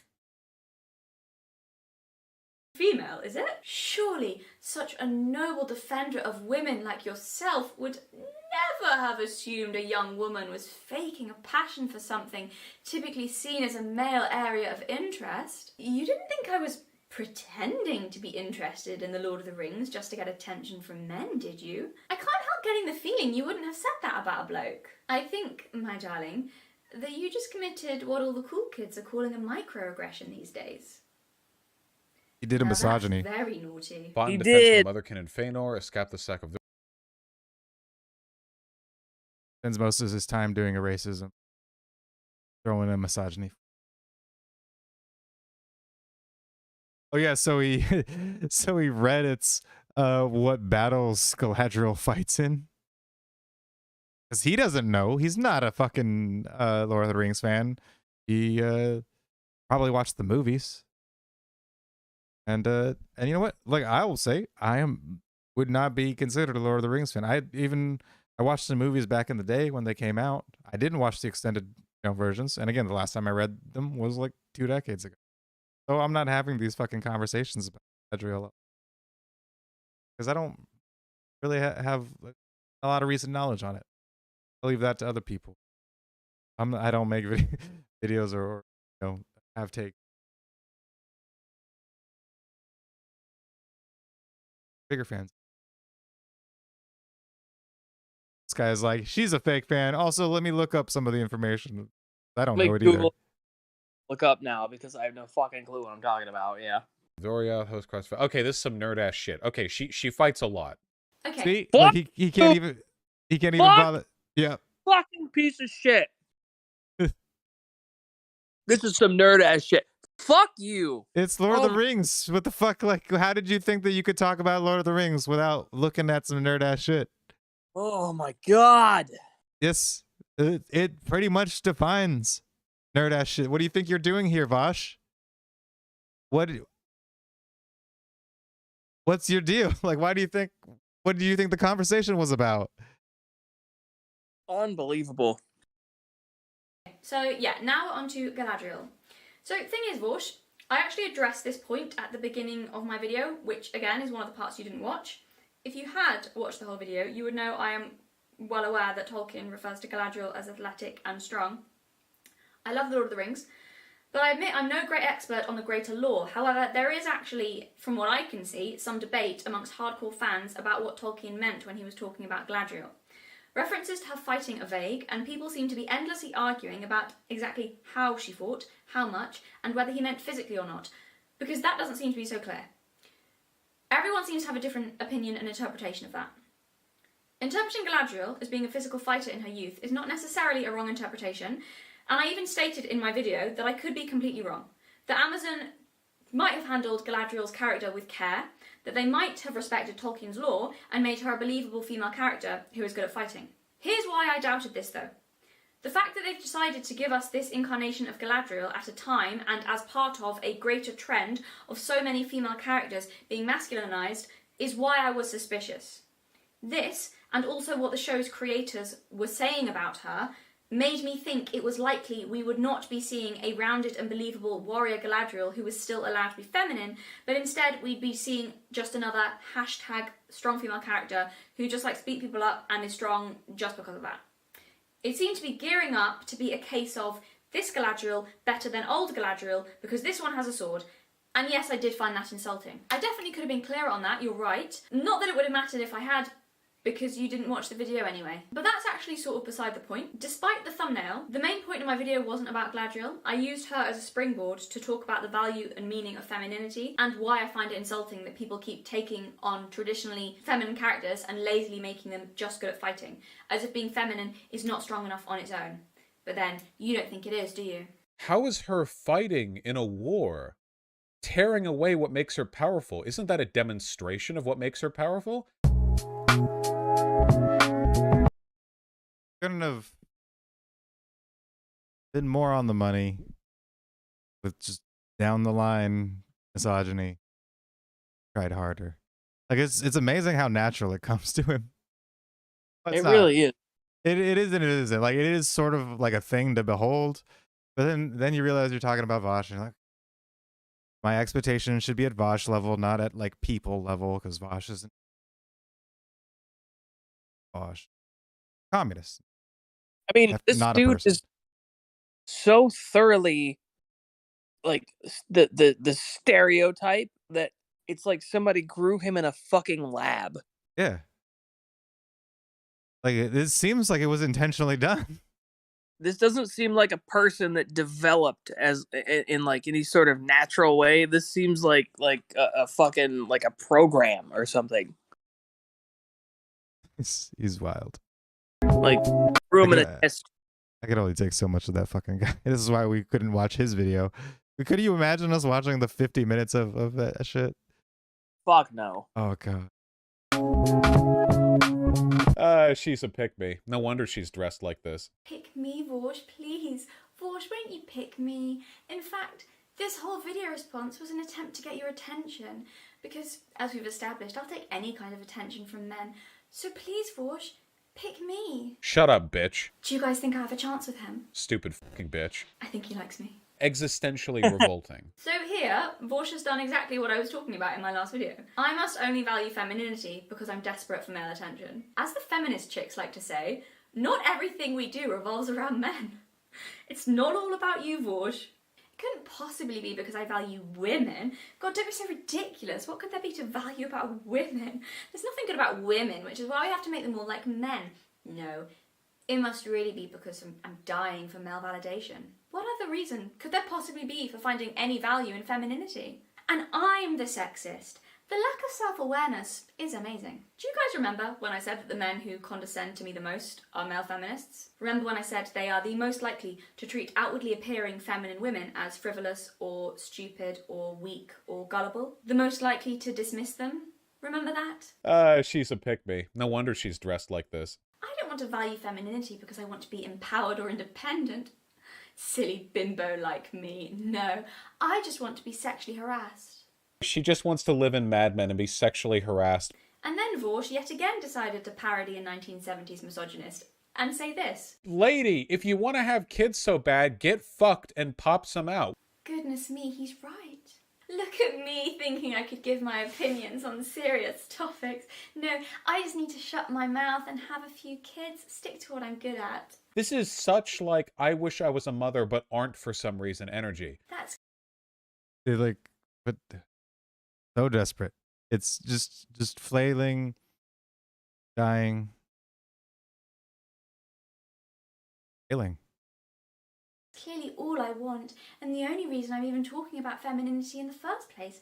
My poor, neurotic and hormonal female brain is out of control, baby mad, and just needs a couple of kids to calm it down. Then maybe I'd get off the internet and keep my mouth shut, know my place, that sort of thing. Maybe if she inflicts her motherhood on some actual children, she can leave the channel alone. And poor Vorsh wouldn't have to witness such an obscene feminine display. He finds it quite disgusting. Have kids or something. I'm only good for babies. Imagine thinking I could be taken seriously when wearing a skirt. She's wearing a fucking skirt with stockings. You don't help yourself, Vorsh. You really don't. The reason I mentioned you in my last video was as an example of a man who claims to be progressive, but who in reality is just incredibly disdainful of women, and you've proved me right at every turn. I'm actually kind of shocked by just how much you're proving it. I'd have at least thought you'd have the sense to pretend to hold back a bit if you were going to respond. But apparently you don't. Yes, Vorsh, I do want to be a mother. I still want to work, but I also want to be a mother.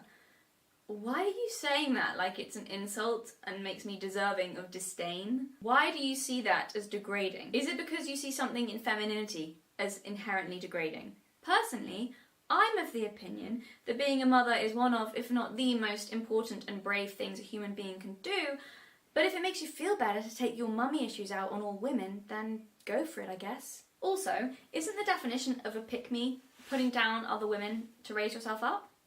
I'm getting pretty tired of saying this, but if you watched the video, I made it clear several times that I value all women, no matter how masculine or feminine, that I include all kinds of women in what I'm saying, and that I considered masculine women just as valid, because they are.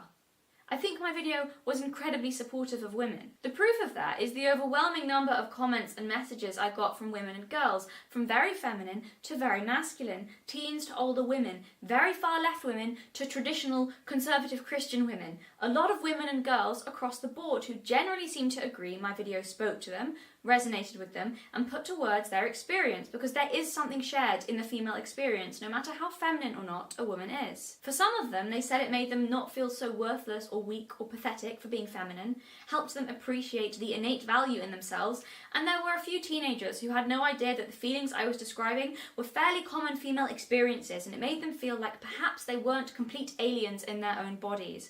But I'm so sorry it didn't live up to your high standards of feminism, Vorsh. Sorry it didn't validate you, or speak to you, or even apparently make sense to you, because you didn't watch it. But the video wasn't for you. It was for women and girls. You know, the people feminism's supposed to be about. My points about the strength in femininity just went way over his head. Mainly because he didn't listen to any of my points, and all he seemed to take away from the video was that I wanted to go back to the 1950s, get sexually harassed, and, oh yes, how did he put it? Get fucked and pop some out.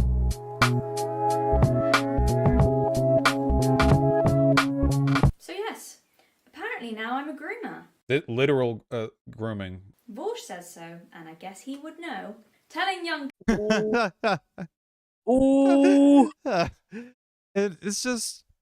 Ooh. The whole time, but it's just, look, man, how paint by numbers does this have to be? Like, how do you manage? Like, how do you accidentally do this? That's the thing, is he's not doing this on, like, obviously he's being misogynist on purpose in a certain sense, but he thinks that he's doing it like that he can hide behind this veneer of, oh yeah, she deserves it because, you know, she's a right winger, and be able to justify this. But I don't know. Even, I mean, I'll admit I don't watch a lot of Vash's content just on its own, like, you know, straight. So yeah, maybe we're just doing this to Vash. Maybe he's an incredibly brilliant man, and we've been foolish in watching small out of context snippets. You know, it would. Who do you have money on here that we're underestimating Vosh and his brilliant content, or because we haven't watched enough of it, and he's secretly like this incredibly brilliant guy? Yeah, why mean, not? We could be fucking idiots. You know, it's just like, oh, how dare he watch out of context clips and speak on them whilst we watch out of context clips as well. But I don't, because I mean, I have watched him a little bit in terms of him like directly, and not very good at it. I don't know. It's just he's just really good at parroting talking points to people who already agree with them, and doing it really well in a like hitting the arguments line by line exactly as they're supposed to sound. And yeah, whenever he kind of more off the cuff, generally really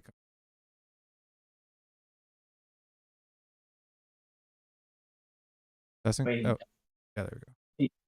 He doesn't. Like, he can regurgitate and repeat things.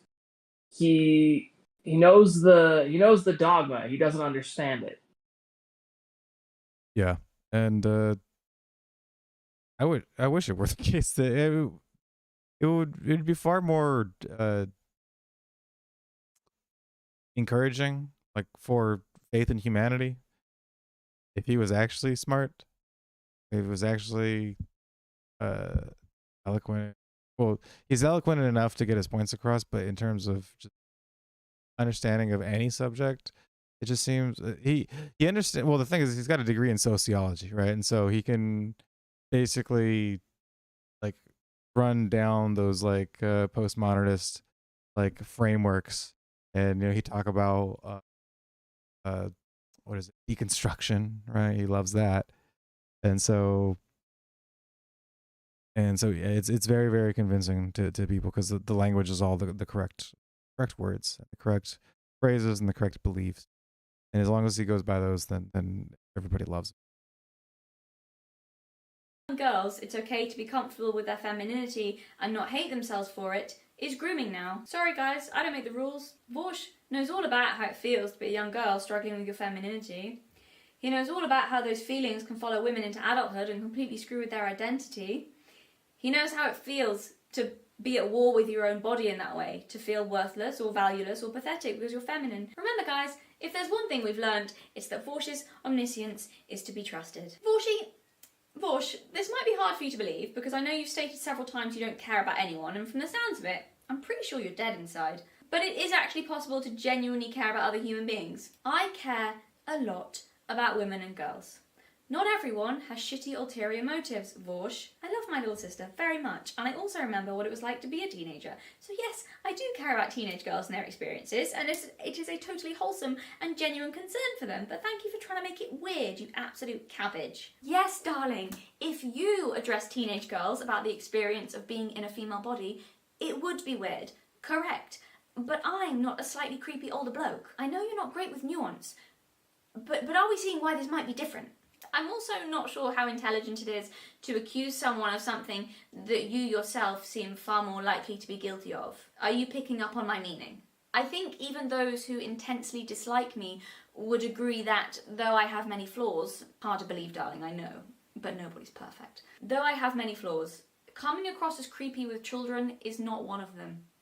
It's just not, is it? Now you, on the other hand, I don't think there's a sensitive way to say this, darling, so I'll just use my brother's words.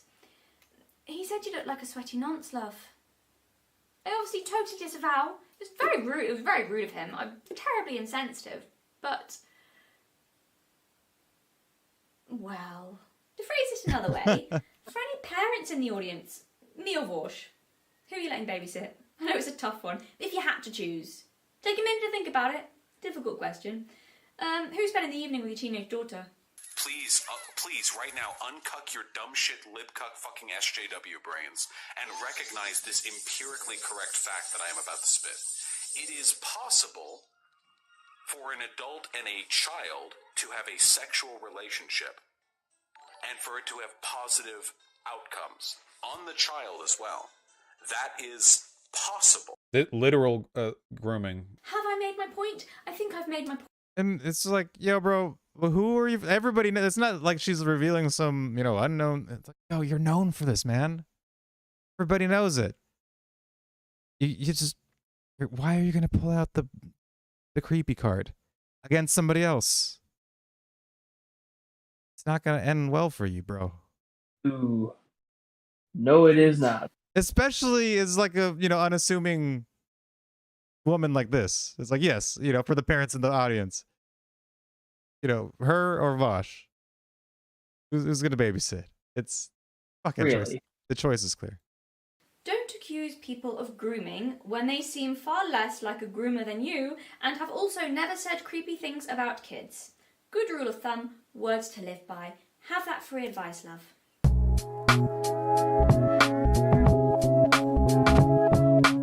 I'm so tired of the Professor Flowers bullshit, but I especially fucking hate it when it comes from women, especially white upper middle class women. Because you know for a goddamn fact that this bitch has it better than like 99.9999. Is that dirty talk from you, Vorsh? I think it might be. Go on, call me a filthy capitalist again, baby. Okay, so I feel pushed to talk about this because he made such a massive song and dance about it, and so did his followers. I think there were several variations of posh tough bitch from them, which very progressive of you boys, thank you. I never even mentioned trans people in that video for a start, only making me agree more with the argument that TERF is now just a misogynistic insult extreme left-wingers have taken to throwing at women they disagree with to get them to shut up. Call me a TERF then if you want. I don't care. None of the words you use mean anything anymore anyway. Call me a Nazi for good measure, because why the fuck not? You have made everything meaningless and nothing matters. Go wild. So, due to Vorsh's little rant about my incredibly privileged upper middle class life, a few of his followers also thought they would let me know that, as an upper middle class girl who could not conceive of the struggles of ordinary women, apparently, what right did I have to speak about femininity and feminism? I don't know why you guys think by that logic that Vorsh has more of a right to speak on it than me, but okay. What do I know about the struggles of ordinary people, you ask? Does growing up not knowing if you could afford enough food for the week count? I grew up with no kind of security. My parents regularly couldn't afford to buy food. One of my greatest fears as a kid was being separated from my younger siblings if we ended up without a roof over our heads, and for a while we were on government benefits. You know, like most upper middle class people. I know I don't give off that kind of vibe. I was blessed with a fantastic education, but maybe you guys shouldn't make assumptions about the entire life story of someone you don't know, because the fact is, you don't know. I don't even disagree with him. Like, I do consider myself incredibly lucky and privileged. I'm not denying that. I feel very blessed. But what I'm not going to do is let Vorsh, with his cushy YouTube gig and immense success, sit there smug as you like and have the absolute gall to lecture me about privilege and the struggles of ordinary people like I'm the one who's out of touch. I think back to 2021, okay? A time period during which my channel made entirely too much money. And I don't remember a single AdSense. Come on, man. It still wasn't entirely too much. Entirely too much. No. Doing alright from YouTube, are we, Vorsh? How much you making? A lot more than me, I bet. Are you rich, Vorsh? Nice. What's that like? How much money? How much money do you have right now in your wallet? Is it enough to buy a pony? Could you buy a pony, Vorsh? Could you buy a snazzy car with the money in your bank account? I could tell you how much money is in my bank account, but the answer would only make me depressed. It's much more fun to talk about how much money you have. You've got to let me know how all that privilege feels. It looks like it's fun. I bet it's fun. Is it fun? I'm glad you're having fun, Vorshy. If you're happy, I'm happy. J.K. Rowling's in the same position. She lives in a fucking castle. You think I'm in the same position as J.K. Rowling? I fucking wish. You are ridiculous. Like, it's just like, where would you pull this out of, bro? Like, honestly, just because of her accent, that's it? Like, she's got that accent, therefore she's rich? That's it. Like, that's his whole thing. So desperate. And it's like, bro, not only are you rich now, you grew up rich. We know you had rich parents. It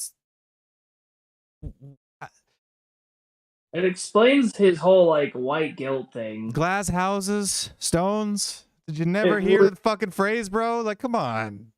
It really explains his whole white guilt thing. He's got a lot of it. So dumb. Mate. Oh, I wouldn't be on YouTube if I was. I'd have fucked off to some private island somewhere. Is that just because we both have similar English accents? Okay. I don't even live in a building at the moment, but please tell me more about my castle. It sounds bloody marvellous. Does it have a moat? I would like a moat. At least give me a moat. So after I filmed this video, I discovered that apparently Vorsh is a Beverly Hills rich kid. Well, Vorshy, now isn't this an interesting turn of events? You grew up rich, and I grew up on government benefits. This posh bullshit is insufferable. Oh, you brave little soldier. What a hero, fighting the good fight. Tell me again how contemptibly upper middle class I am. It's, you know, like, bro, we know you had rich parents. How do you think that you could possibly make this point to anybody? Anybody that you would know is rich. Like, even if you knew that she was rich, who are you to make this argument? Yeah. And then you don't know, and you just assume she was. And we know you are. Yeah, that's pretty stunningly bad. Like, even for him. The degree to which you have to be up your own ass to be in his position and make that argument is astounding. Upper middle class, like, British affect right here. This thing that she's doing, everything about it exudes arrogance and condescension and classist elitism. Go on, mate, have another go about my accent. You must have some more things to say. I'd love to hear them. Tell me how condescending and classist I sound. You might have to shout loudly though, love, so I can hear you from all the way up there on the Hollywood Hills. Do you know for a goddamn fact that this bitch has it better than like 99 point... God, I actually can't believe this after your little tantrum about how elitist I was. You'd think you'd raised yourself alone on the streets living on bin juice the way you carried on, wailing like a Dickensian orphan with that little... It's just, yes, she's right to be this absolutely flabbergasted, astounded, and just disgusted by this, because it's absurd. Faux outrage streets. Believe this after your little tantrum about how elitist I was. You'd think you'd raised yourself alone on the streets living on bin juice the way you carried on, wailing like a Dickensian orphan with that little faux outrage dramatic performance. But it turns out your upbringing was less Oliver Twist and more Gossip Girl. I don't know how you have the nerve to be disgusted at anyone for being obnoxiously upper middle class. Don't take out your weird self-hating socialist rich kid guilt on me, though I do have a suggestion for how you can deal with it, darling, and I really think this might solve your problems, but you'll have to follow my instructions exactly. I'll tell you what I want you to do, Vorshy boy, and listen really carefully.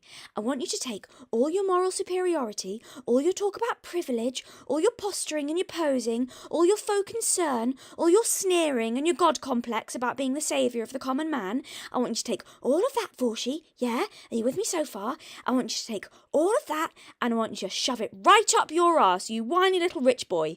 How dare you lecture me? Also, why is it difficult to imagine why all women, even well-off women, yes, even J.K. Rowling, would care about women's issues and femininity? A very dear friend of mine is from a very wealthy family, and it still didn't protect her from getting sexually assaulted. Does she not have a leg to stand on then when it comes to feminism and talking about women's issues? Because she's an upper-class white girl?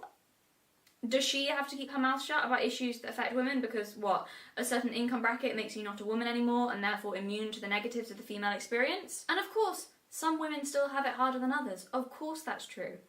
But women's issues still affect all women. And how about me? Why am I so concerned with talking about the value of femininity? Why would I want women to feel that they had their own innate strengths? What reason could I have for saying embracing their femininity didn't make them weak, that being feminine did not make them worthless or pathetic? I don't know, could it be because there's a lot of women and girls I admire and love who felt devalued, powerless, abused, targeted, exploited, humiliated, silenced, or made to feel worthless because of their femininity? And I'm of the opinion that they actually shouldn't feel that way. Just one example, picking at random. Let's take my aunt as a case study, almost beaten to death several times by her first husband, culminating in him trying to shoot her and my then 2-year-old severely autistic cousin before doing everyone a favour and putting a bullet in his own brain. But goodness me, why would I be concerned with women's issues and defending women and wanting women to know their value? Golly gosh, maybe it's because I'm just a lazy entitled brat who wants to wear pretty dresses and just be taken care of, because after all, what does a silly, naive, spoiled girl like me know of the big bad world safe up here in my ivory tower? There's this really disgusting attitude that Vorsh and many of his followers seem to have, which I've recently been on the receiving end of, that women they perceive to be of a certain social class or above a certain income bracket don't deserve any of the benefits of feminism. Like him saying he doesn't care about J.K. Rowling's abuse because she's a billionaire. Well-off women still get assaulted, they're still women, like my friend I mentioned. The weird attitude that these women don't really know what it's like to be women, so shut the fuck up like the privileged, snooty bitches they are, is actually a really creepy attitude. It's got the same energy to it as those really aggressive blokes who think women deserve to be knocked down a peg or two. Those guys who kind of want to see women degraded, who think maybe they should be roughed up a bit. Excuse you, gentlemen. Feminism is supposed to be for all women, regardless of class, race, age, or appearance. You don't get to corner off a section of women it's okay to take your anger out on because you think they've had it too easy and you resent them for it. Yeah, it's just part and parcel of how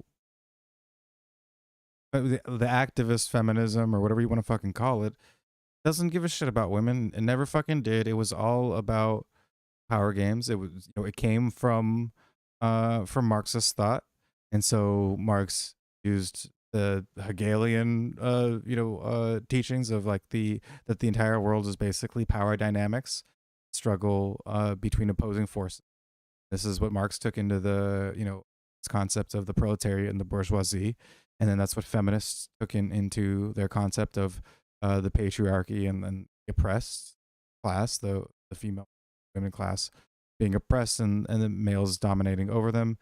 This has always been so. When you have a bit of perceivable power in a certain way, then that power is focused on rather than whatever vulnerability you have. So the fact that I'm brown doesn't matter as much as the fact that I'm a man, to feminists. So this is just how they like to stack things up. That way, at any time, they can just conveniently flip on a dime and support whatever the fuck they want. Because, this woman deserved it because she's not following the message. And so you're holding women back or you're not pushing them forward. If you're holding women back, then you're fair game. It's pathetic, really. Like, it's just so spineless, and it's the completely normal line of reasoning for. It's that progressive.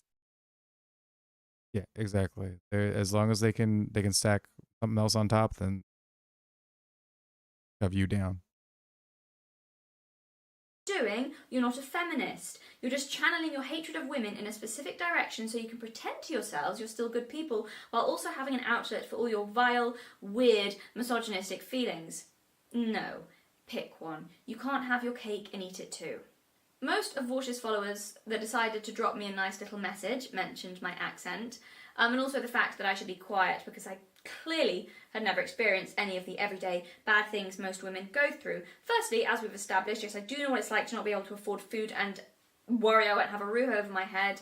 The confidence of your assumptions is remarkable. And secondly, why do you think it's reasonable to do that? Why would a wealthy woman not have as much right to talk about her experiences or opinions on femininity as anyone else? You don't get to strip them of their womanhood.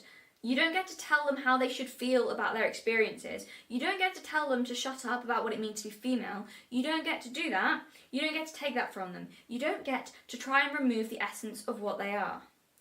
Not to any woman, of any background. Okay? If she's a woman, she's a woman, and she can speak about what that's like, about what her understanding of femininity is. You're also kind of proving my point in how femininity is seen as weak and frivolous. In me making the argument that I think femininity is valuable, you all seem to see it as me saying women should float around in pretty dresses all day doing what we're told, and that the only reason I must be saying that is because life's been too easy for me. You utter misogynists. You think that's what femininity is? I don't think that's what femininity is. One of the most feminine people I knew was my grandmother. She was born into absolute, and I mean absolute poverty, grew up in an abusive home and clawed her way out of it. Her life was fucking hard, and she was as tough as nails, a will of absolute iron, also the kindest woman in the world, and she didn't need to beat people up in order to be strong or valuable, which really was what most of my argument boiled down to.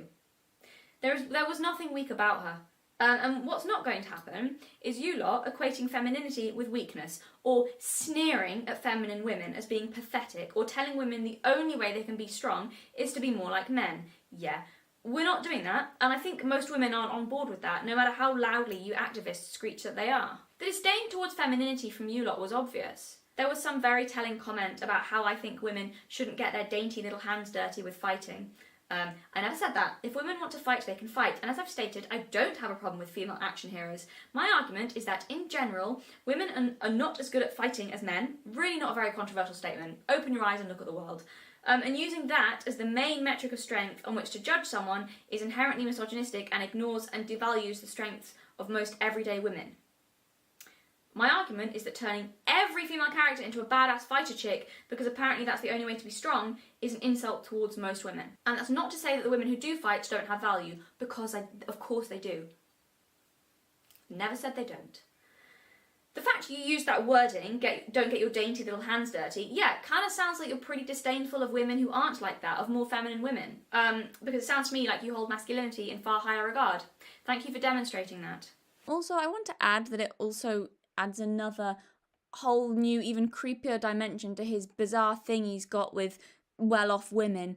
The fact that he's from that kind of background, it just makes it very strange. I'm so tired of the Professor Flowers bullshit, but I especially fucking hate it when it comes from women, especially white upper middle class women. While she, like, eats roast pheasant off the back of, like, a slave that she bought and will be sacrificing later that evening. You know, okay, J.K. Rowling. And this upper middle class, like, British affect right here, this thing that she's doing. So it's okay for it's okay for Vorsh to be really successful and have loads of money, but he seems to have a problem with women who are in that position too. It's very strange. Mate, I'll be honest, I think your issues with women are really bloody deep-seated. I don't know what the hell's going on with you, but seriously, sort it out. It's bloody weird.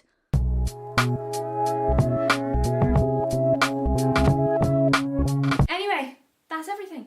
Thank you, Vorsh, for proving correct everything I said said about you. I couldn't have done it better myself if I'd sat down and planned out an example of the type of male feminist that I was talking about. So bless you for that. Thank you for demonstrating. That right there is the perfect summation. Just like, we're amazed by which this was literally a paint by numbers misogynist feminist, male feminist. We could not have like designed one better. It was you know, just perfect. It just fit perfectly, like all 1,000 pieces of the puzzle complete. I like just her utter amazement for it. Anyway, that's everything. Thank you, Vorsh, for proving correct everything I said about you. I couldn't have done it better myself if I'd sat down and planned out an example of the type of male feminist that I was talking about. So bless you for that. Thank you for demonstrating that male feminists resent femininity and want to stamp it out wherever they find it. Thank you for demonstrating your complete disdain for it and disgust for it. There have always been men like this, only now they get to claim the label of feminist.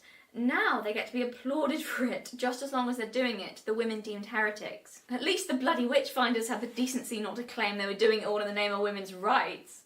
I'm sorry, but you can't convince me that if Vorsh was born a few centuries earlier, that's not exactly the type of guy he would be. That's all I see when I look at him. Different labels, same men. She's wearing a fucking skirt with stockings. She just wants to live in Mad Men and be sexually harassed. Well, she was a whore anyway. Like, you know, like just the short skirt plus like the stockings and the so on. Cloud the mind with unholy thoughts. She's a pick-me. No wonder she's dressed like this. You really kind of have to think about what a whore is. Shut up, bitch. I see you, Vorshi. I see your weakness and your cowardice and your anger towards women and your hatred of women. I think most people see it. And it's not pretty. Vorsh, be quieter and start apologising challenge. Well, thanks for watching, everyone. Stay snazzy and look after yourselves. Yes, Vorsh, even you. Yeah, so that was that. It was a pretty good teardown. Because it was embarrassingly pathetic as doing it kindness. Yeah, honestly. He's just, like you said, like growing in a fucking lab to be that fucking guy that you would expect to reset the clock at any. Yeah. And so that was that. That was what I had for us today. A little bit of news, a little bit of entertainment, and yeah, we'll do it again hopefully next week if we can. You know, if something comes up, then big deal. Try to gather something together and have some fun next week. I don't think anybody's here at the moment, but if anybody has been watching this whole time, then thank you for that, and thank you. Later, everybody. Bye.